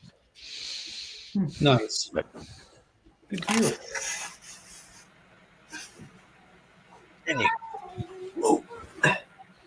What you got there, Kyle? Dan, I just sent you the link to it. By the way, I went back and found it. It's ridiculously funny. Leftover Thai food. You got a little TV tray there? Yeah. Nice. That's like very. We used to have a rack of those in the living room when you growing up as a kid. Sit here in front of the TV. That's my username on most video games is BoobTube. Makes sense. That was a Johnny Carson punchline to a Karnak joke. Karnak. Karnak's been great. What does Dolly Parton call her bra? A boob tube. My mom was so cruel to me because I mean she would dress me up for Halloween in like costumes that I wouldn't understand, and like I remember that my third grade I got dressed up as Karnak the Magnificent and I'm walking around school with this big freaking hat and a feather and a cape and a mayonnaise jar, and I'm like, what am I doing with envelopes in it? I'm like, what am I doing? Who am I? I'm a third grader. I don't stay up till freaking 11 o'clock at night or whatever. And she didn't even explain it to you, poor thing. That's sad. She said, "Oh, you're Karnak the Magnificent." And I'm like, "Oh, who's that? I don't know." You're so confused. Yeah, my son at least, my brother at least got to be the greatest American hero that year, but of course, the greatest American hero had just come out, and nobody knew who he was. And thought he was a retarded Superman. But it was great because my brother was blonde and had really curly hair, just like the character on. I couldn't read that, Mark. I'm too far away. It wasn't anything to read. Oh, It was just what Dan had mentioned, where Jason did that face swap app thing. He also posted it into the Legion chat, so you know how to get there, Kyle. You know how to get there. You know how to get there. Click it, accept all the cookies and all the frickin' Well, cookies are not part of the group. I'm not giving out cookies. I'm keeping my cookies. How many permissions do I have to allow? I don't think any. Like, I don't think there's any Location services, microphone and video access. I don't think you're allowed to turn on your location services. That would fry your devices, wouldn't it? Access to contacts. No. Apps do it all the time. No, but Kyle's location, that's... Oh, well, you know. He's in the desert. That's all they know. Kind of thing. So, Kyle, he's in the desert. Fuck him. I've been through the desert on a horse. So I have a serious question, Joe. Real tree or faux tree for Christmas? Kyle? Real tree. Other Kyle, not my Kyle. My wife goes, real. I'm going with Kyle as well. Real tree. Nick? If I could have a fake tree with a real tree smell, that'd be perfect. Okay, that didn't help at all. Legal burning, what are you? Are you? We got candles. We're a real tree family, my friend. Now, I will say we got a real tree. The third one we got when we were married, it might have been fourth. It had praying mantis in it, dude. Oh, that's awesome. They had like whatever, I don't know what they lay or whatever, but they were all over our house and they were little babies. And they were super cool looking, but that was crazy, bro. I just got it at Lowe's. That's when you came with praying mantis, so that was a bonus. Would solve that problem. Yeah. I got nerve damage from Christmas trees at Lowe's. All right, before you get into that story, which we are definitely unpacking that, real tree or faux tree, Rob? We use a fake tree, yeah, because I don't have space to move. I have a small home. I don't have all my wall space is taken up. I don't have space to rearrange furniture, so I have a small table in a corner where we put a short fake tree. From outside, it looks like a big, tall tree, but from inside, it's just small and it's out of the way. I don't have to rearrange my furniture. Front windows here between some Blu-rays and that bookshelf of my wife's, wherever that rolly chair is, that's where our tree goes. And we get one that takes up that whole space. Like, we don't need a portion of our living room. We need Christmas. I just get tired. Well, I mean, when I was younger, don't get me wrong. When we were younger in our marriage, we had a real tree for several years, but then we just got tired of dealing with all that stuff, and they started getting really expensive.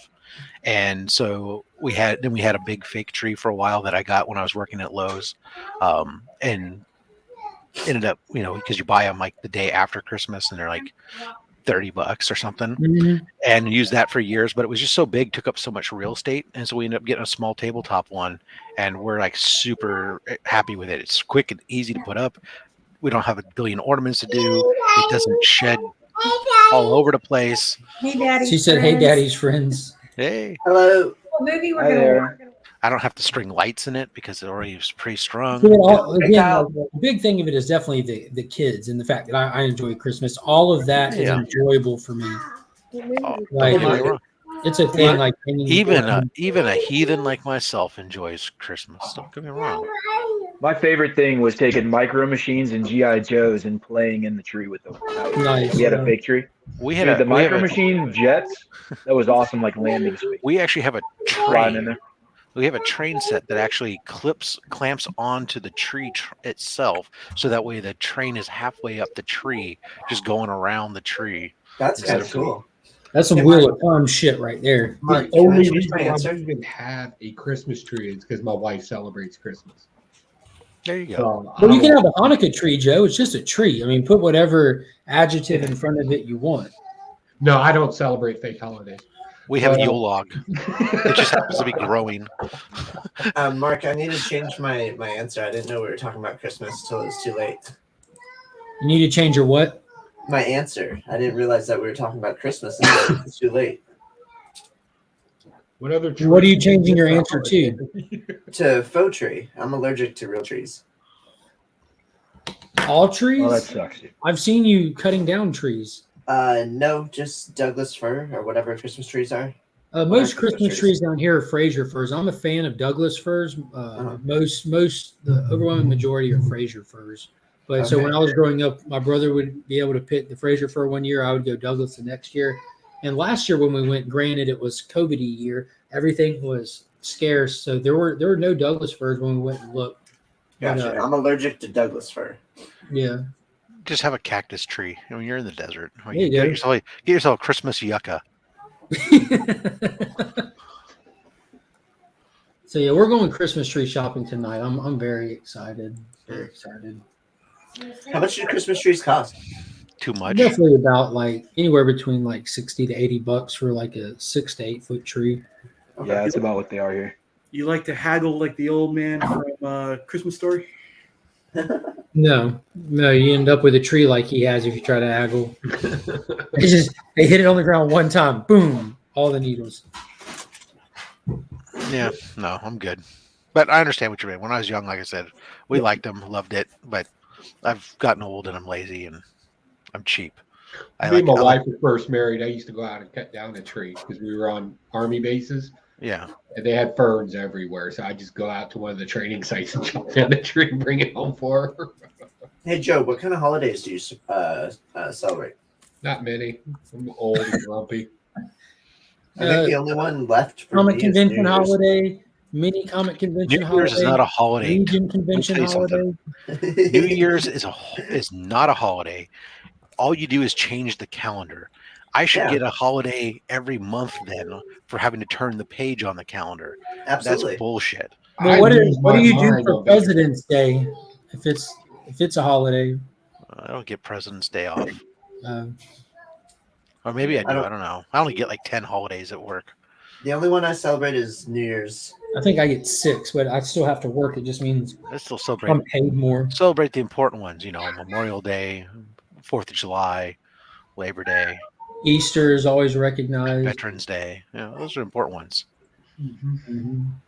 Well, there's also National Ice Cream Day. Joe, when was the last time? Celebrate 4th of July. When was the last time you celebrated Easter, Joe?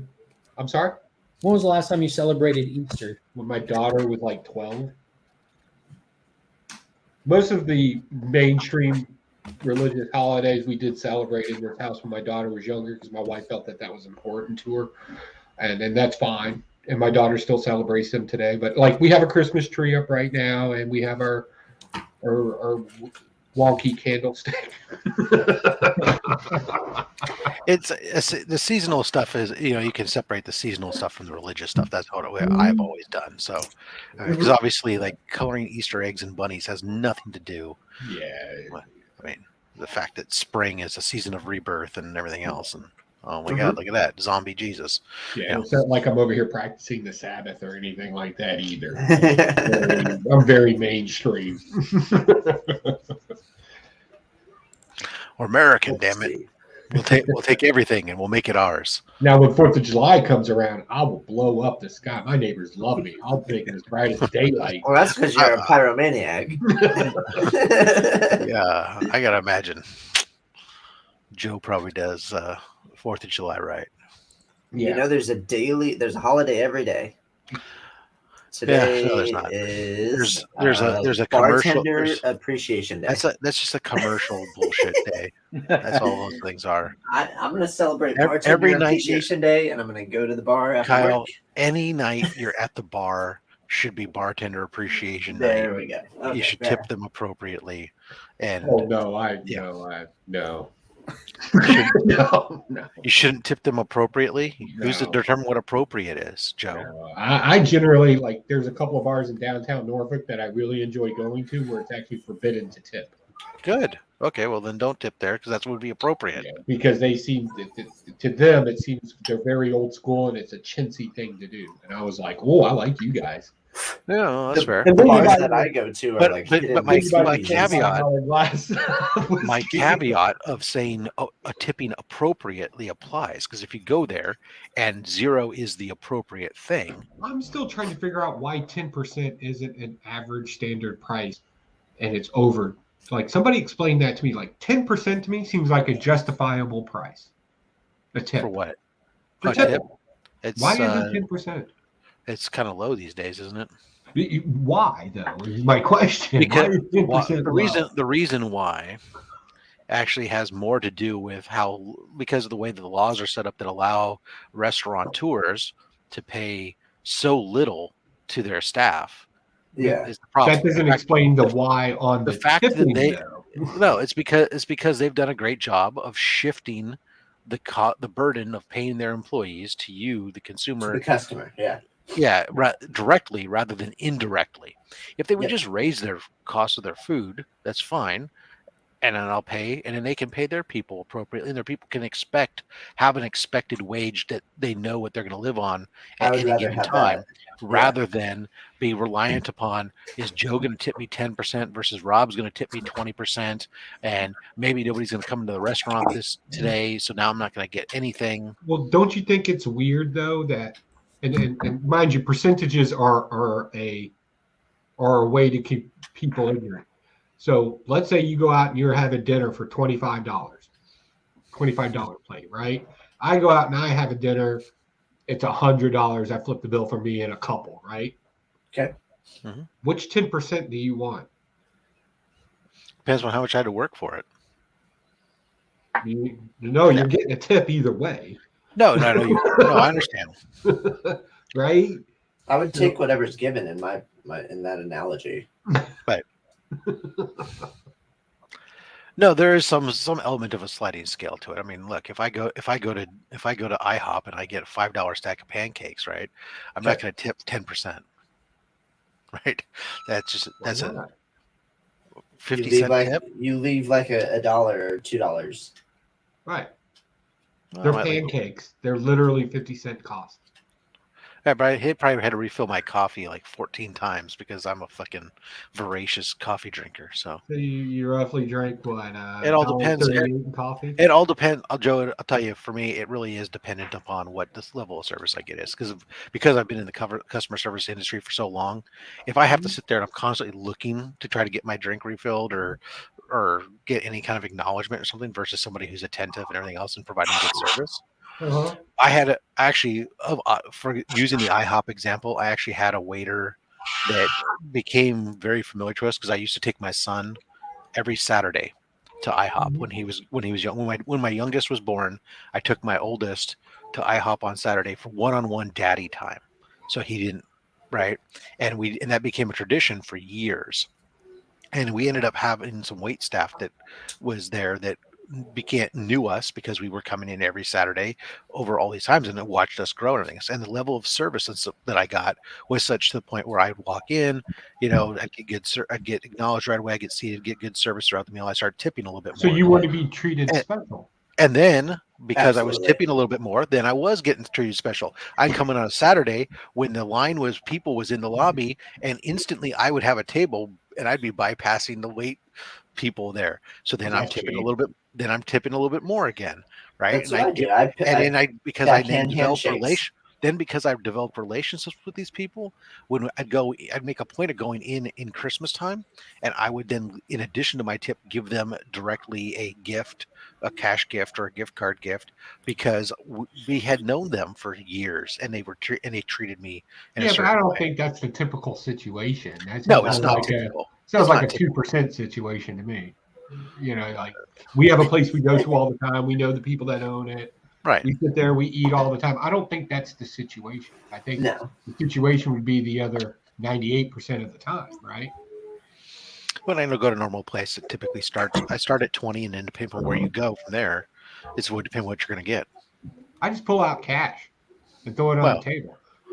Sure, that's always well, and that's also appreciated too, because I don't think they actually want you to calculate the percentage, because let's say you do $100 dinner, right, and you do 12%, right? Yeah. Right. What do you get? $12 instead of just popping down to 20. Hey Joe, but 12% is not normal here, anyways. But cash is what people who live in the physical world deal with. Yeah. And there's a difference too, because Cash is what people with identities don't have to rely on. Got it. Okay. Cash is what people who don't have identities do have to rely on. You've cut off Nick 3 times. Nick, go ahead. I just felt bad that I had to write a check. Damn it. Sorry, Nick. I didn't realize you were. Joe's rich and he does what he wants. Okay. No, my grandfather always taught me, if you're going to go out, you're going to go have some fun, yes, use your cards or whatever, that's fine, but always carry cash, because if you need something right then and there, now you got a haggling position. And Did your grandfather have a card? Jesus Christ, when did cards start? He had like 8 credit cards before he died. I know, I had to pay him off. I was say he ran up He ran up a bill. Jesus. So long, world, and good night. He would always say, right, if I die, I want my last check to bounce. And boy, he went hard and strong at the end of his life. Joe's father was, I'm not rich and I still do what I want. Oh, my dad? Oh, no, my dad was an exquisite saver. Like he would stash money in bank accounts. Like but his father, no, Mr. Vegas, running books inside of American Legions and stuff. He was a bookie? Yeah, among many other things. Insurance salesman. Man, that's awesome. He had a car dealership for a while. He was like me. He just does things for a certain period of time, then he gets bored and moves on to something else. Yeah, that's kind of where I'm at. My dad did so many different jobs; it was ridiculous. When we used to go, oh, you were a jeweler for a while, you were a photographer for a while, you were a cop, you were a handyman. My dad spent 32 years at NASA. Like that, he wasn't going anywhere. Like that was his spot. Building maintenance at Ames. You did what? I mean, I just found it really odd, some of the odd jobs that he had at various times, but. Yeah, I used to love listening to his stories. He would always have to get the big, Cadillac. That was his thing, Cadillac. You don't ride anything but a Cadillac. He always had what is known as a Jew roll. Everybody familiar with that term? You need to preface that you are Jewish before you proceed with this conversation. Yeah, I'm Jewish. The candlestick comment earlier didn't make that clear. Yeah. Well, we don't know who might have popped in since then, in all sincerity, with how the world goes. Sincerity, I'm Jewish. So there was always a term that was always thrown around called a Jew roll or a kite roll. And what you do is you take about 3 20s and then wrap those around a whole stack of ones so you can flash and dash cash. Okay, this isn't South Park. We don't have a free pass on this channel to say whatever we want. he is monetized now. He's got. Fair enough. I would still preface that if I wasn't, because I mean. Yeah, no, I know. Because there could be some people that, as Joe is also Jewish in the chat, that wouldn't realize Joe is Jewish and not know how to take that. That's very fair. Well, also the fact that his grandfather used or his father used that term doesn't necessarily mean that he endorses that term. It's just he's telling a story that this is just what, right? It's just like it's what like, if I'm also Jewish? I don't endorse the fact that this was, but I mean, again, people spoke a certain way. Like I remember vividly, like when my graduation, like we were going out to dinner as a family, and my grandparents are with me, and well, where do you want to go out to dinner? And I was like, oh, I'm not quite sure. And my grandfather just says, anywhere as long as it's not chink chink food. So hard to go, Nick, do not talk like that. I think it stopped him. I mean, that's one way to offend people. Yeah, we don't need to relive the racist days any longer. Modern racism. Well, but what's good is that we understand that why that's not how you talk anymore and why it's not appropriate. So before we continue down the list of words that you don't say anymore, let's just put a bow on that. This conversation. New topic. Got it. You know my favorite word not to say. We actually do, so there's no reason of saying it. Okay. Okay. Got it. What am I supposed to say? Say nothing. Silence is consent. Wait, no, that's not right. Mark always slaps me with just like rational thought, and I'm just like, yeah.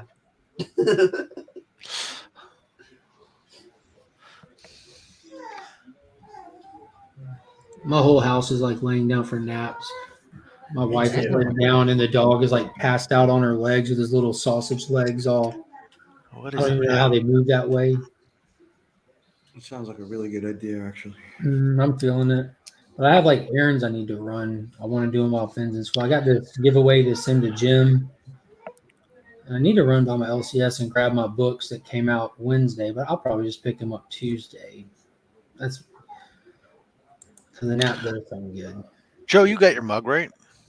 Yes, you gave me a mug. All right. I was making sure. Yes, sir. That was a beautiful mug. And as a matter of fact, I got your sticker right here, and it's waiting to make its way to the welding helmet. That's what I've decided to do with everybody's stickers. What are you doing with them? Put them on my welding helmet. That bums me out, Rob. But there wasn't a mug inside this Gemini mailer you sent me, I'm assuming. No, Unless there you wasn't. Shattered it first. I know, but the mug made sense for Joe. Yeah. It's As a matter of appropriate. fact, if you look right here, There it is. Yep. Okay. boom, it takes a place of honor. Yeah, we can see it perfectly clear. Yeah, you're welcome. Looks just like that. I abide. And I don't drink coffee, but I use it every day. Nice. Remotes, tools that I need. I just drink things. Nick's also got the pint glass versions where you like beer and 3 people. Yeah, which is was adapted. I had some tools in that one too, but since I started drinking beer again on Saturday nights, I understand. all right. Holy, that's great. Oh Damn, man, Joe. all right. How my lid's not on right? I can't brand myself properly if my lid's not on straight. So when I tilt it, my logo's there.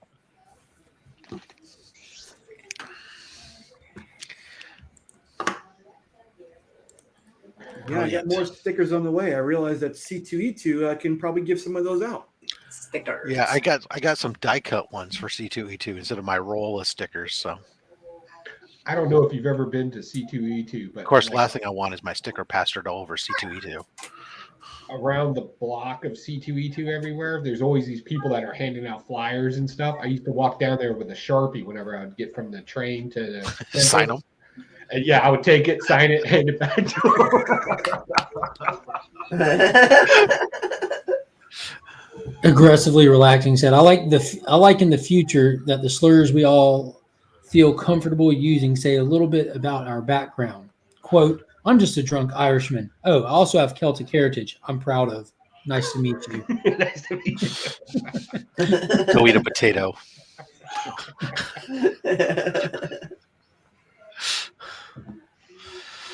Oh, yes.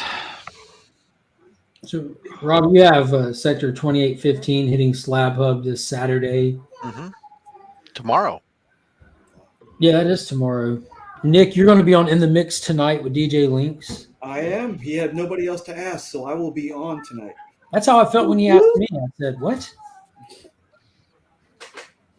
Hey, good morning. Hope you have a good day, man. Take it easy. Appreciate you hopping on. I'm about to start wrapping it up here. And I feel like I have so much to do, but I feel like it's all contingent upon having Finn with me.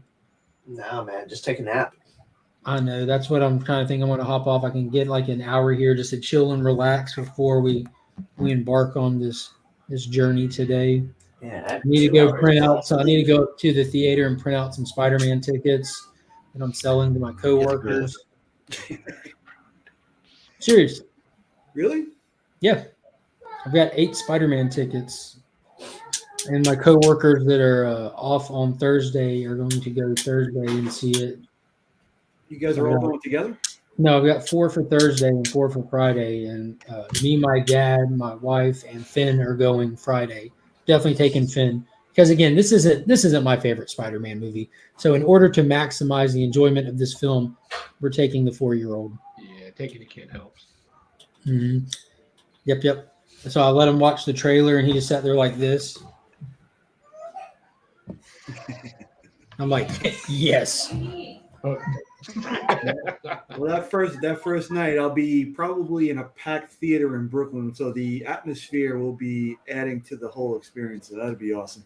Yeah, and I'm going like I wanted to go a little bit sooner, but I want to see it in like the biggest screen that this theater has. And it was just at 5 o'clock. Like Finn doesn't get out of school till 1 o'clock that day, and that day is actually the day me and Kyle are going and we're hosting because they do like holiday parties where they ask the parents to volunteer and host them and do an activity or a craft or something. Nothing major, just like 30 minutes to an hour out of the day kind of thing. And we're going to be doing the Christmas party that day, so we'll be up there at his school. What? She's saying winter, but the war on Christmas dies right here. We're doing the Christmas party, and like I'm not religious, like one bit whatsoever, but Christmas is Christmas. That doesn't mean religious. So it's a Christmas party. Yeah, Joe's invited. And modern Christmas doesn't really have much to do with this has to do with Santa Claus. We're celebrating Santa Claus. What religion is Santa Claus? You let me know that, and we'll proceed from there. But I don't remember reading about a bioluminescent reindeer in the Bible, so we're good, right? We're good. Bioluminescent reindeer, I love that. Wasn't that in the Quran? Wait. he wrote it to the sky and cracked the moon, right? What's another phrase for snowman? Let's see. That's a cocaine deal. A frost golem. A frost golem. Frost golem. So, anyways, we'll be hosting that day, so that'll be fun, and then we'll be able to get out of there. And the first showing that they had on the big screen after that was the 5 p.m. one, which is still like people from work aren't going to be in there. That's still like the 9 to 5 people aren't going to make that show, so it's not going to be too. It'll be full, I suspect, but it wasn't hard to get tickets for me. Hey, so when you go see a movie theater, there's a time. I go see movies. I go watch see movies theater.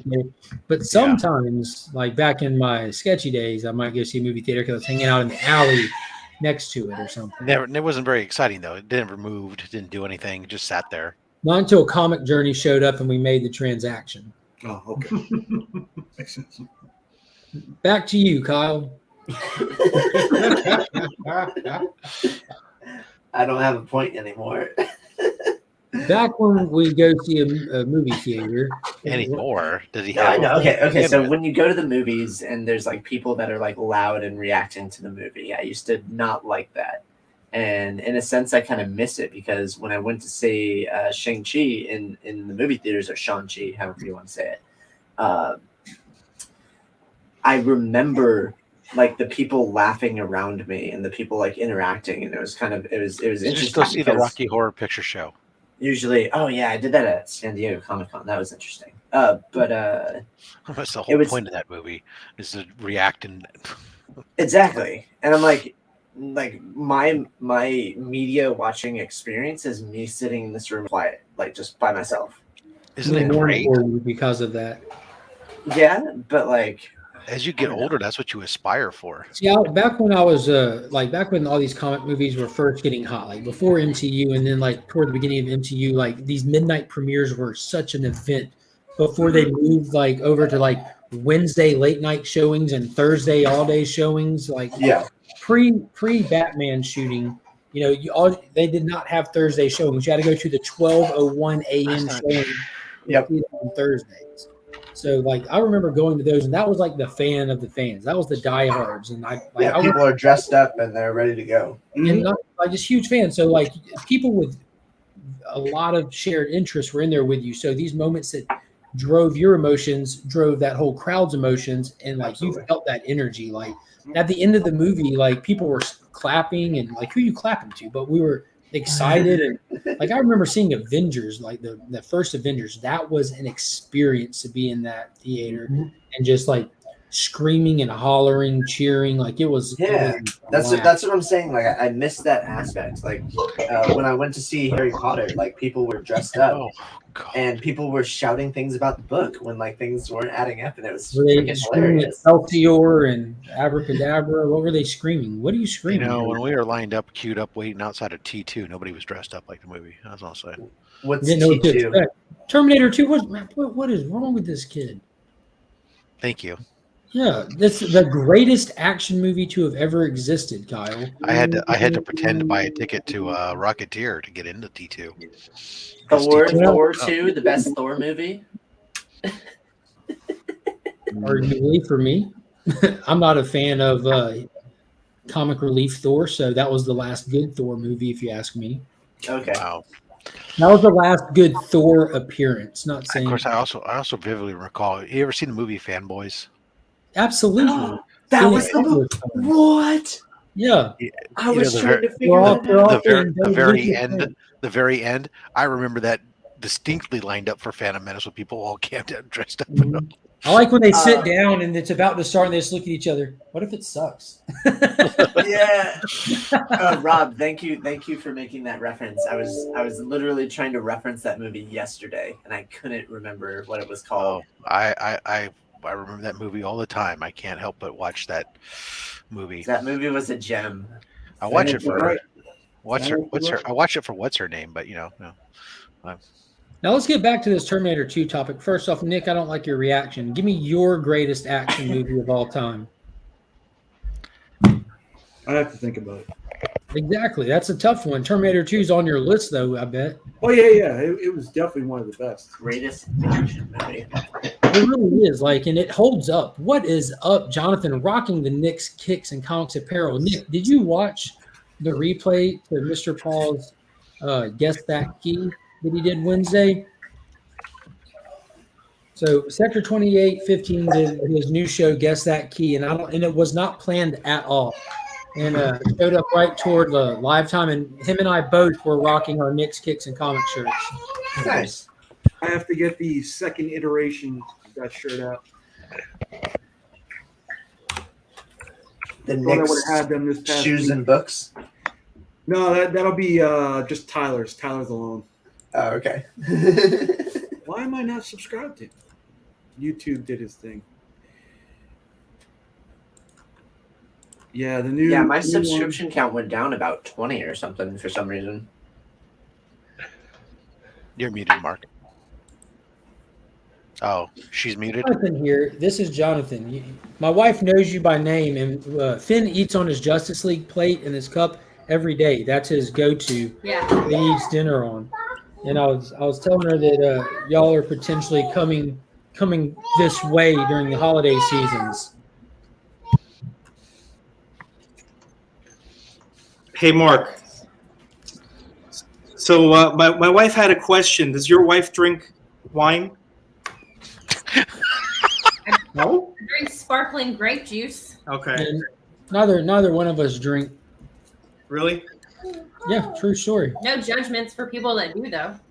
At least not in your faces. That's a load off my. Yeah, Kyle hangs out on here sucking sake every day, and Joe, if he's awake, you already know he's drunk. And I think because of the stresses of YouTube, Nick started drinking again for the first time in 8 years. I know that Rob is a whiskey connoisseur, so I hang out with a bunch of drunks. Yeah, No absolutely. judgment, though. Yeah. I don't want to know the backstage I'm totally conversations. functional. Yeah. Yeah, we don't have time in our life for that. I shoot with this You're hand. juggling nuts? What are you doing? The joke's on you. I'm left-handed. That's right. I'm ambidextrous. I can drink from either hand. Right. But what's the follow-up to that, Jonathan? He was going to bring you some wine. Yeah. So that's a no. I don't know. My wife was just asking. I think it was more of a if we go out to eat type thing. Would you guys enjoy a drink or type thing? Would she have a drinking buddy? We'll watch you drink though. Like this. Uber driver. Just like this. Hey Kyle, can you hold my hair when I've just realized that Mark is like the anti-Joe. Thank you. I would. Mark, The mom and me was he doesn't thinking, eat meat. I might He doesn't end up drink keeping alcohol. with Oh, okay, never mind. Can't build shit. Make it worse. I mean, I'm puking because you're puking. Alcoholic beverage for 30 days. After 2 weeks, she was pouring the drink. Over here. I've been having to drink more wine lately just because I could try to make room in the wine fridge. Yeah, actually, that's a struggle for me too. I have just like bottles sitting outside. Well, that was it. It was like I was re-upping my membership at the winery. And This is the person I want to see. And we haven't been entertaining as much, so we hadn't been drinking as much wine. All of a sudden I looked and it's like my damn stupid, the futures came in on Pinot Noirs and those bottles are a bigger shape. So they cut down on how much wine you can put in the fridge. So I'm like, oh, okay, now my freaking $100-something bottle or 100 bottle plus fridge is full, and I got a case of wine sitting here. I guess I got to drink more wine.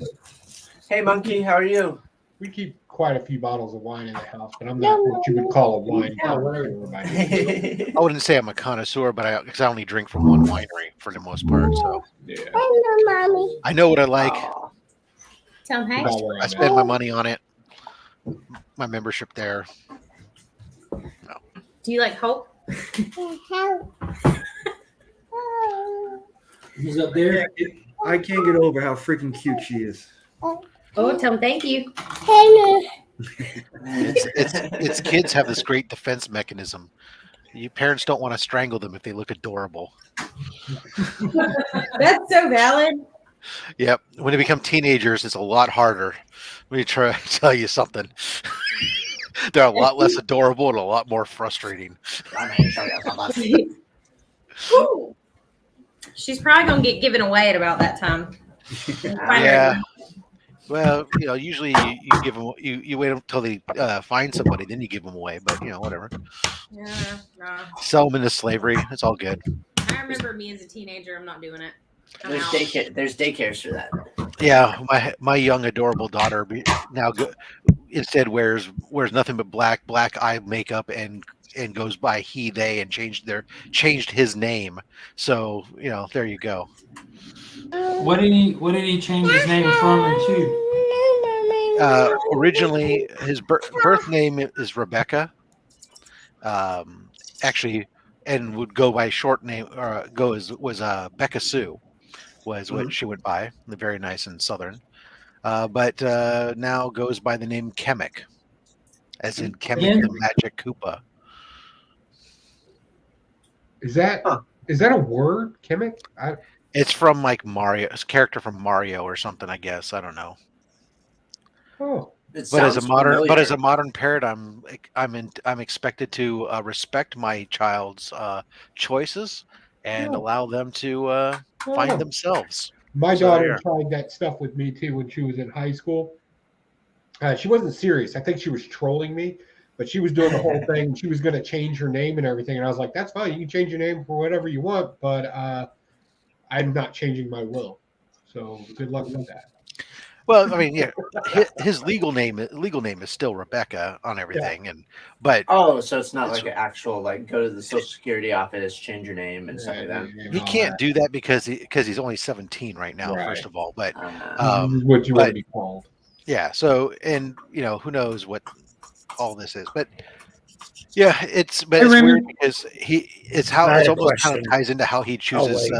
Rob, Remy has a question. No, he can go on. We have your question in the cannon. You can put your hand down. I mean, T2?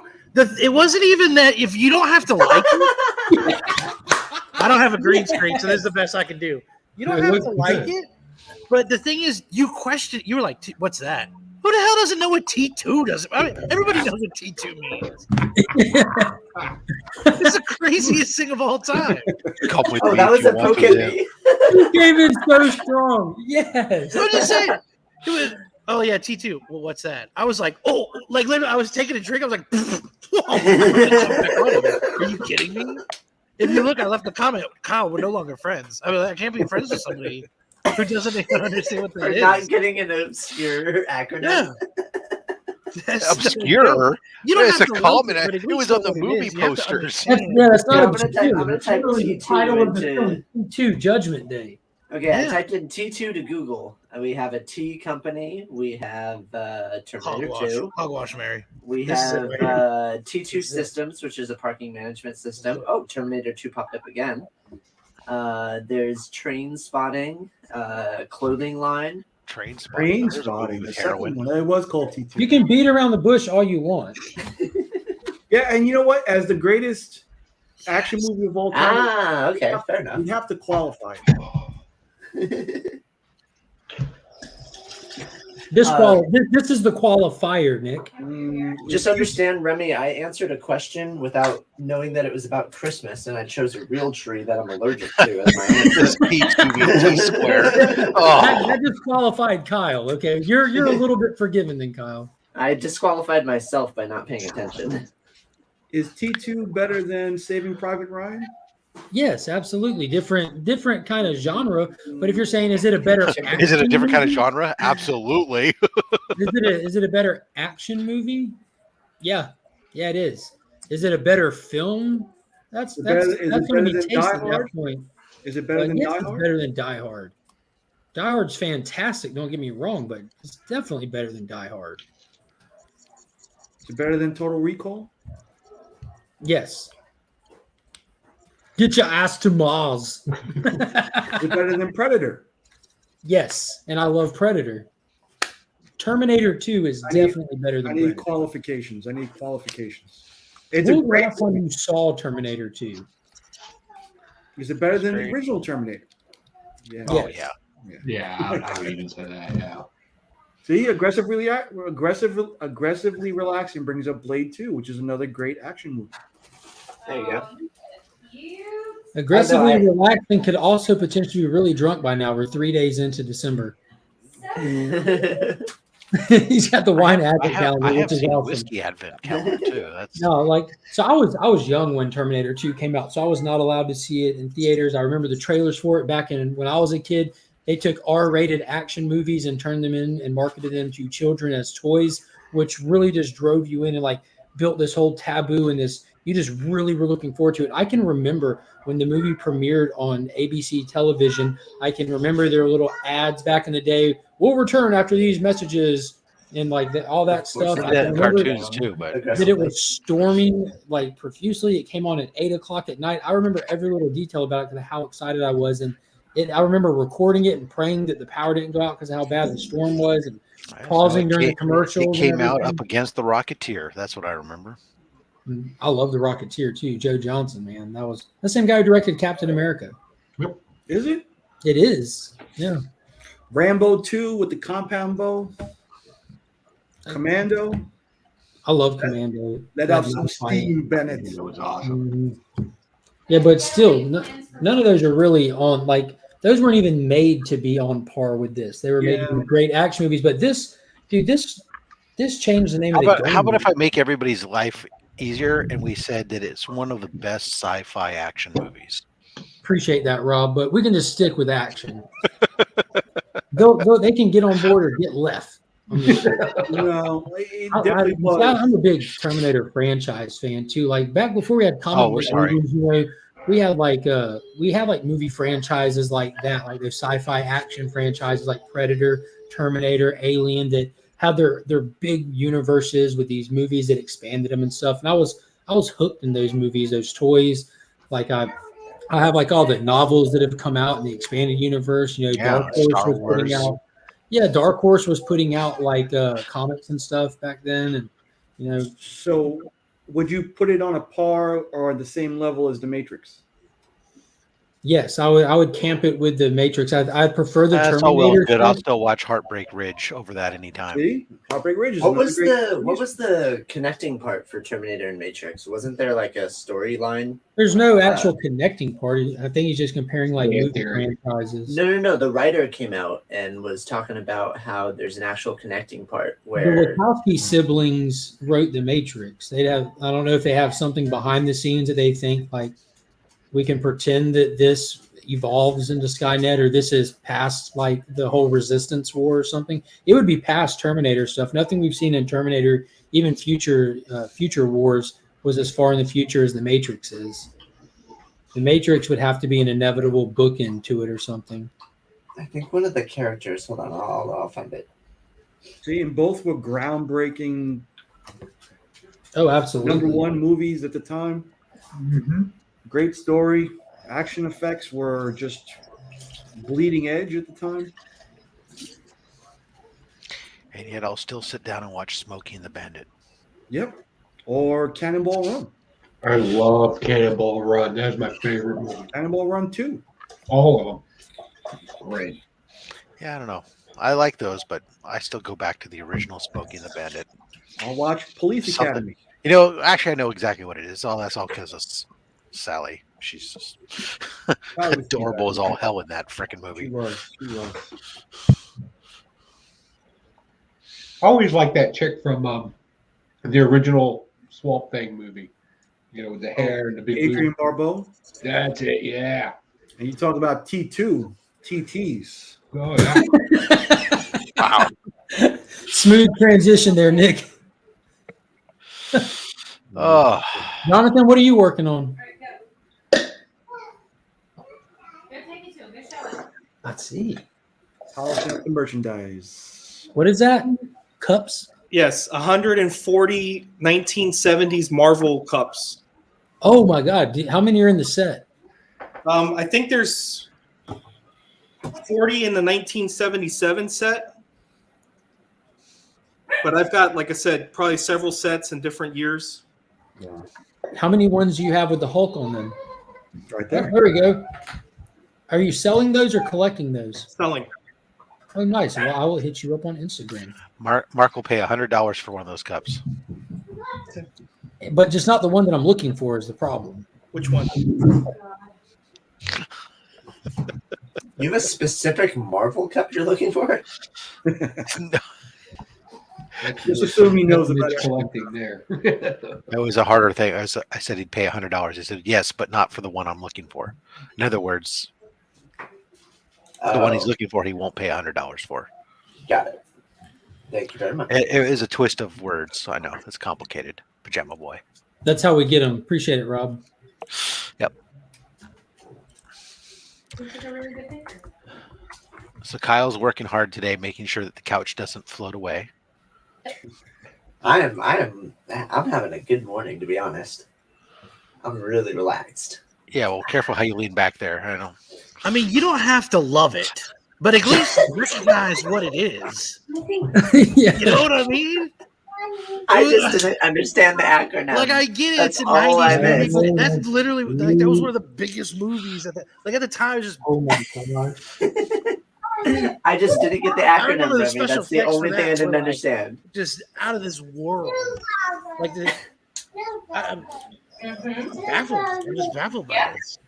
When I hear T2, I think that I'm taking the tier 2 turrets down in the game that I've been playing for 15 years. In his defense, Remy, you got to remember Kyle was 9 years old when the movie came out. Okay, so has Hasta la vista, baby? Nobody remembers the most iconic quote in. That was the only defense I had for him. He's got really no defense because it's been part of pop culture and an icon throughout American. Like, you know, I appreciate Rob standing up for me, though. for that little bit. For the But little, you have the no little, excuse. the little. You really bit have that- no yeah. excuse. Rob went off It's screen not like the and movie went twists his away. in mustache a little bit. He's like, nah. The movie may have come out then, but it's not like it went away in 1991. You know, I understand, It continued on, especially back then. It didn't. You would have been 11 or 12 by the time it came out to VHS or at home, started airing on TV and all these Yeah. other things. So, Do I have to go get it? I own it. Like, So he owns I it. just There you didn't go, get. Remy. I didn't get the acronym. That's all. he's not Johnny on the spot. Yeah, the acronym went Too right over many, my too head. many shrooms. No shrooms today. Not enough shrooms. All right, so that came out in 91. Oh, then I For was. some reason I wait, was thinking it was. T2 for some came reason I out in was thinking it was- 91. Yeah, I thought it was 95.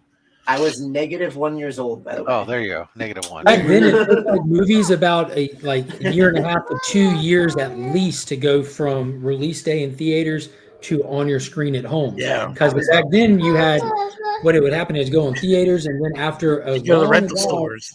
it would go Yeah, to that state hurts my brain, television Kyle, 'cause services. now Those you're telling early me state that- television services would get them, like HBO and stuff like that. And then older than about the same Kyle. time as That's they would wrong. hit VHS in stores, and they were given time to sit on shelves for people to purchase before they would go available on television. Yes, Jonathan, I need that in my life. It's a Rogue Trader. Yeah, I was on a stream with him Wednesday for a minute while he was Yeah, I just- saw you. I saw you on that stream. That was what are you reading panel. Mhm. I don't know. That's the man who's doing my pressing for me now. He's been doing a great job. He's a You nice know who guy. else does a great job, Rob? Here you go.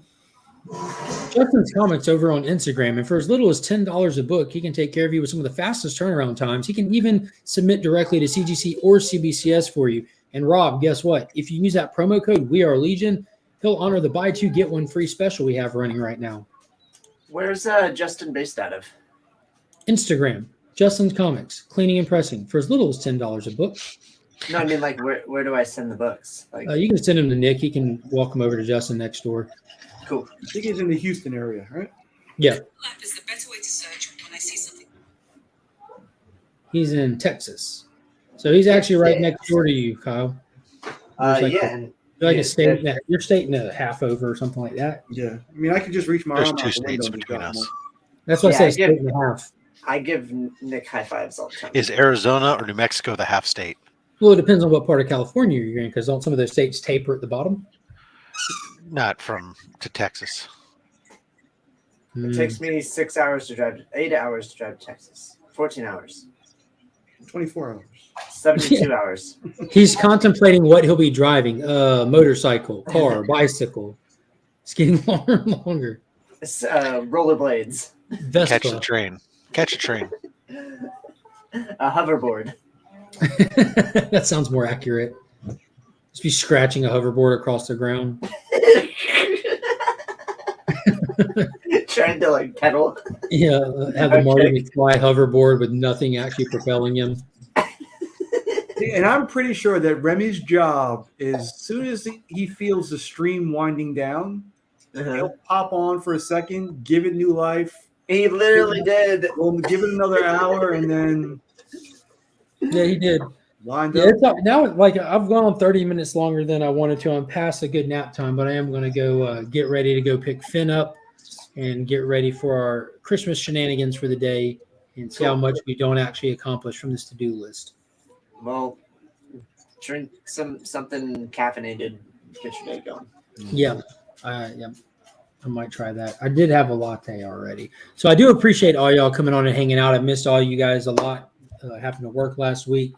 And thank you to everybody in the chat. I appreciate those super chats that you guys were dropping. It does go a long way. Thank you to all the channel members that are out there. And all of you channel members, definitely be on the lookout this Sunday night at 9 p.m. For At Week's End. We'll be reviewing comics as usual, but I'll also be doing the drawing for the Legion loot giveaway. And a big thank you to Big Time Collectibles for sponsoring that. So I hope all you guys have a good day. And as always, I'm Mark, but we are Legion.